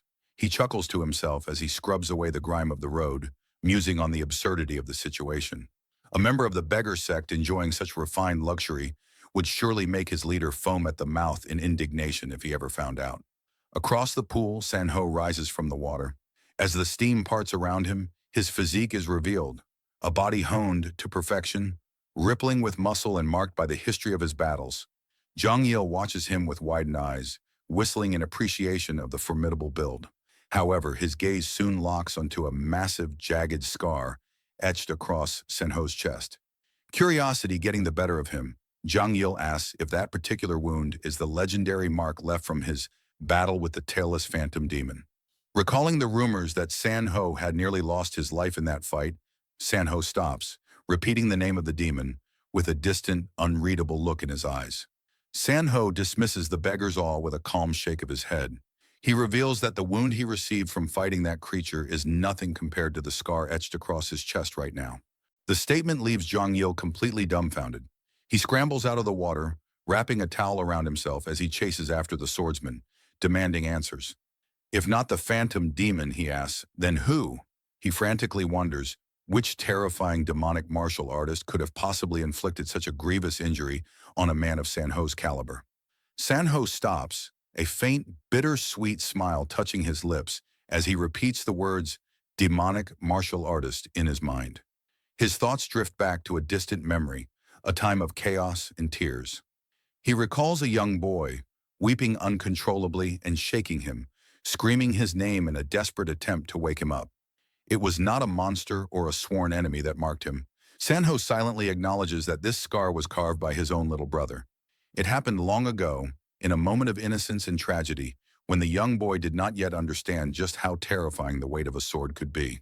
As the memory fades, the narrative shifts back to the present, resting on the stoic face of Yonho, who stands unaware of his brother's reflection, flanked by Haedabung and his disguised servant. With a tense grip of his fist, the imposing leader of the Black Spider, Denguak Dosen, scans the area, his voice low and menacing as he asks, "Who is Yon Ho?" From the small crowd, a calm voice replies. Yon Ho casually points a finger towards himself, an unbothered expression on his face as he confirms, "That would be me?" Guak Dosen falls silent, his gaze fixed on the young man before him. One of his subordinates leans in and confirms that this is indeed the person they are looking for. Seeing him in person, another member of the Black Spider Den expresses his disbelief at how young Yon Ho is. Guak Dosen shouts back in frustration, stating he had already told them he was young. He fumes that the report had exaggerated things, making him sound like some grand master, when in reality he was just a little brat. Despite his disappointment, Guak Dosen's expression hardens.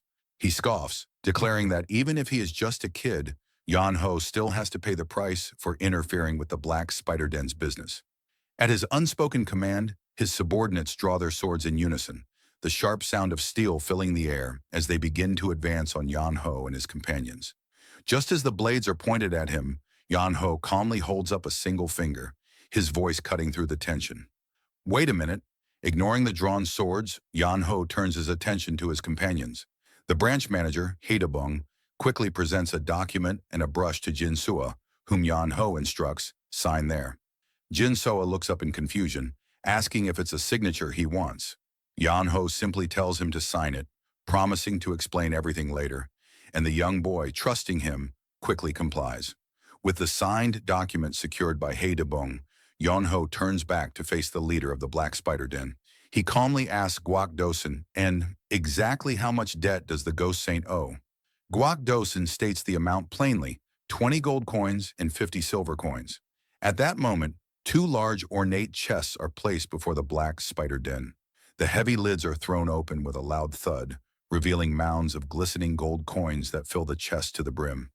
The brilliant gleam of the treasure leaves Guak Dosen completely stunned, and he stammers, "What is this?"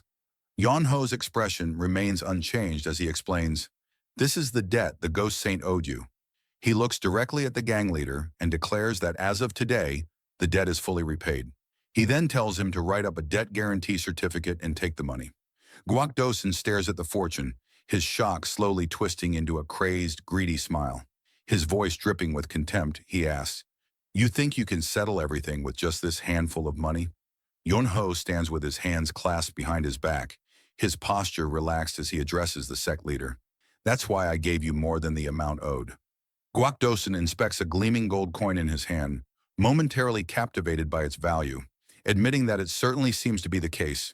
However, one of his subordinates quickly leans in, whispering urgently to remind him of their true objective. He points out that their goal is the Ghost Saint, not the money, and questions what they will do if he regains his freedom and rebuilds his influence. Snapping out of his greed-induced trance, Guak Dosen's demeanor shifts instantly to outrage. He yells at Yon Ho, declaring that the debt was only a secondary issue. More importantly, he states, they can't simply let Yon Ho and his companions leave after they interfered with the Black Spider Den's affairs. With swords once again pointed at him, Yon Ho calmly looks at the sect leader. "So you're saying you want to fight me?" he asks. A sinister grin spreads across Guak Dosen's face. "A fight?" he scoffs. "This is called retribution." With a furious roar, he points directly at Yon Ho and gives his men a single brutal command. "Bring me that bastard's head." Responding to the order with a unified shout, The members of the Black Spider Den leap into action. Their bodies and swords become wreathed in a menacing purple aura as they simultaneously lunge towards Yan Ho from all directions. The air fills with a violent flash of light as their glowing blades converge, striking the exact spot where the young master stands. A faint blue aura begins to shimmer around Yan Ho as he smirks. Retribution, you say? He repeats, his voice laced with confidence. As the swords are just inches from his body, his expression hardens. You're going to regret that. Before the purple glowing blades can find their mark, a tremendous force erupts from where Yan Ho stands. Moving with blinding speed, he appears directly in front of one of the assailants. His fist, enveloped in a crackling blue energy, connects with the man's jaw, sending him reeling back. In a seamless blur of motion, Yan Ho continues his counterattack, striking down the Black Spider Den members one by one with a flurry of powerful punches and kicks. Each blow radiating with the same intense azure light, the sect members are sent flying helplessly in every direction, their coordinated assault completely shattered in an instant. Yan Ho comes to a stop in the center of the room, now surrounded by a swirling vortex of brilliant blue energy. Watching the entire scene unfold, Guok Dosin is paralyzed with shock, sweat beading on his forehead as he stammers out, "What is that?" As his men lie defeated around Yan Ho, Guok Dosin's subordinate panics, yelling at his leader that he had warned him Yan Ho was no ordinary person. Guok Dosin clenches his fist in frustration, muttering that the situation has become a pain. Without turning around, Yan Ho addresses them, his voice echoing in the now quiet space. "Tell the rest of them hiding in the back to come on out." Guok Dosin freezes, a bead of sweat tracing a path down his temple, as he silently wonders how Yan Ho could have possibly known about his hidden reinforcements. Realizing he has no other choice, he grits his teeth and calls out, announcing that they will need some help from their honored guests. From the shadows, 5 figures emerge, clad in black cloaks with wide-brimmed hats obscuring their faces, and they silently take their positions in front of Yan Ho. Yan Ho stands alone amidst the fallen, his blue aura having faded as he calmly studies the new arrivals. His gaze lands on one of them, and a flicker of recognition crosses his face. "What? You look familiar," he begins to say. "Have we met somewhere before?" Before he can finish his sentence, the figure he was addressing explodes into motion. A blade glowing with a brilliant light cuts through the air with terrifying speed, aimed directly at Yan Ho's throat. With only a fraction of a second to react, Yan Ho throws his entire body backward, narrowly avoiding the lethal strike as the glowing sword slices past his face with immense force. Landing deftly on his feet, Yan Ho catches his breath, a look of genuine surprise on his face. "Whoa, that was a surprise," he remarks, his mind racing. He had anticipated a simple scuffle, especially since the man had approached without revealing any presence. But the assassin had unleashed his sword with lethal intent in the blink of an eye. He watches the silent group of 5, their swords now glowing faintly, and wonders if this is what they call the shadow sword. The thought triggers a memory from his past. An elderly, wise-looking master is explaining a harsh truth of the world to a much younger Yan Ho. He speaks of a specialized swordsmanship that exists only for the purpose of killing. It is a technique typically used by assassins and hired killers, with the sole objective of eliminating an opponent without leaving a single trace. In the memory, the master asks the young Yan Ho what he should do when faced with such an opponent. The boy, looking nervous and uncertain, can only admit that he isn't sure. The master's expression becomes severe, his form radiating a powerful blue energy as he delivers a crucial lesson. He warns that those who wield such a sword are murderers who have taken countless lives. Because of this, they must never be underestimated, and no mercy should ever be shown. With a firm gaze, he tells the boy to keep his words in mind. The memory concludes with his final chilling instruction, echoing over a dark, blood-spattered void.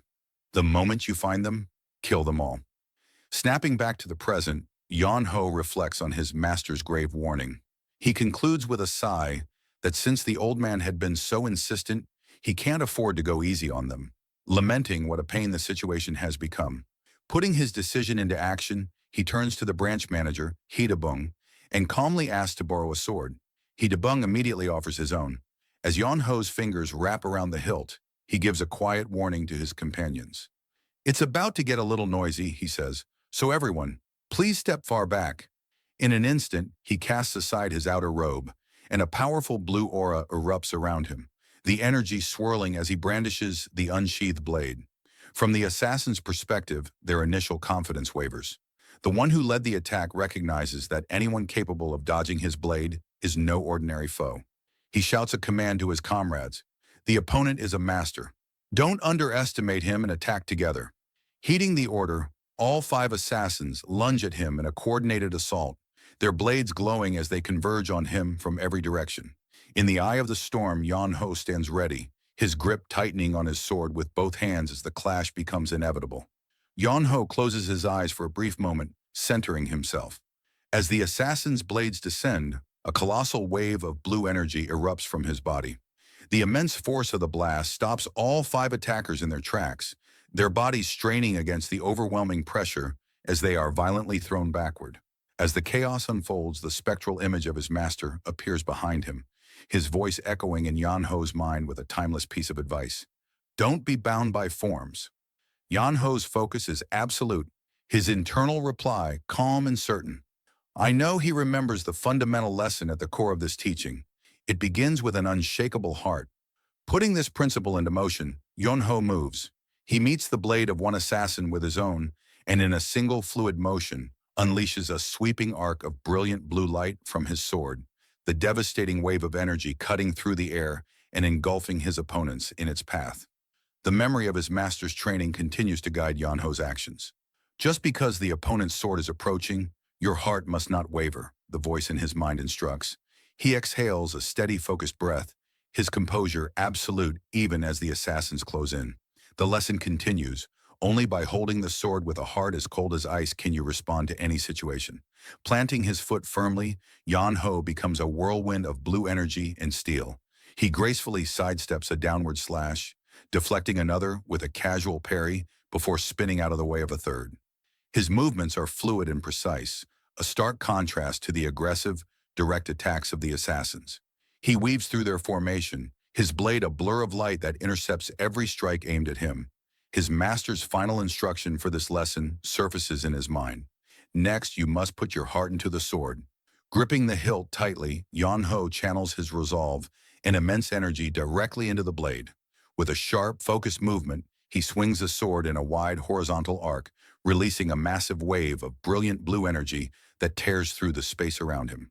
As Yan Ho's blade cuts through the air, his master's voice continues to impart its wisdom. It may be nothing more than the same piece of steel, but if you do not imbue that piece of steel with your very being, the path of the true sword cannot begin. Yan Ho embodies this philosophy, his every movement a perfect fusion of intention and action. He deflects and parries with effortless grace, his sword an extension of his own will, shining with an inner light amidst the chaos of the fight.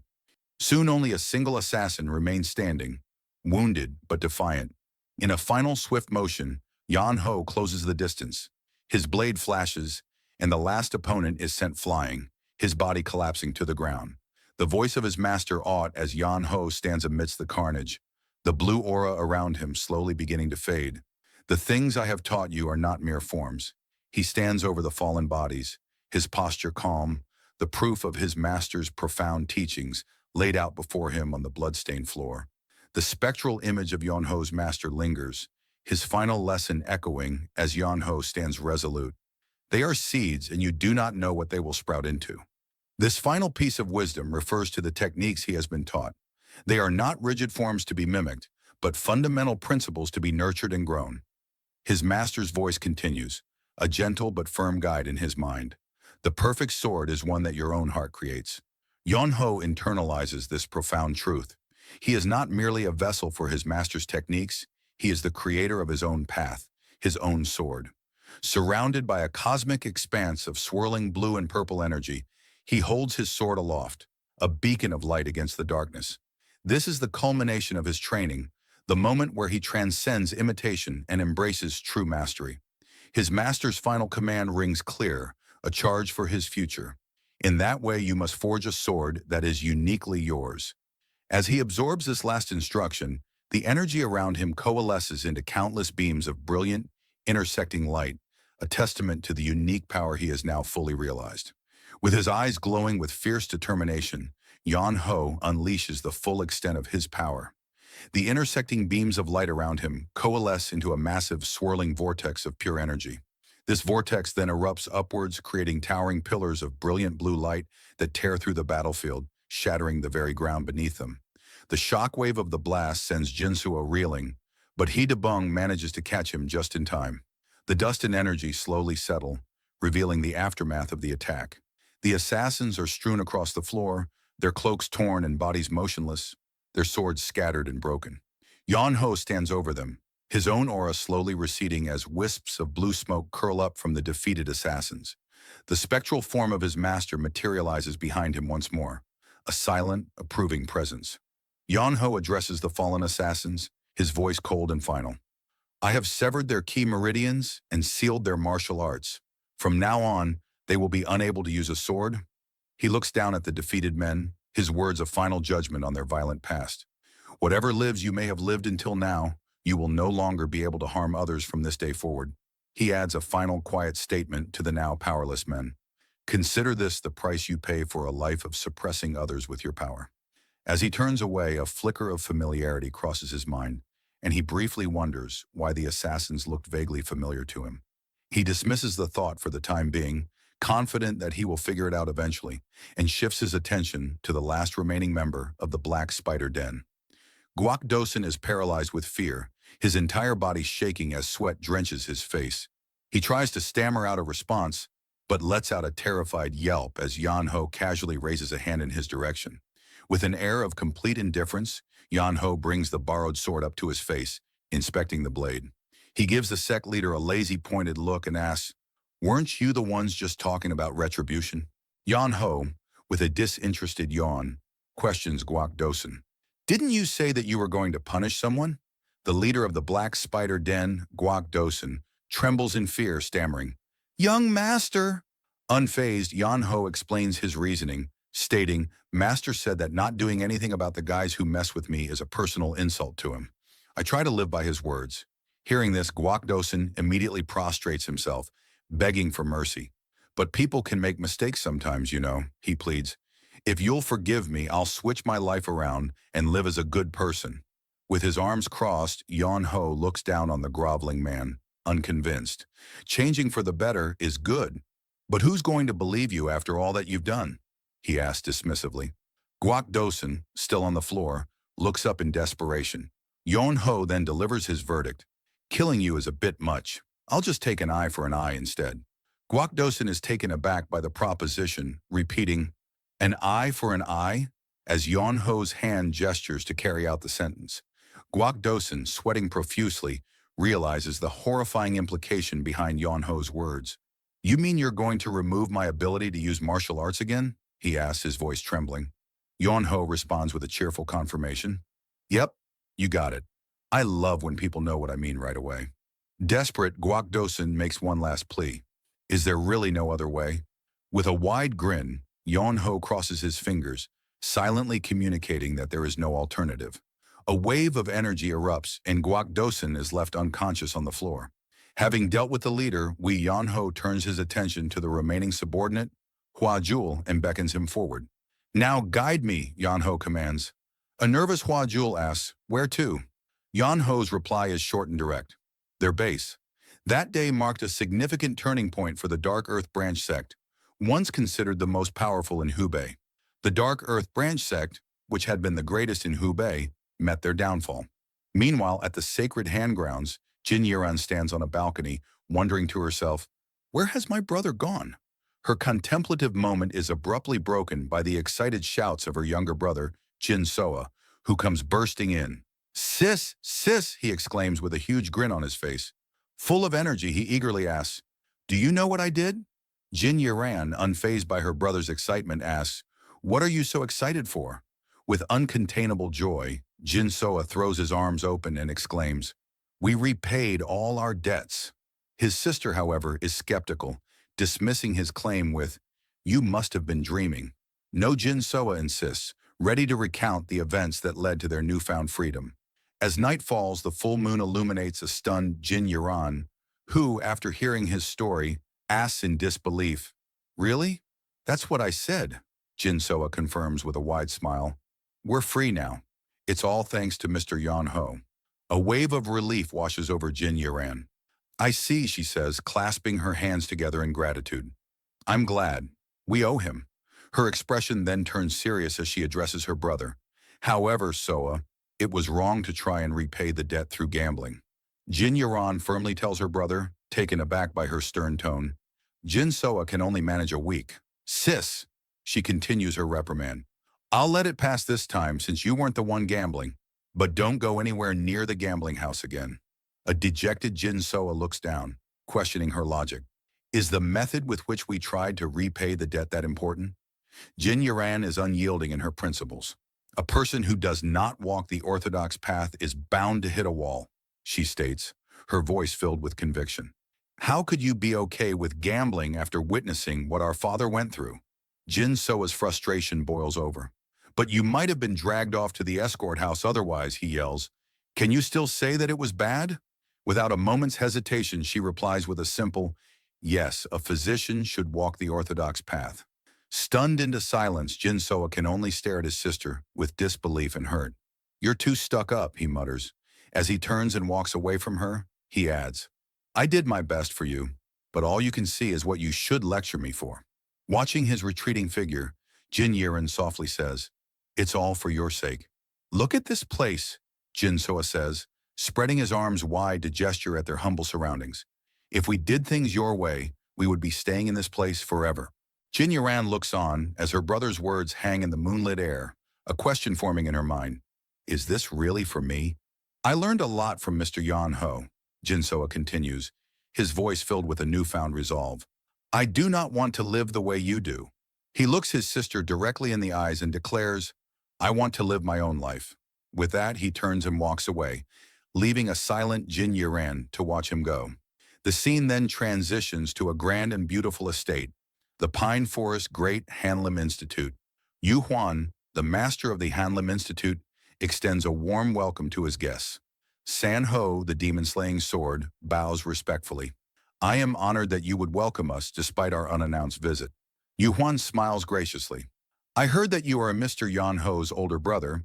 You are an important guest then, so of course we should welcome you. As they walk through the Institute's halls, San Ho continues, I apologize for anything he might have done that was rude. Yu Huan waves off the apology. Not at all. So you said you're looking for him? He then pauses, turning to San Ho with a serious expression. In that case, can I say something? After San Ho's affirmative yes, Yu Huan poses a thoughtful question. Do you know of great potential? He doesn't wait for an answer, instead offering his own wisdom. It's not something that can be restricted. Considering your personality, I'm sure you will try to shape your brother to your expectations. Yu Huan's gaze becomes more intense as he delivers his final, crucial piece of advice. However, that will only ruin him.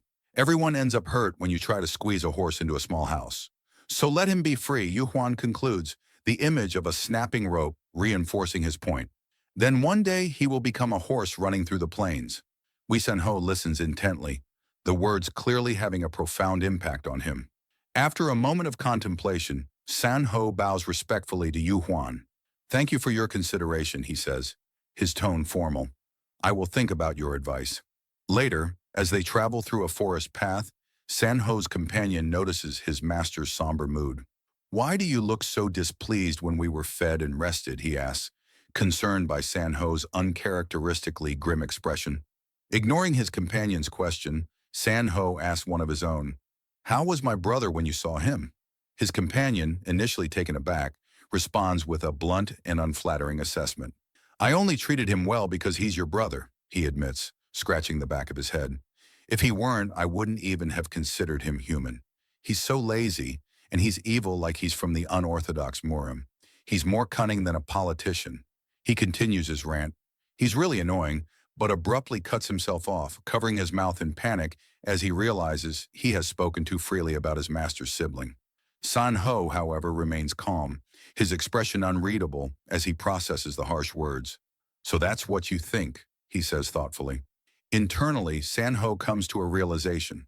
Most normal people cannot see through Yan Ho's talent. Otherwise, he's changed a lot from how he was in the past. Yan Ho awakens with a deep yawn, stretching as he sits up. How long did I sleep for? he wonders aloud, landing lightly on the ground. He grimaces, feeling the lingering effects of his training. That damn sleep training, he mutters. I got beaten up in my dream. So why does it feel like I got beaten up in real life? His thoughts are interrupted by an emotional outburst from Yin Soa, who, with a battered and tear-streaked face, exclaims, "What you have done for us is greater than anything." Shit. Before Yan Ho can react, Jin Yaran suddenly drops to her knees in front of him. I cannot possibly repay you for it all, she says, her head bowed in deep gratitude. Startled by her sudden act of submission, Yan Ho rushes to her side. Why are you doing this? Get up, he urges, trying to help her to her feet. Ignoring his plea, Jin Yiran looks up at him with a serious, determined expression and asks, Could I ask you for a favor? Slightly flustered by the unexpected situation, Wei Yan Ho asks, What is it? Internally, he can't help but wonder, am I being cursed by my ancestors or something? Still kneeling, Jin Yaran looks up at him and makes her request, Please change. So Ah's mind, she explains the heavy burden of their family's legacy, stating, He has to inherit the Sacred Hand manor. He must revive the household and regain our honor. She expresses her concern, adding, However, he is shaken right now. Please change his mind. Yon Ho, failing to see the conflict, questions her reasoning. I don't get it, he says. Aren't becoming a great physician and reviving the Sacred Hand manor two different things? When she presses him on, which is more important, he replies, Am I supposed to pick one? Well, they're two different things after all. After a moment of silence, Jin Yiren states her priority with unwavering conviction, the revival of the Sacred Hand manor. Jin Yiren clarifies her unwavering position, explaining, Even if he becomes a great physician, Father's will cannot be kept if he does not resurrect the Sacred Hand manor. She firmly believes that their family's legacy is paramount. However, if the Sacred Hand manor is revived, she continues, her logic clear, we will have a chance of getting a great physician in the future. Weon Ho listens and nods, a slight smile forming on his face as he finally grasps her perspective. I see what you mean, he says, summarizing her point. So the priority is the revival of the Sacred Hand manor. As Jin Yaran looks up with a glimmer of hope, he continues. For that to happen, a confident smirk spreads across his face as he unveils his plan. There is actually a really simple solution. The scene then shifts to a building bathed in the soft pink glow of lanterns. Inside a lavishly decorated room, Gui Neng, the leader of the Hao sect's Kaifeng branch, seethes with anger.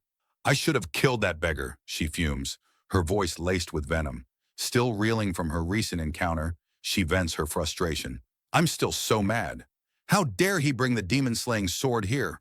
When I see him next, I'm gonna...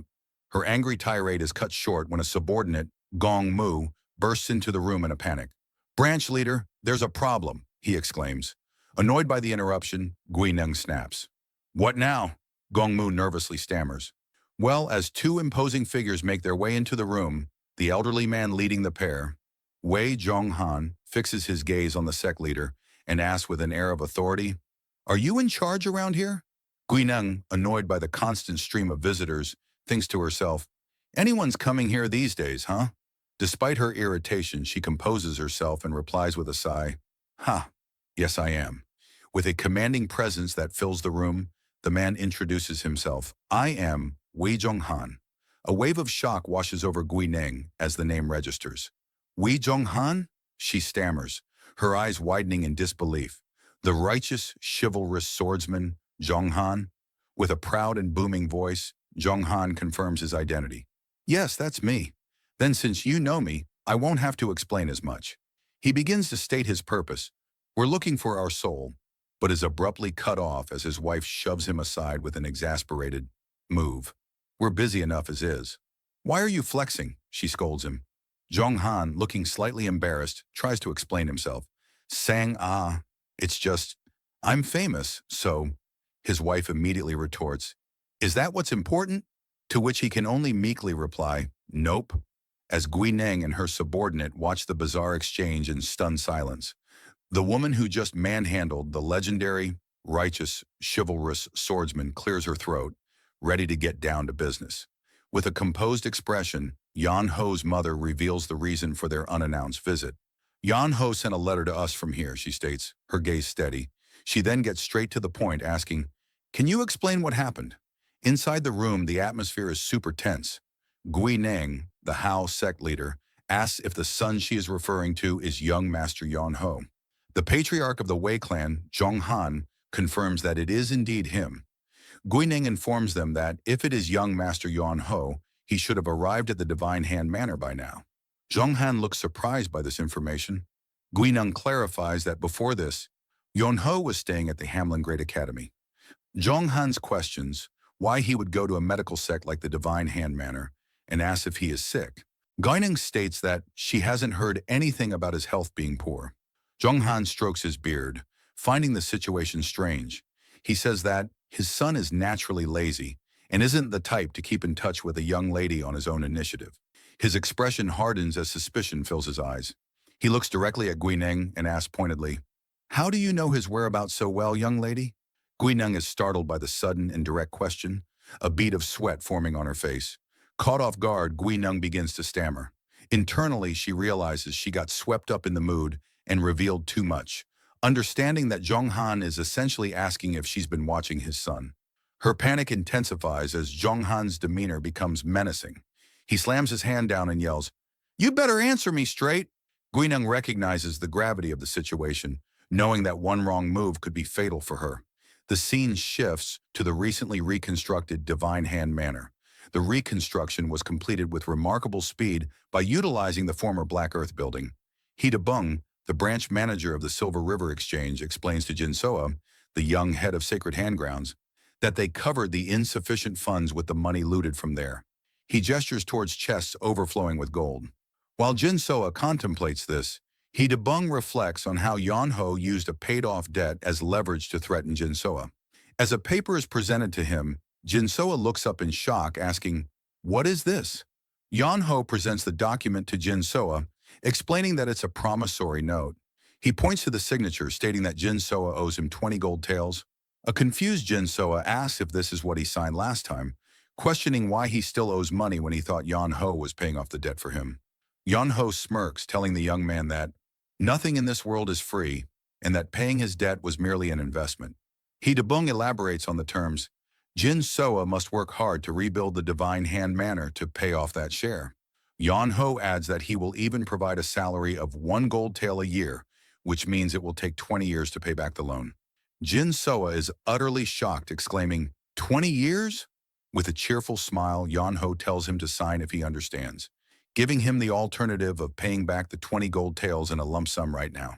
The grim reality dawns on Jin Soa as he realizes this is the kind of slave contract he's only heard about in stories. With a sniffle and a look of utter defeat, he signs the contract, thinking to himself that he was completely tricked. As the dejected Jin Soa walks away, Yon Ho watches him go and remarks to Hida Bung that with this, he has successfully secured the eldest son of the Divine Hand Manor. After Jin Soa leaves, Hida Bung quietly asks Yon Ho, "By the way, why did you do that?" Yon Ho feigns ignorance, casually replying, "Do what?" Hida Bung clarifies his point, stating that a contract as one-sided and foolish as the one Jin Soa signed will likely never exist again. He questions Yon Ho's motives. Why are you showing such favor to young hero Jin? He elaborates, questioning if the conditions of the contract are not in fact too good for Jin Soa. Hida Bung reasons that even if Jin works by himself, it would be impossible for him to revive the Divine Hand Manor in just 20 years. He also points out that, while the name of the Divine Hand Manor is prestigious, it is not particularly necessary for someone of Yon Ho's standing. Yon Ho takes a calm sip of his tea, looks at Hida Bung, and simply agrees. That is true. Hida Bung presses his point, asking Yon Ho, then why pay a huge salary and help revive Divine Hand Manor? He adds that from his perspective, it doesn't seem like there's anything in the arrangement for the young master. Yon Ho replies with a single meaningful phrase, "It's a connection." Hida Bung is perplexed, repeating, "A connection?" Yon Ho looks at his reflection in his tea and explains that, although Jin Soa is still young, he possesses the potential to handle great things in the future. He continues, laying out his vision. If Jin Soa successfully revives the Divine Hand Manor and becomes a great physician, he will have the power to save countless lives. So Yon Ho concludes, I intend to put my faith in him and watch. I'm giving him a chance. Hida Bung seems to accept this. though he finds it difficult to grasp, stating, "It is hard to understand. But if that is your will, young master," unbeknownst to them, Jin Soa has been listening from just outside the room. He is visibly moved, his cheeks flushing slightly as he thinks to himself, "To think young Master Yan Ho thought of me in that way." He sits down, crossing his arms as he processes Yan Ho's unexpected faith in him. Clenching his fist, Jin Soa chides himself, realizing he had just been complaining. A new resolve fills him as he decides that the only thing he can do is work hard and repay Yan Ho's kindness. With renewed purpose, he tells himself to get a grip and runs off down the corridor. Back in the room, once Jin Soa is out of sight, Yon Ho turns to Hee-Dabung and asks, "Is he gone?" Hee-Dabung glances out the door and confirms that he has left. The moment the confirmation is given, Yon Ho's composed expression breaks into a wicked, scrunched-up laugh. He gleefully remarks that fooling a kid is a piece of cake. Hee-Dabung erupts in laughter alongside him, adding that what they told Jin Soa wasn't exactly a lie either, and the two share a hearty laugh over their successful scheme. Yon Ho and Hee-Dabung continue to laugh heartily over their successful manipulation. The scene transitions to the Divine Hand Manor, where Hee-Dabung, having taken the position of general manager, rapidly proceeded with the opening preparations. On the day of the grand opening, the manor is bustling with an enormous crowd. The sheer number of guests quickly overwhelms the staff. An attendant reports that they are running low on food and is ordered to cook more, bring in everyone they can to help, and to tell them the pay is generous. Amidst the chaos, another employee, looking flustered alongside Jin Soa, shouts that they are running out of seats. The command is given to open the unused patient rooms and lay out mats in the main hall to take everyone in. As the logistical problems continue, someone else expresses concern that they will soon run out of ingredients. The immediate frantic order is to go buy more of whatever they need. Jin Soa takes a deep breath and steels his resolve, telling himself to snap out of it. He clenches his fists, accepting his role as the Lord of the Divine Hand Manor. In the crowd, murmurs spread as people see him. One person asks if he is truly the legitimate heir, while another marvels at how much the child has grown. Someone else comments that if Jin Soa possesses even half of his father's skill, he is worthy of the manor's name. This leads to a discussion about the fake Divine Hand Manor, with the consensus being that it will inevitably go under now that the true heir has appeared. Suddenly, a commotion arises at the entrance. An attendant shouts, "He is arriving." All eyes turn to see a new figure, making his way up the stairs. Jin Soa and Hee-Dabung look on with confusion. A tall man with a long beard, dressed in ornate robes, walks with a confident stride.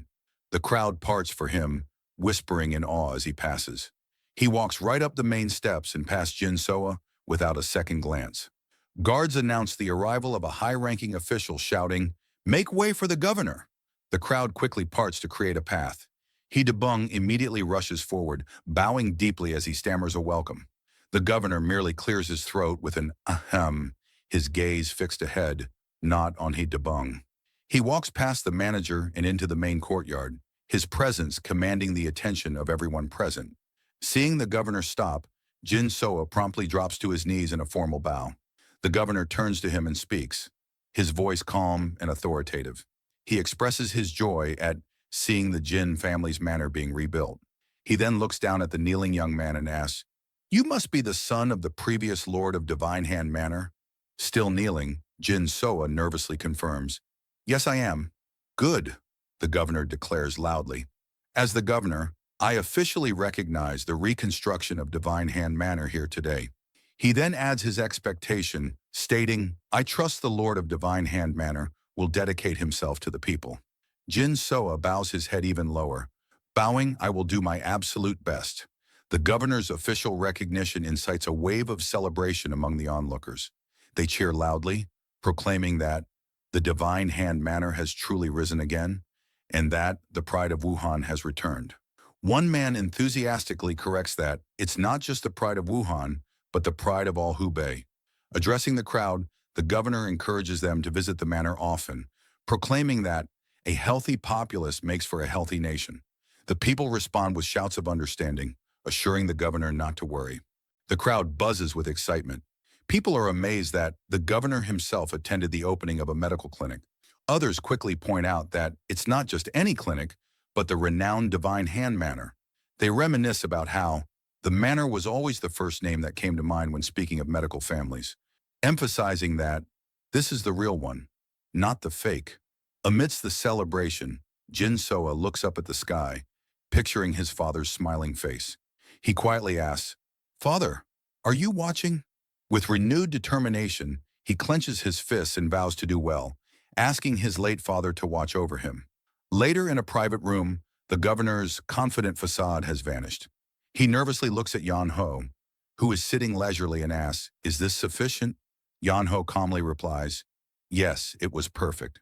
Relieved but anxious, the governor says, "Then please keep your promise." Yan Ho agrees without hesitation. "Of course."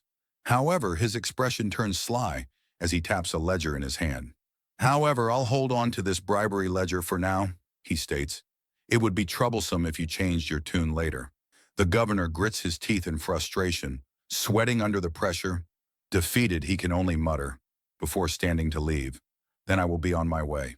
As the governor's carriage departs, Yan Ho waves cheerfully, calling out, "Safe travels till day."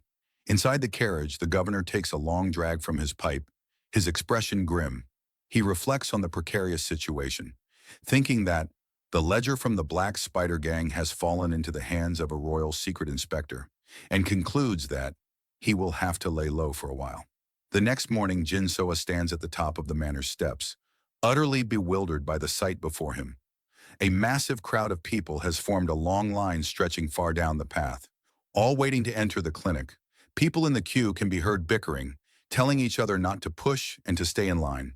Standing beside Jin Soa, He Debung is equally overwhelmed, asking in disbelief where the line even ends. Suddenly, He Debung's demeanor shifts. As Jin Soa looks on, confused, He Debung excitedly exclaims, quote, "The smell, I smell it." His eyes gleam like gold coins as he declares, "It smells like money. Let's suck them dry, my lord." Jin Soa recoils in disgust, chiding the older man. "Suck what dry? Watch your mouth, old man." In stark contrast, the establishment labeled Divine Hand Manor, fake, is completely deserted. Inside, the man in charge slams his fist on the table, demanding to know why there are no patients. A subordinate hesitantly explains that the new, real Divine Hand Manor has opened, and everyone has flocked over there. The leader is stunned, repeating Divine Hand Manor. With a grimace, the subordinate confirms the news, leading the leader to erupt in anger. He slams the table again, shouting, "How can they call it Divine Hand Manor without the Lord of Divine Hand Manor?" His subordinate quickly clarifies that it's the late Lord's young son who opened the new clinic.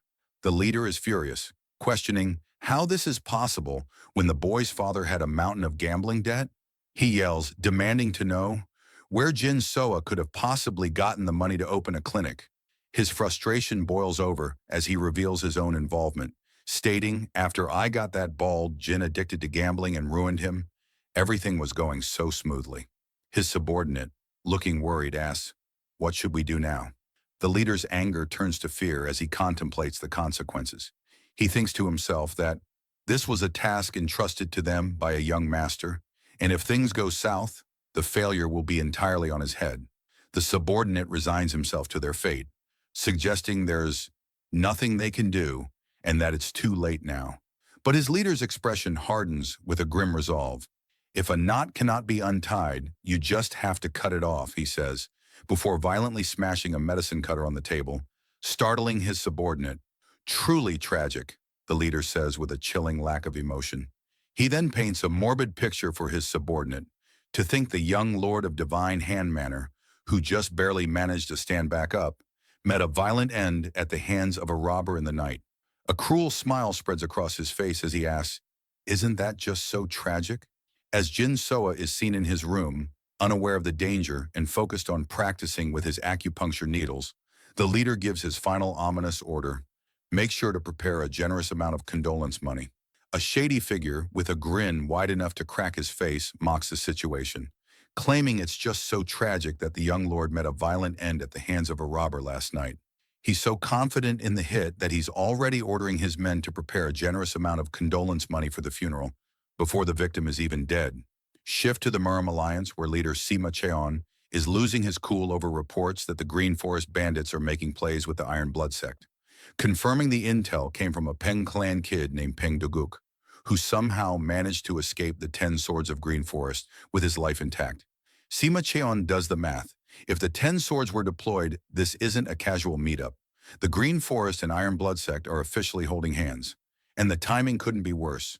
The Murim world is a pressure cooker that hasn't blown off steam in 20 years. Every faction has been hoarding power like squirrels with nuts, and now the dam is breaking. Demonic, Orthodox, Justice Alliance in the East, Medical Union in the West, the lines are drawn. And thanks to all that pent-up aggression, even a minor disagreement is spiraling into a full-blown bloodbath. It's become a world where entire sects get deleted over petty arguments and blood spills faster than tea. Sima Cheon pivots to the Heavenly Medical Union, hoping for good news. They haven't moved yet, but there's a massive catch. The Iron Blood sect and the Medical Union have been holding hands since ancient times. If this Green Forest Alliance happens under the Medical Union's umbrella, this isn't just a skirmish anymore. The problem just got upgraded from a headache to a catastrophe.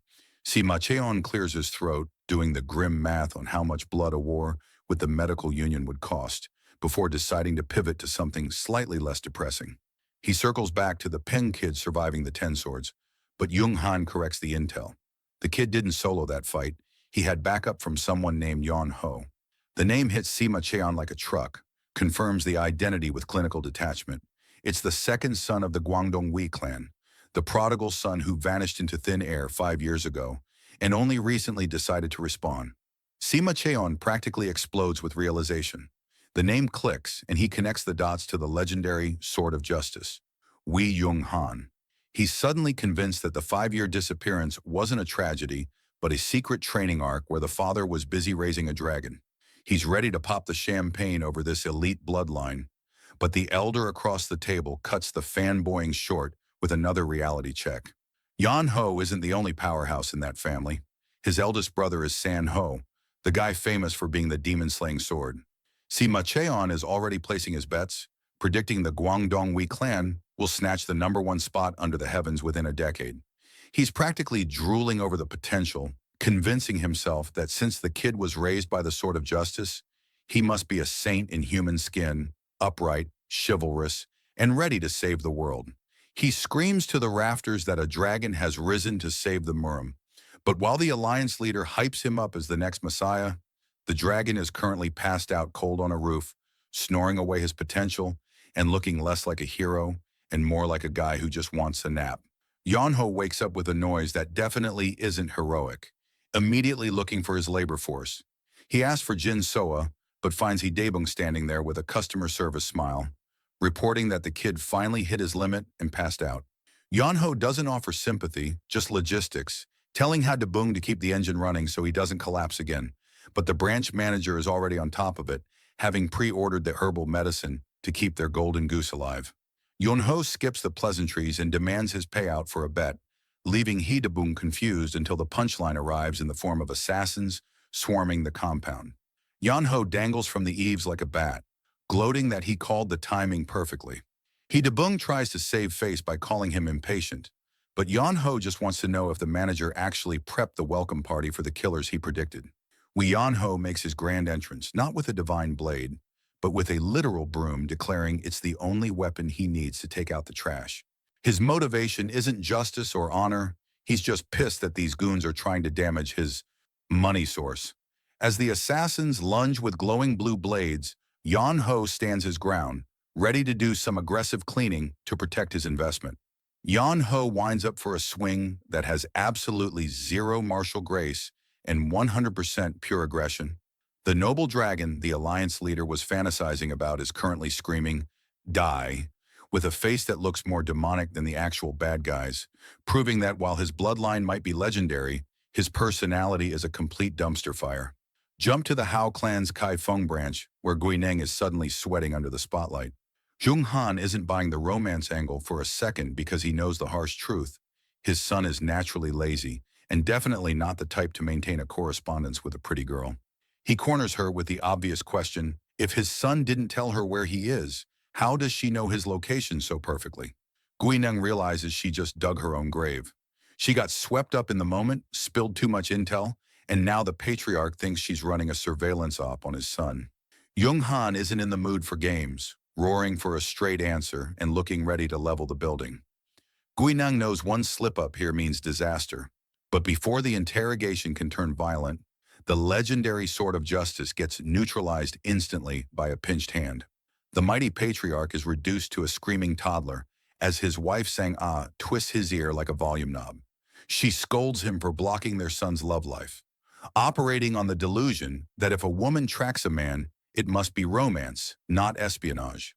While Guineng stands there confused by this sudden shift in genre, the mother bypasses the interrogation and goes straight for the gossip. She confirms Yan Ho is in Hubei and sweetly demands the GPS coordinates for the Divine Hand Manor, proving she's the real boss of the Wei clan. Guineng agrees to drop the location, but adds a disclaimer: the kid is a flight risk. He didn't last long at the Hanlin Academy, so there's no guarantee he'll stick around the Divine Hand Manor either. To solve that, she offers a human GPS, one of her informants, to escort the parents and track the moving target. Jung Han watches this transaction with a sudden shift in perspective. Instead of crushing her, he's internally applauding her guts. She knows exactly who he is, yet she's handling the situation with a smile and zero panic, forcing the old man to admit that this young lady is actually a stone-cold professional. Jung Han tries to keep things professional, accepting the help as a personal favor, with the standard righteousness terms and conditions attached, of course. He asks for the informant's identity, but Sang-ah clicks her tongue at his density because she has different priorities. She immediately launches a full-blown daughter-in-law background check, hitting Guineng with the rapid-fire questions. Age? 26. Parents? Father's alive, mother's gone. The mission to find their son has officially taken a back seat to the mission to find him a wife. Sang-ah is already in full mother-in-law mode, physically inspecting the merchandise while dismissing Guineng's tragic backstory as not a flaw in today's market. She pivots immediately to backhanded concern, calling the literal sect leader frail and questioning if she has the stamina for the long haul to Hubei. Guineng is sweating through the awkwardness, wondering what kind of fever dream she's walked into, until the realization hits her like a slap. The informant Sang-ah was asking about. She just assumed Guineng is the one leading the tour. Guineng runs the numbers in her head and realizes she's standing in front of a dynasty. With the sword of justice, the demon-slaying sword, and now the wild card Yan Ho, the Wei clan isn't just a family, it's a superpower waiting to happen. Seeing the investment potential, she decides to lean all the way into the misunderstanding. She drops a sly grin and officially accepts the role of daughter-in-law, calling Sang-ah mother without skipping a beat. She assures them she's sturdier than she looks and runs off to pack, securing her seat on the bandwagon before it leaves the station. Sang-ah is waving goodbye like she just won the lottery, but Jung Han is still trying to use logic, whispering that the girl clearly has zero romantic interest in their son. Sang-ah immediately shuts that down with a verbal backhand, asking the million-dollar question, does he really think Yan Ho is capable of getting married without help? The patriarch takes a second, realizes his son is a hopeless case, and drops a defeated no, accepting that if they don't force the issue, the Wei bloodline ends with a nap. Sang-ah lays out her master plan, which relies less on Cupid's arrow and more on tactical entrapment. She figures if she forces them into a confined space for a long road trip, biology will eventually do the rest. She waves off the age gap because they desperately need someone with brains. If the girl isn't sharp, she'll get eaten alive by Yon Ho's weaponized incompetence. As she cackles into the night like a supervillain, Jung Han cowers in the background, realizing that the scariest thing in the murim isn't a demon lord, but his own wife. The scene shifts back to the Silver River Exchange, where the morning silence is broken by a low rumble, signaling that the chaos is just getting started. Back at the Silver River Exchange, Jin Soa is slumped over the table, groaning like an old man as his body finally rebels against the workload. Meanwhile, Wei Yon Ho is happily stuffing his face with noodles, completely unbothered by his employee's near-death experience. Jin Soa asks how he can eat while watching someone die of exhaustion, but Yan Ho just chews louder. When Jinsoa questions if the slave labor is actually making him a better doctor, Yeonho hits him with the classic hard work builds character speech, claiming there are no shortcuts in medicine. Corner to call it what it is, a very plausible lie. But Yeonho just shrugs because, hey, if the kid believes it, the scam works. Jin Soa vaguely recalls hearing the sounds of Mortal Kombat last night, but Yeonho gaslights him instantly, claiming it was dead quiet. In reality, he bagged the assassins and tossed them at the magistrate's doorstep like a bag of laundry. He goes back to slurping his noodles, declaring that with the obstacles removed, the entire Hubei region is ready to be devoured by the Divine Hand Manor. But just as he's savoring the taste of monopoly, a servant interrupts the victory meal. The servant announces a visitor, and Jin Soa looks confused until the guest walks in and drops the temperature in the room by 10 degrees. It's Jin Yiran, the unparalleled beauty with a gaze sharp enough to cut glass. Jin Soa freezes, stammering out a terrified sister, realizing that his peaceful noodle break just turned into a family crisis. Jin Yiran doesn't waste time on pleasantries, immediately ordering her little brother to quit and come home. She then hits him with the classic disappointed older sibling lecture, reminding him that medicine is a noble, benevolent art, not a get-rich-quick scheme for merchants. She's disgusted that he's here toiling away just for profit, completely forgetting the family values. Jin Yaran doubles down, telling him to pack his bags immediately. But Jin Soa, for the first time, finds a spine. He counters her high and mighty lecture with a simple dose of reality. Are doctors not human? He launches into a tirade about the unfairness of it all. Why should every other profession get to chase fame and fortune while doctors are expected to live on gruel and good vibes? Jin Yaran, of course, plays the ancestor card, but Jin Soa has a comeback ready, pointing out that their so-called benevolent ancestors were living in mansions, not mud huts. Jin Yiran tries to split hairs, arguing that their wealth was a byproduct of their benevolence, not the goal. Jin Soa finally snaps, shouting that she is the one who doesn't get it. He admits he knows he's not exactly on the righteous path, but at least he's not drowning in the same arrogant, self-righteous hypocrisy she is. He lays out the cold hard truth. If they follow her idealistic, desire-free philosophy, the Divine Hand Manor will fade into obscurity, its name forgotten, because nobility doesn't pay the bills. Shinjin Yiran is stunned, speechless, completely unprepared for this level of rebellion from her meek little brother. Jin Soa, having said his piece, simply turns his back on her, dismissing her with a cold, "You go your way, sister." He declares he'll make the Divine Hand Manor famous his own way, effectively ending the conversation and her authority over him. As Jin Yiran reaches out, calling his name in disbelief, Yeon Ho watches the whole soap opera unfold from the sidelines, a smug grin plastered on his face as he enjoys the show. Shinjin Yiran's gaze shifts from her rebellious brother to the slacker watching from the side. Yeon Ho, feigning innocence, asks why she's staring at him, but Jin Yiran's eyes are practically glowing with rage. Her logic is simple. Her sweet, obedient brother would never have found a backbone on his own. She calmly and terrifyingly pins the blame squarely on the young hero who corrupted him. A carriage retreats under the moonlight, carrying the operations mastermind away from his failure. The masked young master inside issues a new directive: erase every trace of their presence at the Divine Hand Manor, just in case. His subordinate agrees, but he has to ask, is it really a good idea to just abandon the entire foundation they've built in Wuhan? The young master agrees it's a waste, but explains that it's better to cut their losses now than to lose everything by holding on. The problem isn't the mission's failure, it's the unknown variable. An unidentified boy messed up the plan, and that's a small omen that could explode into a problem. He reasons that an expert of that level is never a solo act. His backers will surface eventually. Engaging him would only escalate the situation and attract unwanted attention, win or lose. The best move is to fold, clean house, and pretend they were never there. The young master fumes, lamenting that while his older brother is out there racking up wins, he's stuck dealing with setbacks. Wasting time is his biggest enemy, and he's obsessed with the identity of the boy expert who derailed everything. Realizing he can't handle this alone, he decides to escalate the issue. Preparing to send a letter to the main house, resolving to inform the higher-ups that a new unidentified threat has emerged, one who could jeopardize their entire grand cause. Back at the manor, Jin Yuran is having a drink alone to process the day's drama. Yan Ho appears from the shadows offering some unsolicited health advice about drinking on an empty stomach. He casually asks if her temper has cooled down, completely unfazed by the death glare she was giving him just a few hours ago. Under the serene moonlight, a bottle is poured into a small cup. On a balcony railing overlooking a quiet courtyard, Jin Yuran sits alone, letting out a deep sigh as she continues to pour her drink.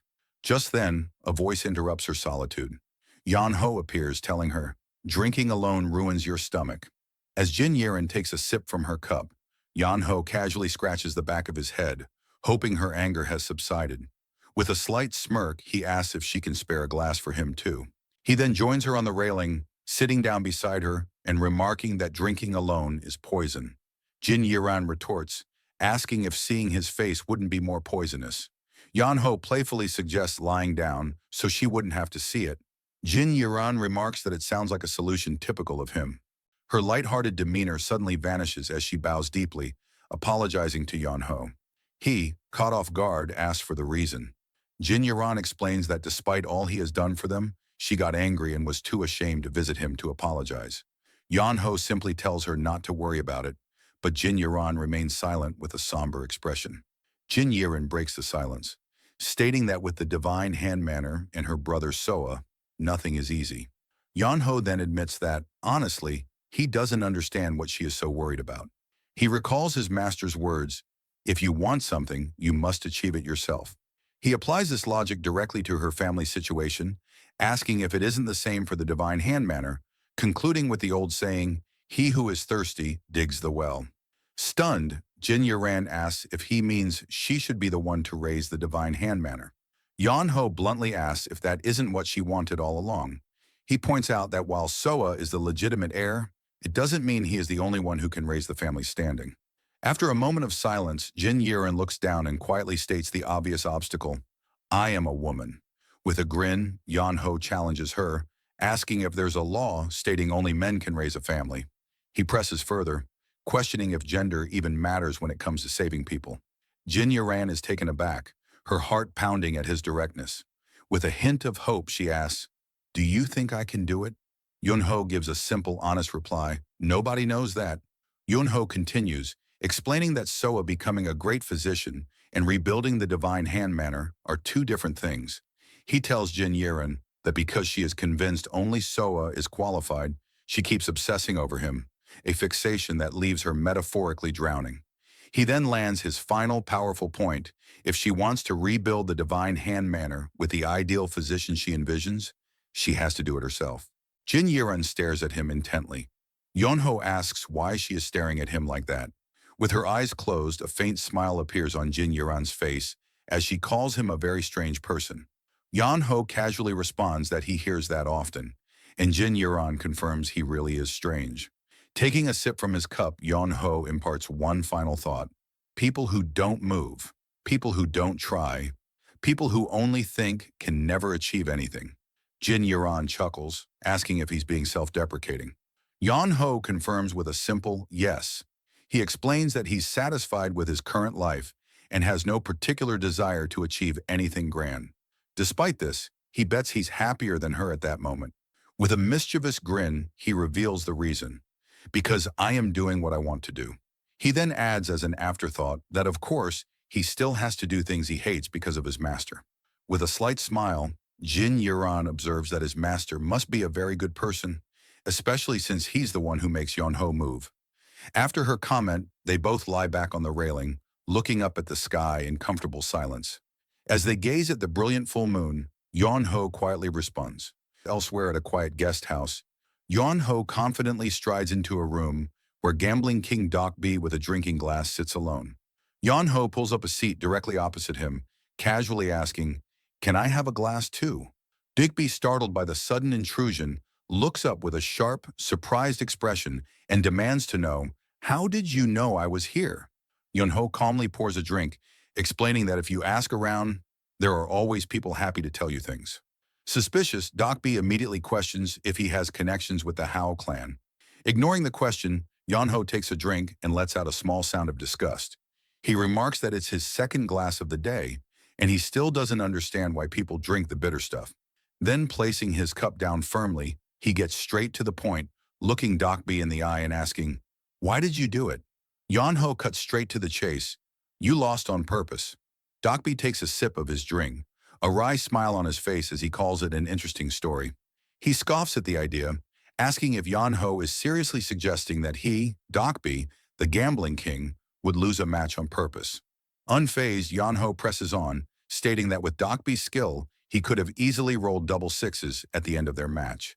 But as Yonho points out with a knowing look, he deliberately chose not to.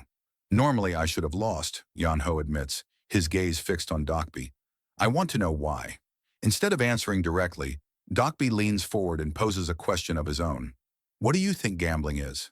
He then answers it himself, a dramatic flair in his voice. "Gambling is a contest," he declares. "Gamblers use all their abilities to decide the outcome." Dokbi laments that these days, useless things like plans and strategies are interfering in the gambling scene. He insists with a straight face that he never lost on purpose. His luck simply ran out. He then smirks, noting that thanks to his loss, the number of people ruining themselves at the Goldflower Casino will disappear.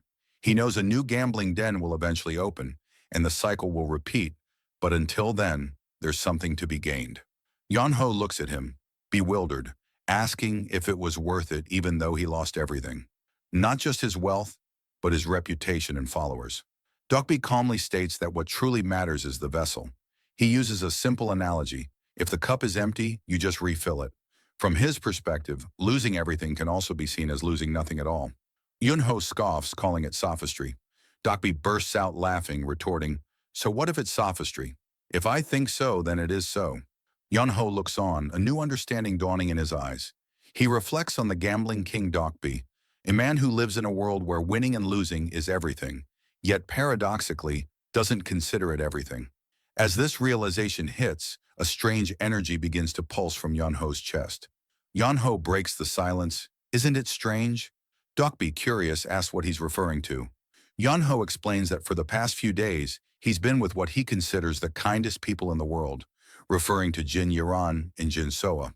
Yet he didn't feel any deep connection or understanding from them. It was as if they were walking a path he couldn't even begin to imagine.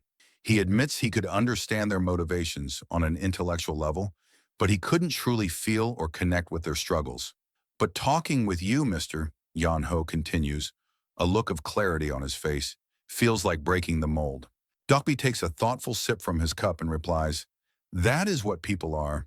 He elaborates that people feel different things even in the same situation, and they all end up gambling on the path they chose. "Isn't that what life is?" he asks as they clink their cups together. Dokbi then adds with a genuine smile, "That's why the match with you was enjoyable, young master." As night falls and transitions to a new day at the Divine Hand Manor, chaos erupts. Hidabung, the branch manager of the Silver River Exchange, bursts in, frantically clutching a piece of paper and crying out, "Lord, Lord!" Jin Soa rushes over, asking what is going on. Hidabung, practically shoving the paper in his face, stammers in disbelief. This! Hidabung urgently explains that young hero Wee left a letter and disappeared. As Jin Soa reads the shocking note, the words leap off the page. It begins with a blunt statement, "I am leaving." The letter continues, "I felt like I would be stuck here forever, so I am leaving. I don't think I will be of much help to the Divine Hand Manor." Jin Soa, completely baffled, wonders aloud what this all means and where Yon Ho could possibly be going. The letter continues with instructions for them. "Please run the clinic well on your own. Don't be too greedy for money." He expresses his confidence in them, writing, "I believe Soa will become a great physician and the manager will run it excellently." But then comes a cheeky postscript. "P.S. by the way, make sure to save the profits. I will come to collect it when the time is right." Jin Soa is left speechless. Regaining his composure, he immediately turns to Hidabung and orders him to send people out. A confused Hidabung can only reply with, "Pardon?" Jin Soa, determined, tells Hidabung that given Yonho's personality, he could not have gone far. He urges him to find Yonho, certain there is a high probability he is still nearby. Inwardly, Jin Soa fumes, thinking, dumping everything on us and trying to run away. Meanwhile, in a remote village, Jin Yiran is treating sick and injured people. Looking over the patients, she tells one of the grateful villagers that this should be enough. The villager thanks her profusely for coming all the way out to their remote place for a house call. The villager addresses her respectfully as Physician Jin Yuran. She humbly replies that there is no need for thanks and leaves some ointment for them to use when they feel pain. From a short distance away, Yun Ho watches her, a small smile on his face as he thinks to himself, she is really unstoppable. He then approaches her, remarking that if her skills are that effective, he would like to see them too. Jin Yiran turns in shock, exclaiming, Young Master Yan Ho? The two stand facing each other in the quiet, scenic village. Yan Ho sarcastically remarks on the novelty of a physician who makes free house calls, then immediately points out the financial drain. Do you know how much money you have spent so far? As they walk, he continues to press her. Why on earth do you go this far? You don't have to walk this thorny path. Is it a sense of duty or something? Jin Yiran stops and looks back at him. It's not really a sense of duty, she says softly. You said it yourself, young master. With a confident smile, Jin Yiran quotes his own words back to him. People who only think can never achieve anything. She then proudly declares, this is the Jin Yiran style of rebuilding the divine hand manner. Yan Ho looks at her, a newfound respect in his eyes. He then holds out a bundle to her, saying, take this. He explains that since she keeps selling her valuable belongings, they must not be important to her. But it felt wrong, so he brought them back. Jin Yiran opens the bundle and is stunned to find her precious jewelry. The realization dawns on her as she exclaims, don't tell me, last time too? Yun Ho looks at her with a gentle but firm expression. Don't sell them off anymore, he says. Can you promise me? Jin Yiran clutches the bundle to her chest, a warm smile on her face, and replies, I promise. Without another word, Yan Ho turns to leave, simply saying, then, I will be off. A confused Jin Yiran calls after him. Pardon? Where are you going? Yan Ho explains that because of his master's dying wish, he cannot stay in one place for long. If it's meant to be, we will meet again someday, he says, turning to leave. Wait a moment, Jin Yiran calls out, stopping him. He turns back, curious. She shyly holds out a folded blue ribbon. It's a small gift, but please accept it, she says, adding with a playful jab. Since your hair is always messy, young master. Yan Ho accepts the ribbon and uses it to tie his long hair back neatly. With his hair now tied back, Yan Ho smiles and says, I will use it well. He turns and begins to walk away as Jin Yiran waves enthusiastically, shouting, thank you. As he continues on his journey, a content look settles on Yan Ho's face. He thinks to himself, in the end, she decided to walk that difficult path herself. As he walks along the path, Yan Ho reflects on the siblings. Soa walks Soa's path, and Jin Yiran walks Jin Yiran's path. I guess I should start walking too. His profound thought is immediately undercut by a childish outburst. Ah, damn it, I don't want to walk, he whines. My legs hurt like hell. Just then, he is startled by the sound of an approaching horse and cart. The man driving the cart stops as Yan Ho flags him down. As the cart rolls to a halt, Yan Ho runs up to the driver, an elderly man with a long white beard. Looking up at the man with pleading eyes, Yan Ho simply says, please. The old man looks down at him, a bit confused, and asks, Seemingly on the verge of collapsing from exhaustion, Yan Ho reaches out a hand and begs, just once, give me a ride. The old man looks closer, humming in question. Straining to lift his head, Yan Ho raises a single trembling finger. He stares up desperately, pleading to be given a ride. Just this once. The old man stands over him, perplexed by the sudden beggar on the road. He asks if a ride is truly what the young man is seeking. Yan Ho confirms it, stating that he does not care about the destination. He simply wishes to be taken wherever the old man is headed. After a moment of consideration, the old man notes that it is a strange request to make of a stranger, but he decides not to be heartless. He tells Yan Ho to get on. With a look of relief, Yan Ho climbs into the back of the open wooden cart, offering a sincere thanks as the old man resumes walking. Pulling the carriage along the solitary road, lying back against the wooden planks of the moving cart, Yan Ho closes his eyes, savoring the sheer convenience of effortless travel. As the hours pass, the warm hues of evening give way to the cool blues of night. The carriage continues its steady pace through the quiet, moonlit mountains, while Yan Ho remains fast asleep, his arms resting behind his head and legs crossed comfortably, completely oblivious to the world passing by. Eventually, the carriage comes to a halt in the middle of a dark, wooded path. The old man calls out to his passenger, who is so deep in slumber that he is drooling slightly. It takes a second, firmer command to finally rouse him. Yon-ho stirs, waking up groggily as the old man informs him that this is where they must part ways. Rubbing the sleep from his eyes, Yon-ho admits he must have slept far longer than he intended. As he stands up on the cart, preparing to leave, the old man looks around the desolate woods with a hint of concern. He asks if the young man will truly be all right being dropped off here, pointing out that there aren't any houses nearby for shelter. Yon-ho brushes off the worry with a light-hearted laugh, joking that he can simply sleep in a tree or dig a hole if necessary. With a warm smile, he sincerely thanks the elder for bringing him this far, accepting the farewell. The old man simply tells Yon-ho to take care. The young martial artist stands politely on the dark path, watching the carriage rattle away as he bids his final goodbye. The sound of the wooden wheels rolling over the dirt slowly fades, leaving Yon-ho standing alone as a small silhouette against the vast, moonlit backdrop of the forest. Further down the road, the old man continues leading his horse, his back turned to the boy he just left behind. The silence of the night allows his thoughts to wander, and he mutters to himself that Yon-ho was quite an interesting kid. However, the benevolent atmosphere around him shifts abruptly. His expression hardens, the friendly mask dissolving into something cold and authoritative. He whispers a single name into the darkness, Red Moon. Instantaneously, a figure emerges from the shadows. A man with long dark hair, wearing an eye patch and purple martial arts robes, lands softly and drops to one knee, bowing his head in absolute submission. He awaits his master's command. The old man ignores the formalities and raises a hand to his own face. His fingers dig into his jawline, and with a rough tug, he begins to peel away his skin. The white beard and wrinkled flesh tear away like paper, revealing the true face hidden beneath, a sharp, intimidating visage marked by a scar across the nose. As the pieces of his disguise fall away, the elder reveals the true reason for his interest in the traveler. It wasn't just a chance encounter. He realized that Yon-ho had noticed Red Moon's concealed presence the entire time. Red Moon is visibly shaken by the revelation. His single eye widens in disbelief as he processes the fact that a seemingly random traveler had detected his concealed presence, a feat that shouldn't be possible for an ordinary person. Standing tall under the moonlight, holding the tattered remains of his old man disguise in one hand, the elder issues a cold directive. He wants to know exactly who they were dealing with.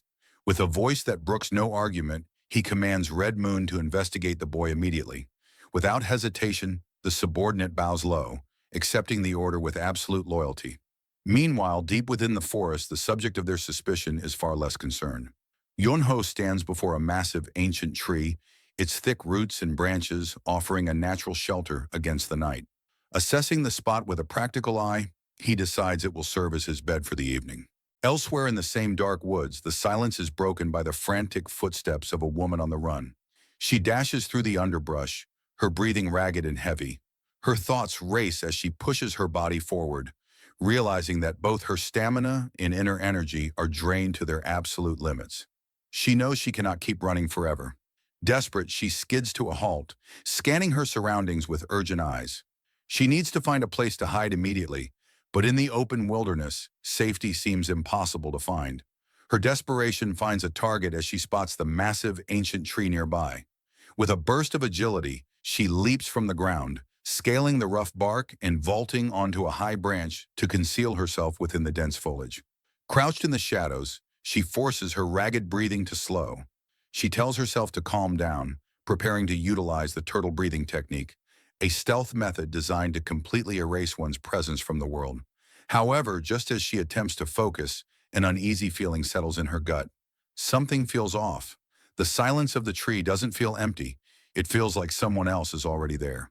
Slowly, she peeks over the edge of the thick branch. Her eyes widen in horror.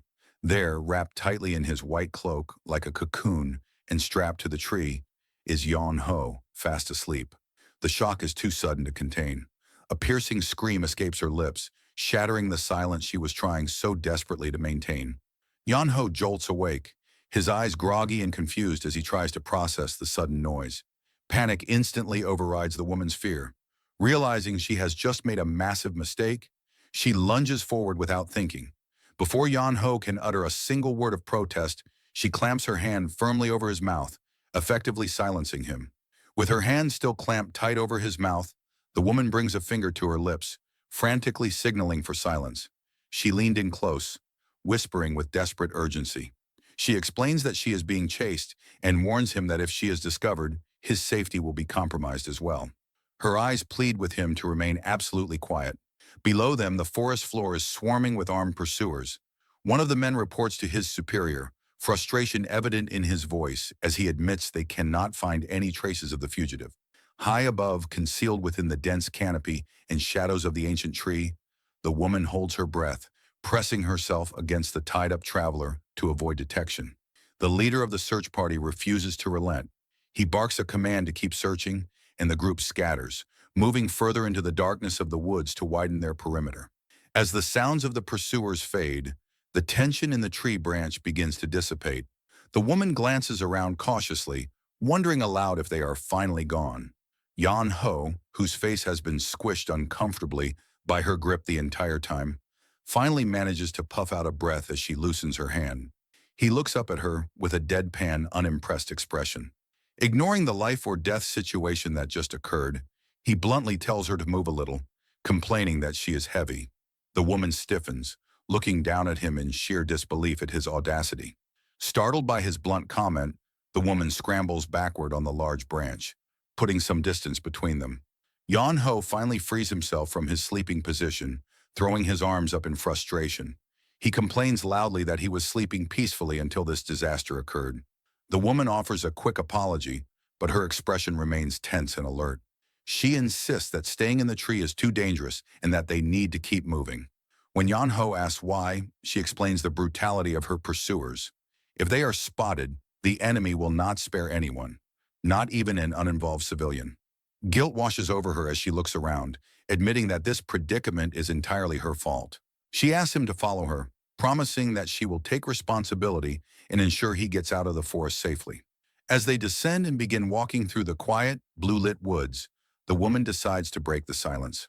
Keeping her voice to a whisper, she acknowledges the strangeness of the situation and introduces herself properly as Seo Moon Dae-aon of the Showman family. Yonho introduces himself in return, his demeanor relaxed and unbothered. Seo Moon Dae-aon continues, explaining that she is currently on a mission for the Songchen Martial Alliance. Yonho looks at her with a mix of surprise and amusement, remarking that because she was running away so desperately, he had simply assumed she was a thief. Seo Moon Dae-aon admits that she cannot prove her identity right at this moment. However, she assures him that once he lays eyes on her pursuers, he will have no choice but to believe her story. Walking alongside her, Yonho asks the most pressing question: who exactly is chasing her? His voice carries a bit too clearly in the silent woods, causing Daeon to panic. She frantically scolds him to lower his voice. Yonho agrees to be quieter, but he stands his ground, insisting that he deserves to know who they are up against before they go any further. With a heavy expression, Daeon leans in and whispers the truth. Her pursuers are from the demonic cult. The name strikes a chord with Yonho. He questions her with a frown, recalling that the demonic cult was supposedly wiped out.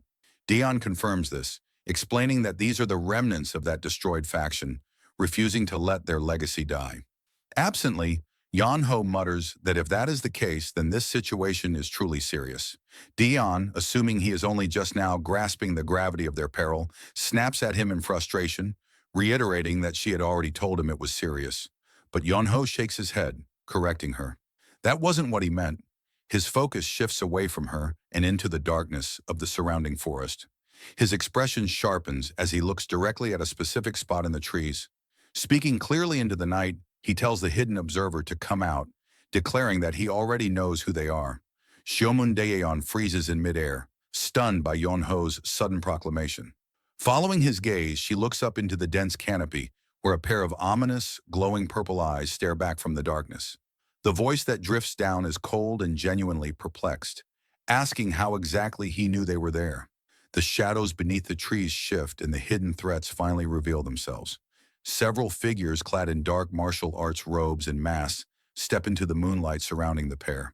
They are baffled at their concealment, which should have been perfect, was seen through so easily. Shomun Daeon's face pales as she stammers, confirming that these are indeed the members of the demonic cult she was fleeing from. The leader of the group, a man wearing a purple bandana, studies Yan Ho with a sharp, calculating gaze. He asks if the young man was sent by the Martial Alliance. Yan Ho, maintaining his relaxed posture despite being surrounded, shakes his head. He calmly clarifies that he has absolutely nothing to do with the Martial Alliance. In fact, he adds that he would rather avoid them if given the choice. The answer seems to amuse the cultist. A dark, twisted smirk curls the corner of his mouth. Without another word, he grips the hilt of his sword and draws it, the blade humming with a lethal purple aura. He tells Yan Ho that he is willing to trust his words, but that trust comes with a condition. He lunges forward, declaring that Yan Ho can continue this conversation with the King of Hell before the cultist can strike. Xiaomun Daeon throws herself in front of Yan Ho, spreading her arms wide to shield him. She screams for them to wait, desperate to prevent an innocent bystander from being slaughtered on her account. Facing the circle of armed enemies, she pleads with them, insisting that this man knows nothing about their conflict and begging them to let him go. Realizing that mercy alone won't sway them, she offers a bargain. She looks the leader in the eye and promises that if they let Yan Ho leave safely, she will tell them everything she knows in return. The leader pauses, considering the proposition. The tension in his posture relaxes slightly, and a smirk returns to his face as he admits that it isn't a bad deal. However, before the agreement can be sealed, Yan Ho leans over Daeon's shoulder, completely ruining the moment. With a casual, almost helpful tone, he points out a problem.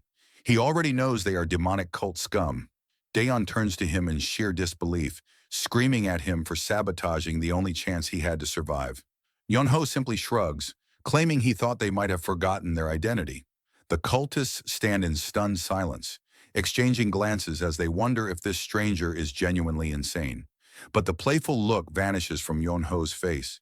His expression turns cold and sharp as he finishes his thought. He clarifies that since he knows they are the demonic cult, he has absolutely no intention of just walking away peacefully. Yan Ho reaches back, his hand gripping the large cloth-wrapped object slung across his shoulders. As he begins to loosen the bindings, he calmly recites a lesson that was etched into his memory since childhood. His father had drilled a specific rule into him that if he ever crossed paths with the demonic cult, he was never, under any circumstances, to let them walk away. Seo Mundaeon looks at him with utter bewilderment, finding the statement absurd. To her, that kind of ruthless logic sounds less like the teachings of a martial artist and more like the code of a bandit. She questions who on earth his father is to instill such a violent command. Ignoring her confusion, Yan Ho reveals his lineage with absolute conviction. He declares that his father hails from the Y clan of Guangdong and uses the character Zhong in his given name. As he speaks, a powerful aura flares behind him, manifesting the spectral image of a fierce, golden-eyed warrior radiating overwhelming intensity, the legendary Y Zhonghan. The revelation hits the cultists like a physical blow. The leader's eyes bulge in shock and recognition as he screams the name he knows all too well, the Guangdong Y clan, Y Zhonghan. The shock quickly curdles into burning hatred. The leader grinds his teeth, his face contorting with rage as he realizes he is standing before the son of the righteous alliance swordsman he despises more than anyone else. Unable to contain his fury, he abandons all negotiation. Roaring for Yan Ho to go complain to his father in the afterlife, the cultist launches himself into the air, his sword glowing with lethal purple energy as he descends for a killing strike. Watching helplessly from the side, So Mundaeon freezes, her instinct screaming that the situation has just turned fatal. The attack descends with lethal force, a blade of purple energy aimed to cleave Yan Ho in two. However, the strike meets an immovable resistance. With a deafening clash of metal, Yan Ho intercepts the blow, his eyes glowing with a sharp, golden intensity that cuts through the darkness. The impact sends a shockwave through the leader. His expression of rage instantly crumbles into one of utter disbelief as he realizes his full-strength attack was stopped dead. The force of the deflection throws him backward, and he skids across the forest floor, digging his feet into the dirt to regain his balance, staring wide-eyed at the young man he underestimated. Seo Mundaeon watches in stunned silence, her face illuminated by the lingering energy of the clash. Standing amidst the settling dust, Yan Ho remains perfectly composed. The thick cloth wrappings that concealed his weapon begin to unravel, falling away in tattered strips to reveal the object beneath. As the white fabric flutters to the ground like shed skin, Yon-ho speaks with a calm, detached demeanor. He admits that while he doesn't go around actively trying to be a model, devoted son, there are certain exceptions. He grips the hilt of his revealed weapon, a magnificent sword radiating a cold blue aura. He decides that at the very least, he should follow his father's advice when the opportunity arises. With the ornate blade now fully exposed and humming with power, Yan-ho assumes a combat stance, ready to face the surrounding enemies. The remaining strips of white cloth drift away into the night air, revealing the weapon in all its glory, a massive, broad-bladed sword that shimmers with a pure, ethereal light. Yan-ho stands at the center of the swirling energy, his expression calm but his eyes sharp with intent. He grips the hilt firmly, the blue aura of his internal energy rising around him like a storm. Facing the stunned members of the demonic cult, he issues a final, chilling warning. He tells them to brace themselves, for this will not be an easy fight. With absolute confidence radiating from his stance, he makes a bold declaration that separates his own path from his lineage. He vows that his sword will be sharper than his father's, signaling the beginning of a battle where he intends to surpass the legend of Waizhonghan. Under the pale moonlight, the demonic elder and the red moon stand on a cliff, looking down from the shadows. Below them, Yan-ho and Seomundaeon were facing the demonic martial artist who was chasing Seomundaeon. The imposing demonic elder, his eye glowing a menacing red, watches them intently. He breaks the silence, questioning his subordinate red moon, Yan-ho. The man with the eye patch, red moon, immediately replies with the information he has. It seems he is the second son of the righteous sword. The demonic elder finds this information puzzling. I see. But why have there been no rumors of him in the martial world, he wonders aloud. A boy with his skills should have been noticed by now. Red Moon clarifies, as far as I know, he was missing for a long time. It's also said he's involved with the lust demon. As they watch Yan-ho and Seomundaeon below, the elder internally connects the dots. So that's the connection, he thinks, impressed by the young man's prowess. It wouldn't have been easy to achieve that level of martial skill.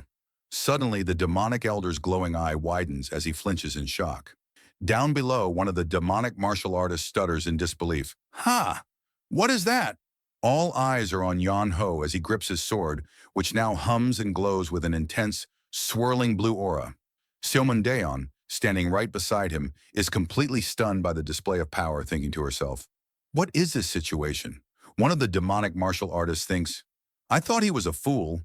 Before they can react, Yan-ho is already moving.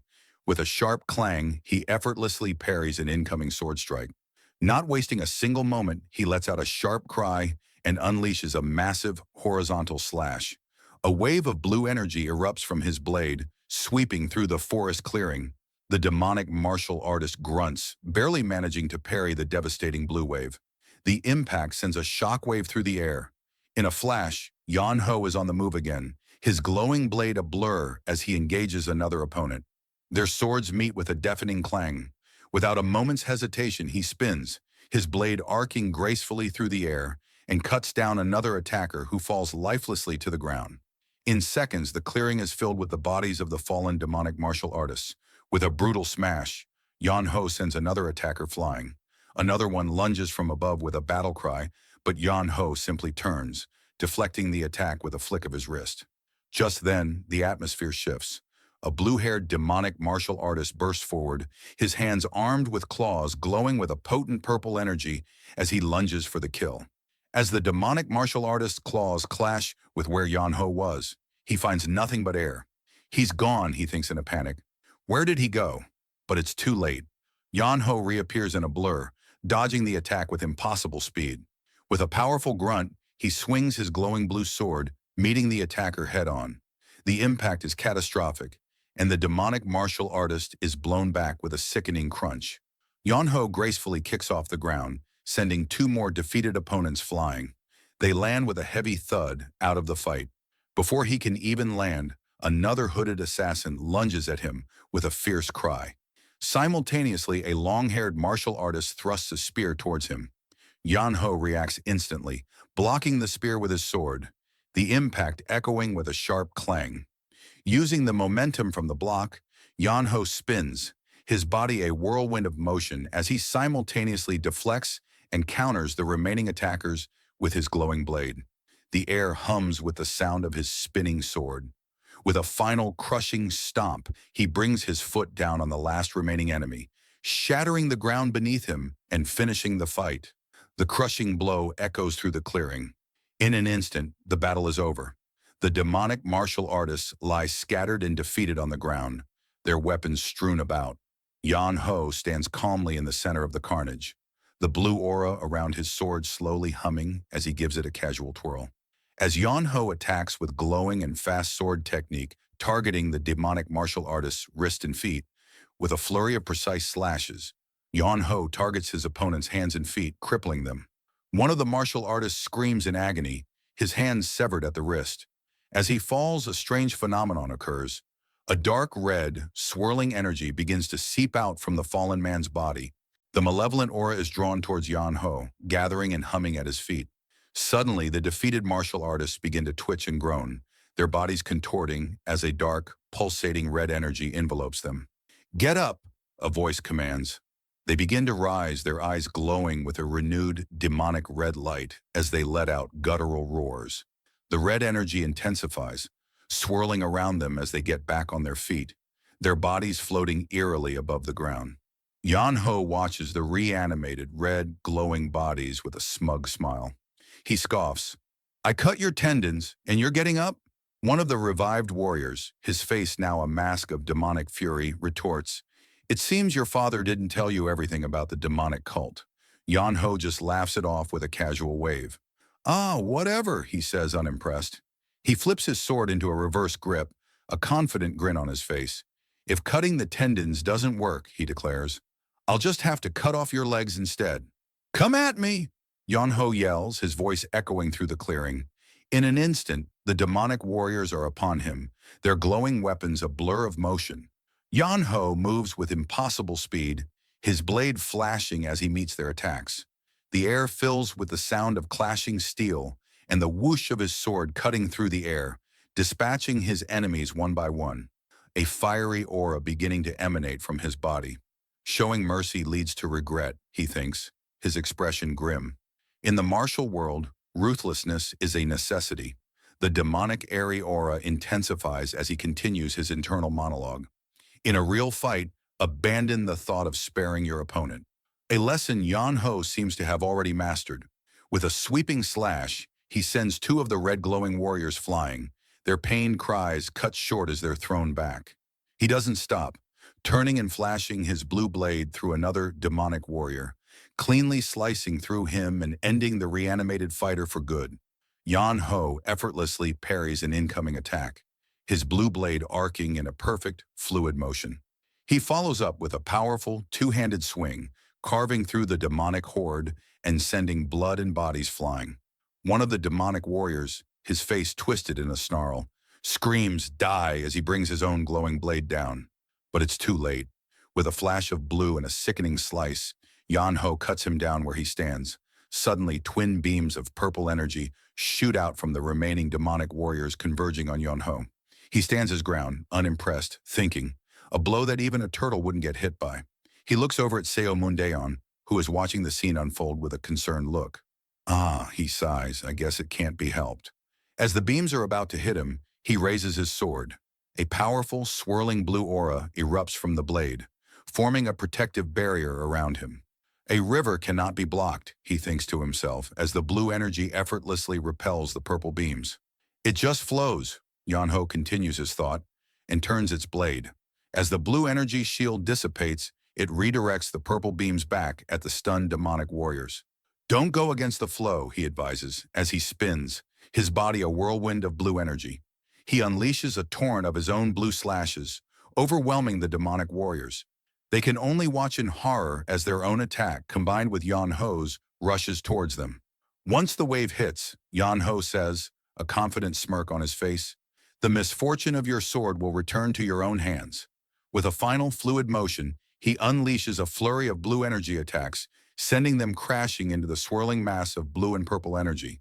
The demonic warriors can only watch in helpless terror as the combined attack rushes towards them, a massive, swirling vortex of destructive power.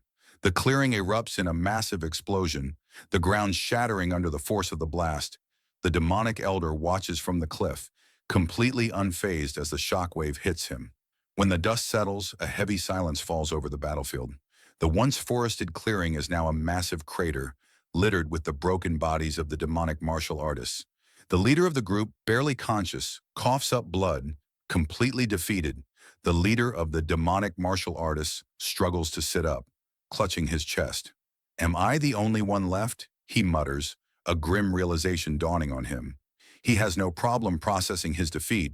He have no way of winning. He tries to find something underneath his teeth with his tongue. Yan Ho wonders aloud. Ha! Just as Yan Ho yells at Seo Mundaeon, capture him. Answer me quickly. Seo Mundaeon, still shaken, stammers. It would be good if you captured him, but it's too late. The demonic leader's body convulses, and he lets out a gurgled cry as his tongue swells and a strange green pill is revealed. Who gave you permission to kill yourself? Yunho sneers, his hand blurring as he moves with blinding speed. Before the demonic leader can bite down on the poison pill, Yunho is on him. With a powerful open-palm strike to the face, he sends the leader's head snapping back, the poison pill flying out of his mouth. Nope, not allowed, Yunho says coolly, watching as the leader slumps to the ground unconscious.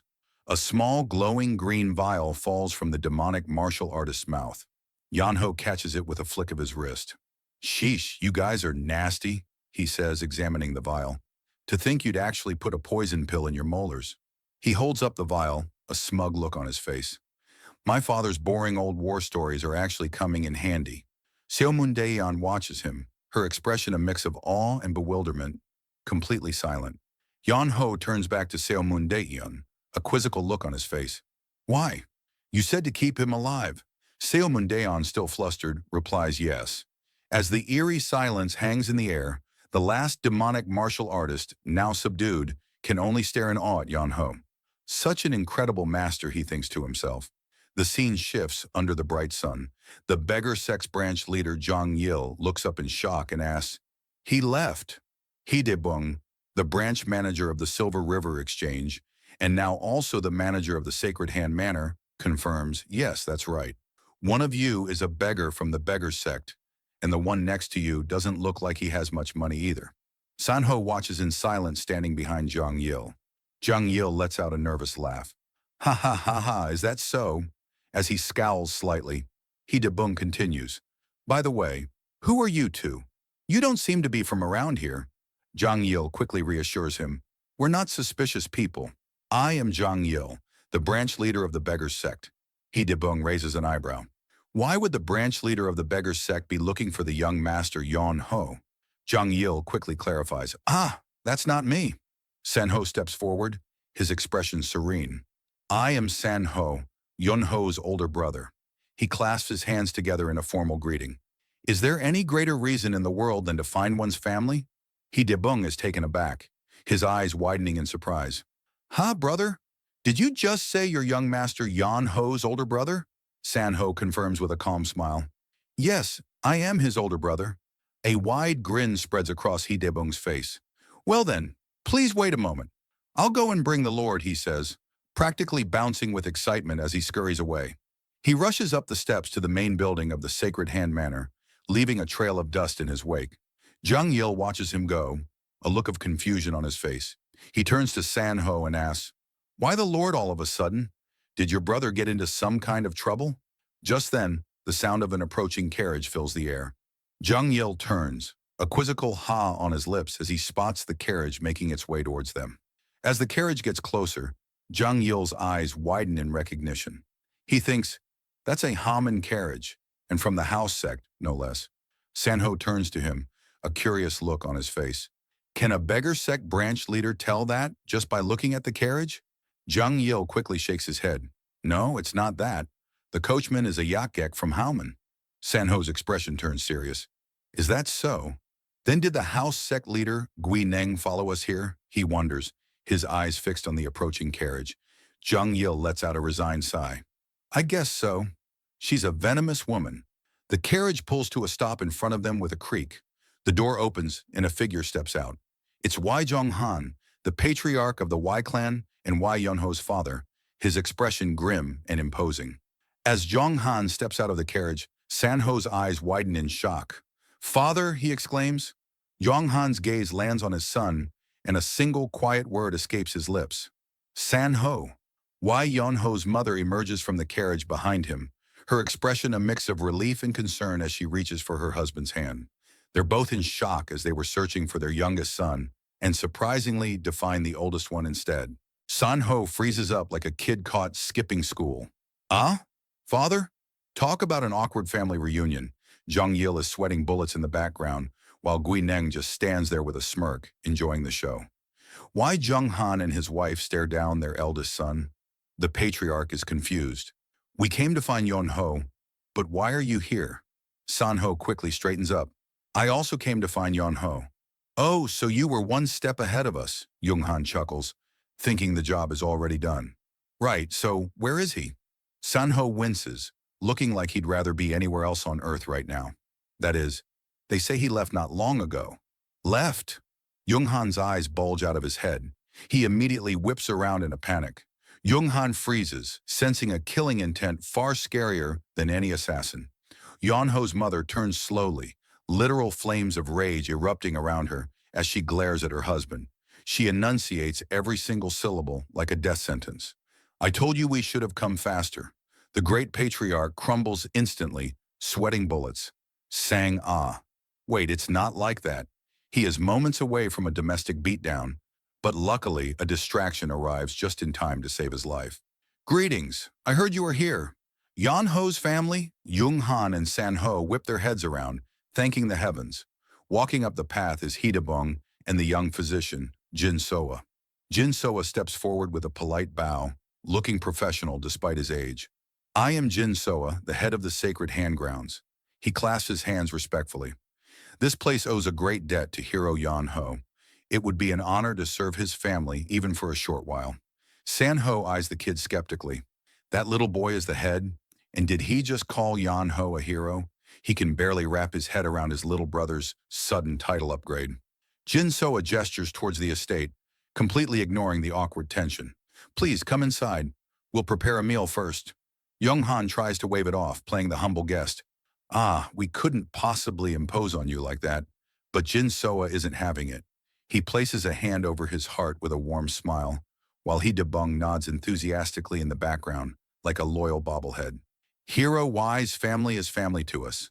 Please don't make me feel ashamed by refusing." Yonho's mother glances at her husband, her fiery rage replaced by pragmatic curiosity. "We should listen to what they have to say." Jung Han immediately folds, nodding quickly. Well, if that is your wish."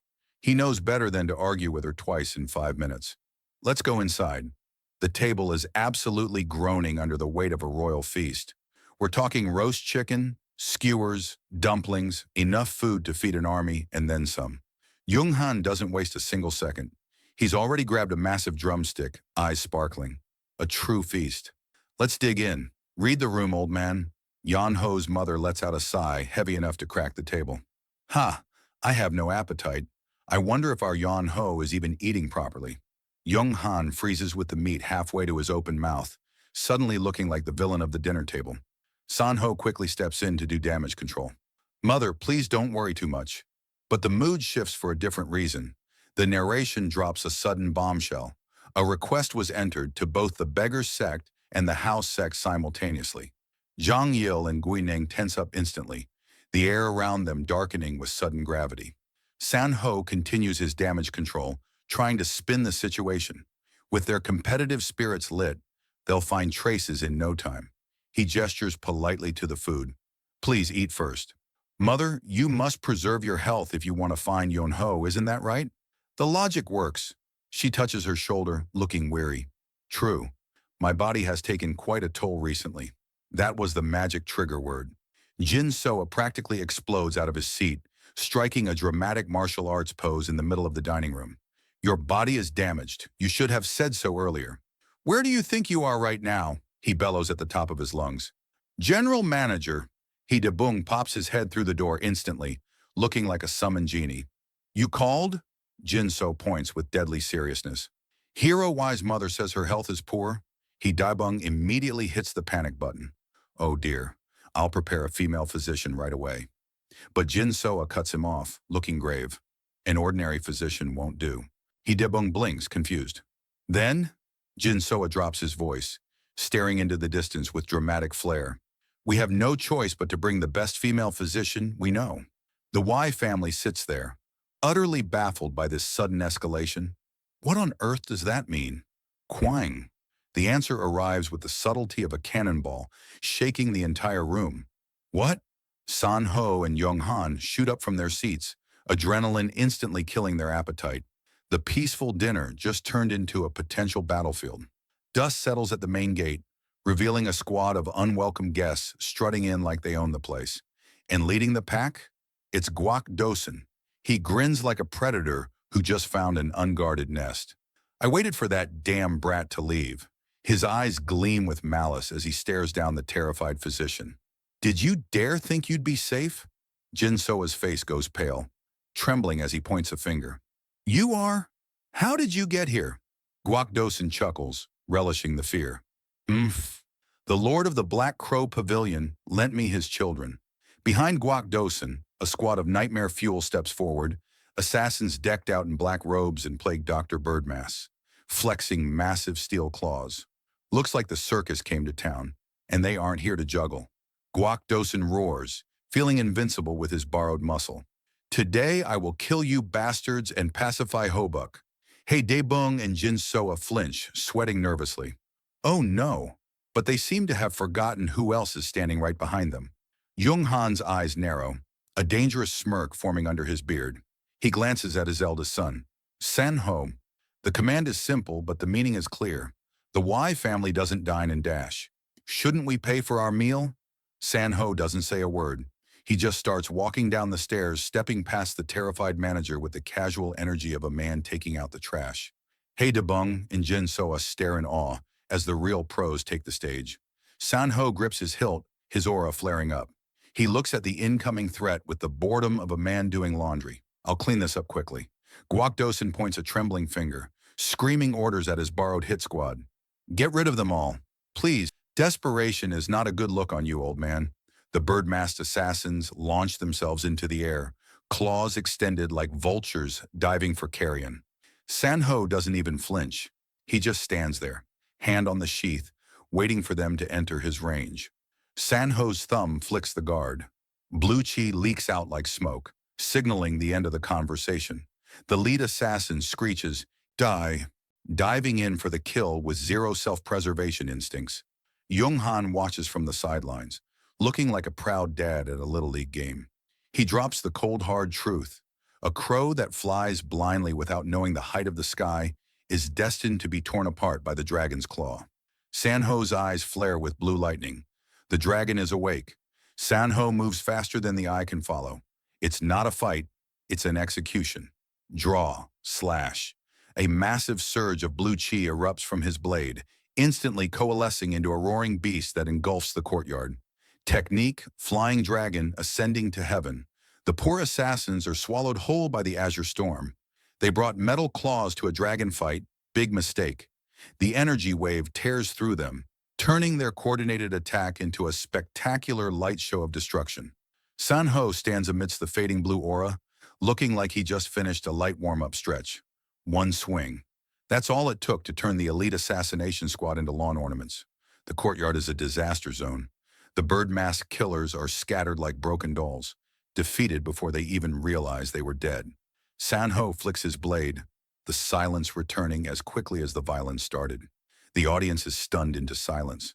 Jin Soa and Daebong's jaws are practically on the floor. Even Zhang Yil and Gui Ning are sweating.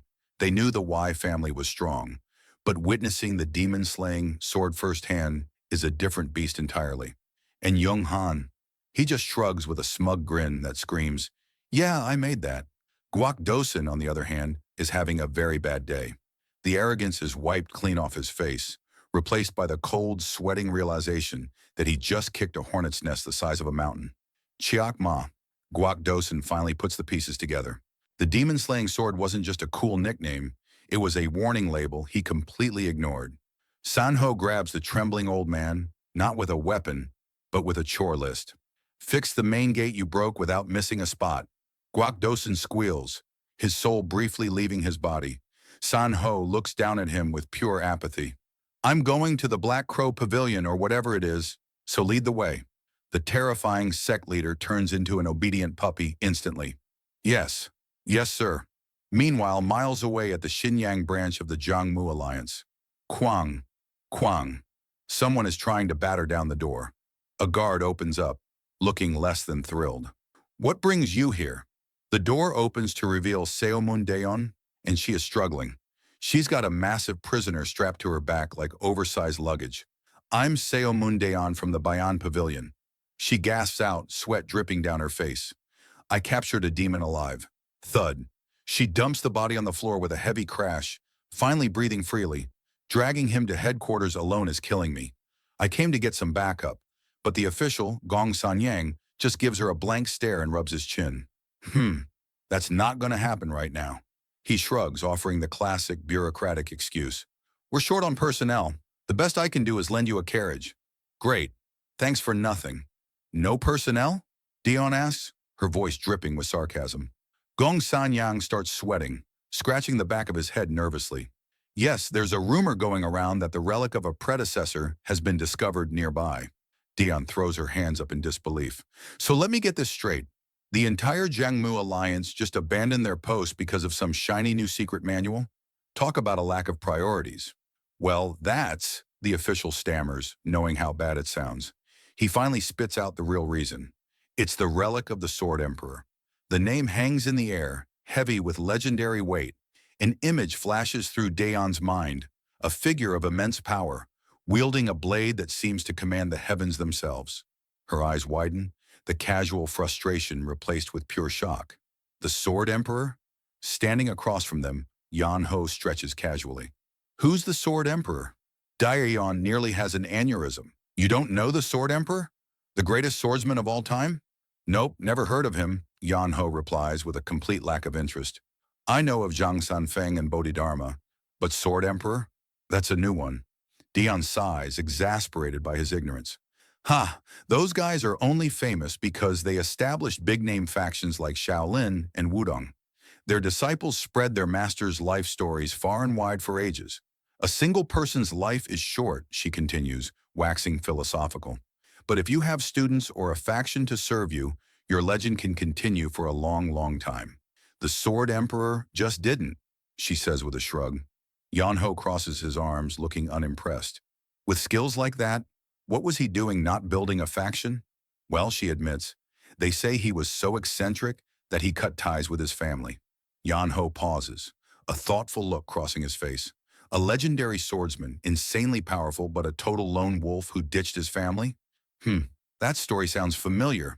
As they talk, the cart rattles along, carrying them and their prisoner towards an unknown destination. Dion sighs, already regretting her life choices as the cart rattles along. Ha, my life, she finally snaps, turning to her freeloader. Excuse me, I'm going to the Jiangmu Alliance in Luoyang. Why are you even following me? And for heaven's sake, why aren't you sitting inside the cart? Yan Ho just leans back, looking completely unbothered. I don't have a destination, so anywhere's fine by me. And a crowded place like Luoyang sounds interesting enough. Daeon tries a different tactic, hoping to appeal to his martial artist ego. Shouldn't you go to the Sword Emperor's relic? Aren't you interested? But Yan Ho just scoffs at the idea. My master said secret manuals and things like that are useless. Besides, I'm having enough trouble mastering what I already know. Then he adds the real reason, looking away like a kid trying to get out of chores. And climbing a mountain again sounds like a pain. Dion's face says it all. So that's the real reason. The sun begins to set, painting the sky in orange hues. It's getting late, she announces.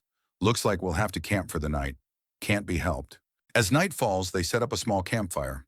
Yan Ho is warming himself by the fire, and Daeon is already digging for information. You said you're from the Guangdong Wai family, right? Yes. Then what's your relation to the demon-slaying sword, Sanho? Yan Ho answers flatly. He's my older brother. Daeon's eyes light up, the pieces finally clicking into place. Ah, so the young hero is young Master Wai's younger brother. You know my brother? Yan Ho asks, a little surprised. We're from the same batch of recruits, she explains. This quickly devolves into some playful sibling banter. Aha, so you're the little brother. Yep, and you're the older sister. That's right, little brother, she replies with a grin, puffing her chest out. You know, today I drove the carriage for a long time. Got covered in dust. She starts dusting herself off, clearly laying the groundwork for something. And because of the rattling, hard floor, my back hurts a lot. She's laying it on thick, clearly expecting him to offer her the comfortable spot inside the carriage. But Yan Ho, ever the oblivious genius, takes her words at face value. Oh dear, then you should rest quickly. She beams, thinking her plan worked. He's cute in his own way, even if his attitude changed after finding out I know his brother. Yan Ho smiles brightly. I won't talk to you anymore, so hurry up and go to sleep. Slam! He promptly locks himself inside the carriage, leaving her outside by the fire.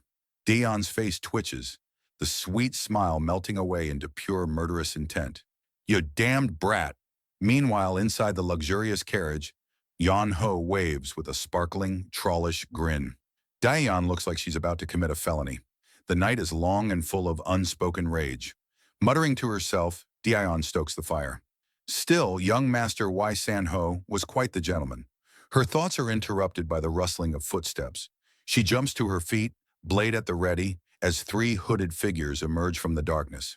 Excuse me, the leader says, his voice calm. Please don't be alarmed. We were wandering the mountain on business. He bows politely. If it's not too much trouble, could we avoid the night due by your fire? Dion narrows her eyes, not lowering her weapon an inch. Out in the middle of nowhere. Strangers are just threats you haven't identified yet. The man chuckles, realizing her suspicion. Shouldn't we properly reveal our identities to the young lady first? He glances at his companions. Ah, you're right. The man pulls back his hood, revealing a calm, mustached face. I am Zhuang of the Jiangjibaquan sect. I must ask for a favor. We were in the middle of chasing a demon. Daeon's guard lowers slightly. Ah, a secular branch of the Wudong sect? I've heard the name Bakwan, but she's not entirely convinced. She throws out a test. Is Priest Hung doing well? Zhuang smiles smoothly. There is no one with the surname Hung in our sect. That was the correct answer. Daeon finally relaxes, sheathing her sword. You are indeed from the Bakwan sect. Forgive my rudeness. She gestures to the fire. Please come this way. As they approach the warmth, Zhuang turns the questions back on her. Why is a young lady like yourself camping out on a night like this? Could it be that you were also chasing a demon? No, Dion replies, poking the fire. I was just on my way when night fell. Ah, of course.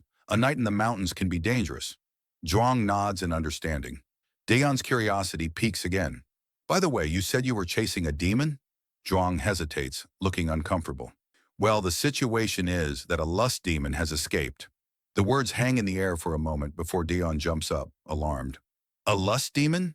Yes, he confirms, his expression grim. I don't know if you've heard of him, the infamous scholar of carnal desire, Seo Ju-Ik, who was notorious in the past. The name hangs in the air like a curse, and just speaking it is enough to trigger a catastrophe. Quang! A massive shockwave of energy and rage erupts from inside the carriage. Zhuang is blown back, his eyes wide with disbelief as he's sent skidding through the dirt. In a split second, he and his men recover, drawing their swords with a synchronized shing. They immediately form a defensive posture, ready for a fight they weren't expecting. The rage in the air is palpable. Yan Ho is gritting his teeth as if he is about to snap, and his eyes are glowing with a terrifying red light. A predator's grin stretches across his face.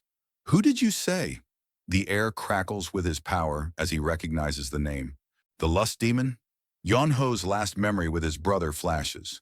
San Ho standing over a field of bodies, a much younger Yan Ho at his side. On the chest of the defeated, a gruesome, bloody flower is imprinted, a scene of utter carnage. Back in the present, an inferno of power and pure rage erupts from Yan Ho. The ground cracks, the air sizzles, and the campfire begins to run rampant by the overwhelming pressure.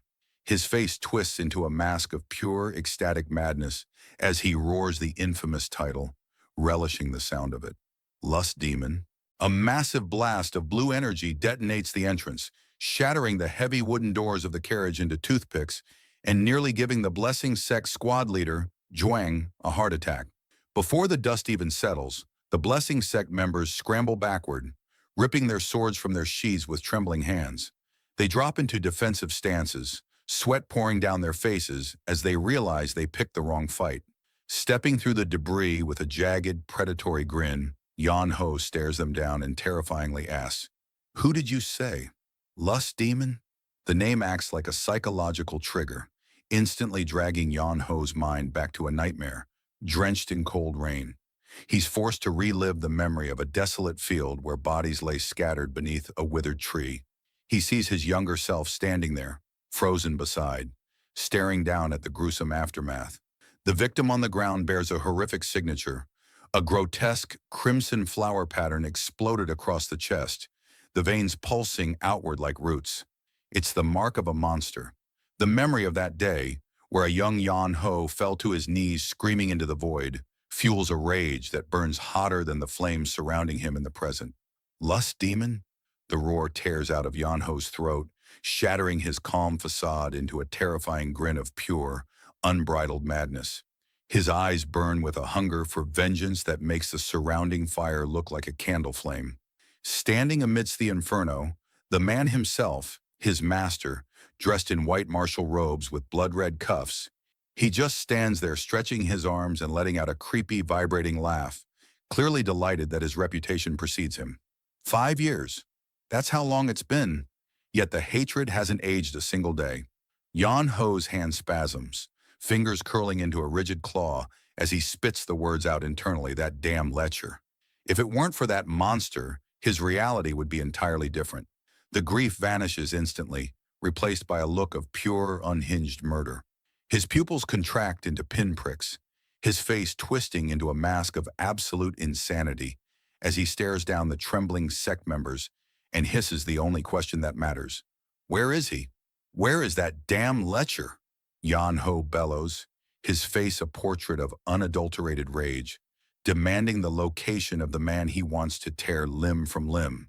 The Blessing Sect leader, sweating bullets and likely regretting every life choice that led to this moment, stammers that he doesn't have an exact location. All he knows is the target is heading toward the Tafa River and shouldn't be far. That vague direction is good enough. Yan Ho instantly spins on his heel, abandoning the conversation to hunt down his prey. Dion, watching him storm off into the pitch-black forest, awkwardly tries to be the voice of reason. Young hero, it's kind of nighttime. Can't go at night, Yan Ho shoots back, genuinely confused why the concept of darkness would stop a man on a murder mission. Daeon tries to explain the basics of survival, pointing out that wandering the woods at night is dangerous. Yan Ho pauses, letting the word roll around in his mouth like a bad joke. Dangerous. Suddenly he snaps. His eyes go wide, his face contorts into a manic grin of pure instability, and he howls, "I am more dangerous." He cracks his knuckles with a bone-grinding crunch, making it abundantly clear that the scariest thing in the dark right now isn't a demon. It's him. Where did it go wrong? The question hammers inside the head of the man sprinting through the pitch-black forest, his breath coming in ragged, desperate gasps. Damn it.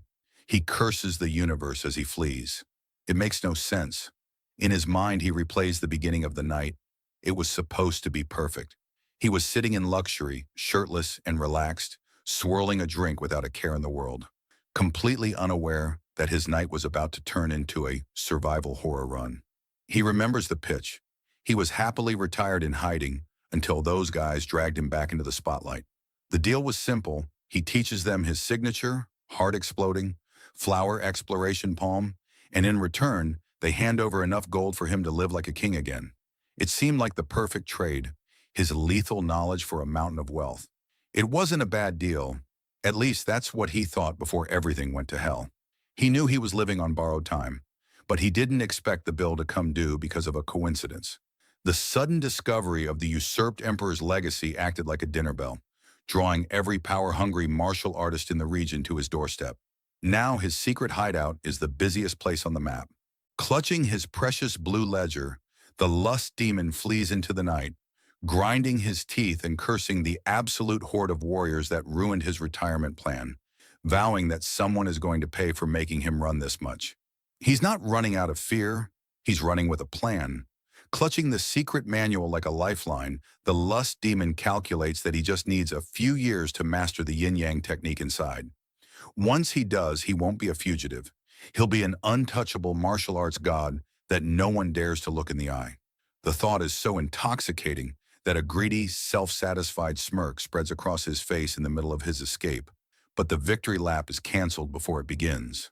A heavy boot slams into the dirt, blocking his path, followed by a voice that cuts through the dark like a knife.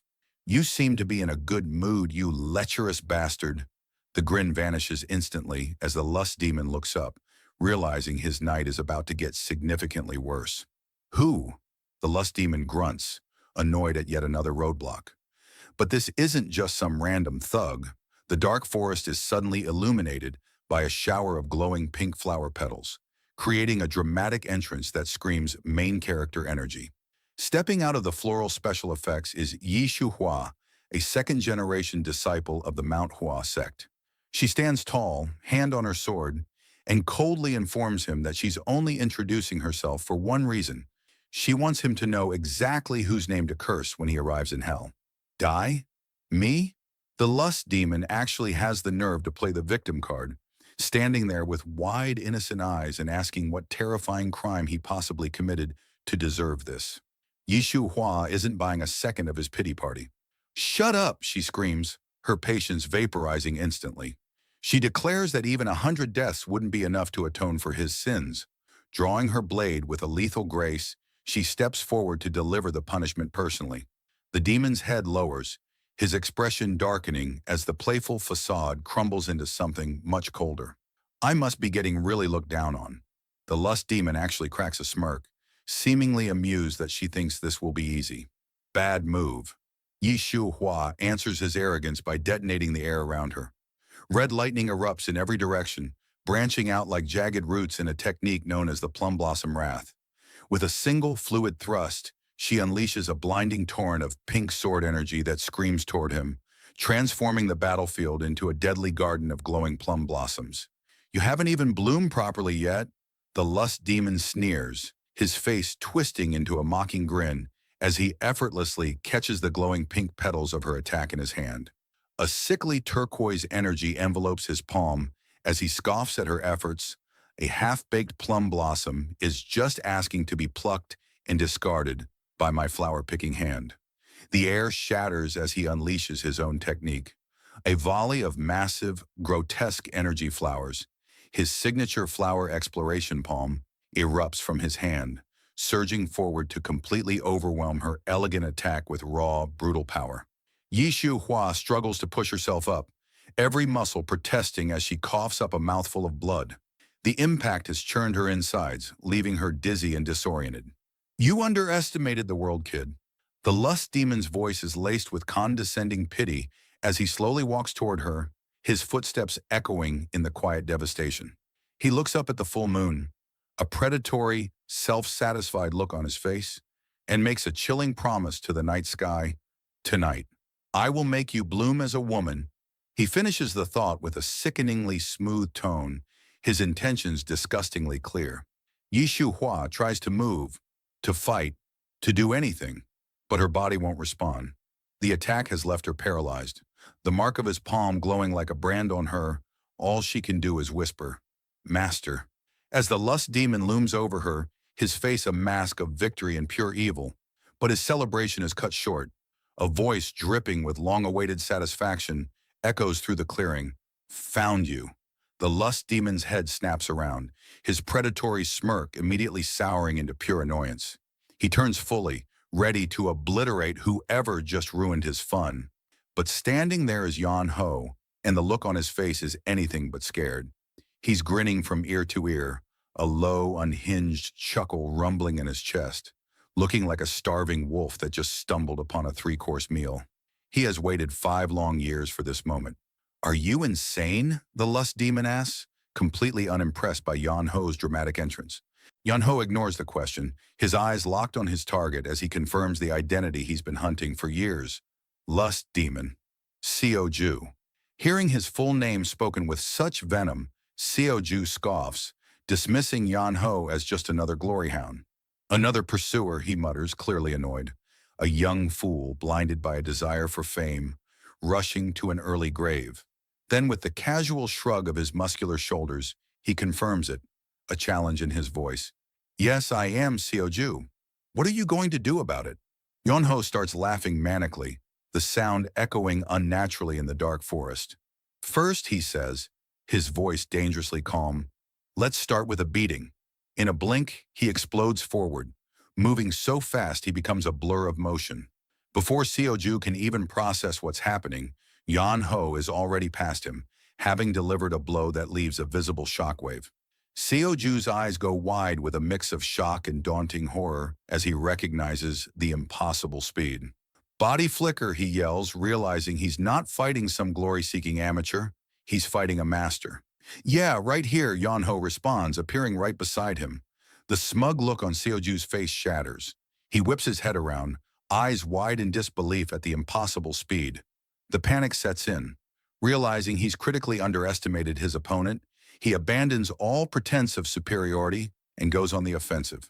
With a furious roar, he unleashes his flower exploration palm, the glowing turquoise energy erupting from his hand as he screams, "Die!" and throws everything he has at the boy who just broke his sense of reality. There's no contest. Yan Ho, cloaked in his own angelic blue-white energy, meets the attack head-on. Watching from the sidelines, Yi Shuhua's heart sinks. No, she cries out, horrified at the thought of another innocent person dying at the hands of this monster. But she's misjudged the situation entirely. Yan Ho's energy effortlessly consumes Seoju's attack, the pure blue aura engulfing the sickly turquoise palm. The lust demon's face contorts in pure terror as he realizes his ultimate technique has just been swallowed whole, and now that same energy is coming for him. Instead of a counterattack, what Seoju gets is a fist planted squarely in his face. The punch connects with the force of a battering ram, distorting his features and sending a shockwave through his entire body. The lust demon is launched backward, a pained shriek ripping from his throat as he becomes an unwilling projectile, crashing through the forest with enough force to snap trees in half.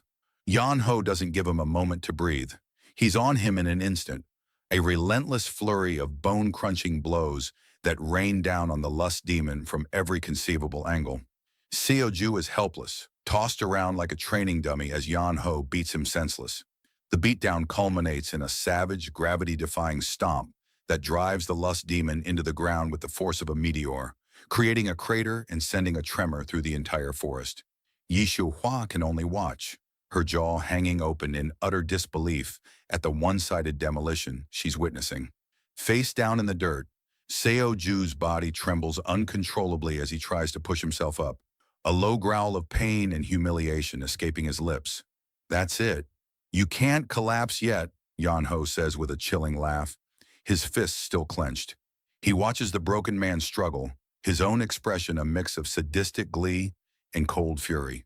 My grudge, he says, his voice dropping to a deadly serious tone, is far from settled. As flames of fury erupt around him, Yan Ho screams, his voice cracking with years of pent-up rage. Because of you. He charges forward, his body wreathed in dark, chaotic energy. Seoju, terrified and confused, tries to reason with him. Wait, hold on. I don't even know who you. He doesn't get to finish. Shut up, Yunho bellows, cutting him off with a devastating kick to the chest. The force of the blow shatters the ground beneath them, sending a spiderweb of cracks through the earth as the lust demon is once again sent flying. As Seoju slams into a tree with a sickening thud, Yan Ho doesn't stop. He's on him again, landing another brutal punch that sends the demon's head snapping back. But after the initial flurry, Yan Ho pauses, a look of profound dissatisfaction on his face. He clenches and unclenches his fist, a thoughtful frown replacing his rage. This isn't it, he says to himself, a chilling realization dawning on him. Something's missing. He shakes his head agitated. I can't let it end so empty. Then a light bulb goes off. Found it, he exclaims, a slow, terrifying grin spreading across his face as he looks at the ground, a new plan forming in his head. He looms over the downed lust demon, his eyes glowing with an ominous red light. There's something I've desperately craved for 5 years, he says, cracking his knuckles.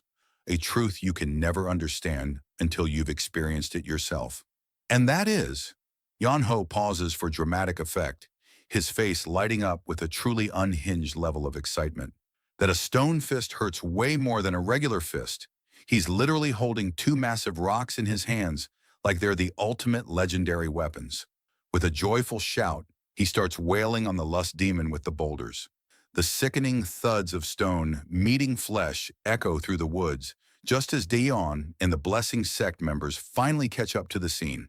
They stop dead in their tracks, watching in pure horror as that young hero they were worried about conducts the world's most aggressive landscaping project, using Dion's face as the foundation. What in the world is that? Dion's brain stalls as she watches Yan Ho go full caveman. Realizing he's about to turn the lust demon into actual pavement, she rushes in and tackles him from behind. "Stop, young hero, why? You're going to kill him," she screams, struggling to hold him back. But Yan Ho is long gone. His eyes are blown wide. His face is a mask of pure, unhinged fury, and he's still trying to swing those boulders, howling die. Die like a man possessed. Yan Ho's teeth grit so hard they might shatter as he reflects on the 5 years of pure hell he suffered because of the man currently bleeding into the dirt. Dion, still acting as a human straitjacket, looks down at the mangled heap and asks the question on everyone's mind. Wait, is that actually the lust demon? Yunho gives a blunt yes, looking completely drained of his manic energy. Dion can only stare in morbid fascination, realizing that a human face can indeed be reorganized into a lumpy purple disaster if hit with enough enthusiasm. Below them, Co. Ju, now looking more like an overripe plum than a martial master, can only manage a wet, pathetic wheeze as he clings to what's left of his consciousness. Dion decides it's time for the Justice Union to take over, warning Yan Ho that any more redecoration of the villain's face will turn the lust demon into a corpse rather than a prisoner. Yan Ho clicks his tongue in pure annoyance, clearly feeling like he's leaving the job half-finished, but he finally drops the rocks and agrees to stop. Later that night, the group sets up a campfire under the full moon. The Blessing sect members are left in absolute awe while they patch up the unconscious, lumpy mess that used to be a high-level threat, whispering about the monster who did this. Yishu Hua sits silently by the fire, staring at Yan Ho, the man who saved her by turning her nightmare into a punchline, while Yan Ho just stands in the shadows, finally enjoying a bit of peace now that his 5-year-old itch has been thoroughly scratched. Yishu Hua is still hacking up blood, her pale complexion making it clear that the lust demon's final attack did more than just bruise her pride. Dion rushes over, genuinely worried as she asks Yishu Hua disciple if she's all right. Yishu Hua can barely muster a coherent response, looking completely dazed and fragile. Seeing the situation, Yan Ho finally stops brooding in the shadows and walks over. He doesn't waste time with small talk or pleasantries, simply looking her in the eye and dropping a blunt command. "Give me your wrist." Yishu Hua tries to play the "I'm fine" card, but Yan Ho has zero patience for fake bravado. He snatches her wrist, shutting her up with a blunt warning. If she doesn't stabilize her internal energy right now, she's looking at a permanent disability. Dion watches from the side, actually impressed that the guy who just used boulders as boxing gloves actually knows something about medicine. However, the mood shifts when Yan Ho's expression sours. He admits that while he can diagnose the problem, fixing delicate internal damage isn't exactly his specialty. He sighs, realizing the situation is more complicated than he thought, and focuses on the most urgent part. Well, the important thing is, Yon-ho drops the bombshell with the emotional sensitivity of a brick, telling her it's not a big deal, aside from the fact that she might lose her martial arts forever. He casually suggests she could just live as a normal person, since, she's not actually dead. The optimism doesn't land. Yishu Hua's eyes practically pop out of her head in horror as she screams, "Lose my martial arts," and desperately begs to know if there's any way to fix it before her entire life's work vanishes. Yan-ho scratches his cheek, admitting there is one way, but it's a bit complicated. Since he's not a licensed doctor and doesn't carry acupuncture needles, the only remaining option is for him to manually stabilize her energy by placing his hand directly over her dantian, which is located right on her lower abdomen. Yi Shuhua's face immediately turns a shade of red that would put the fire to shame, her brain short-circuiting at the suggestion. Yon Ho, completely unfazed by the awkwardness, bluntly tells her that since it's a sensitive issue, she needs to make the call herself. Yi Shuhua is left in a total state of panic, wrestling with the impossible choice of letting a man she just met touch her core or living the rest of her life as a regular civilian. The thought of never holding a sword again is a nightmare far worse than any temporary embarrassment. Yi Shuhua closes her eyes, her face practically glowing from the sheer awkwardness. But her resolve is set. She'd rather die than be a civilian. Please, she finally whispers, her pride taking a back seat to her survival. Please treat me. She pulls back her torn robe, revealing the gruesome reality of she can't move. Right over her dantian, the lust demon's mark is pulsing with a sickly red light, a grotesque, glowing flower that's literally eating her internal energy. It's a race against time, and modesty just lost the lead.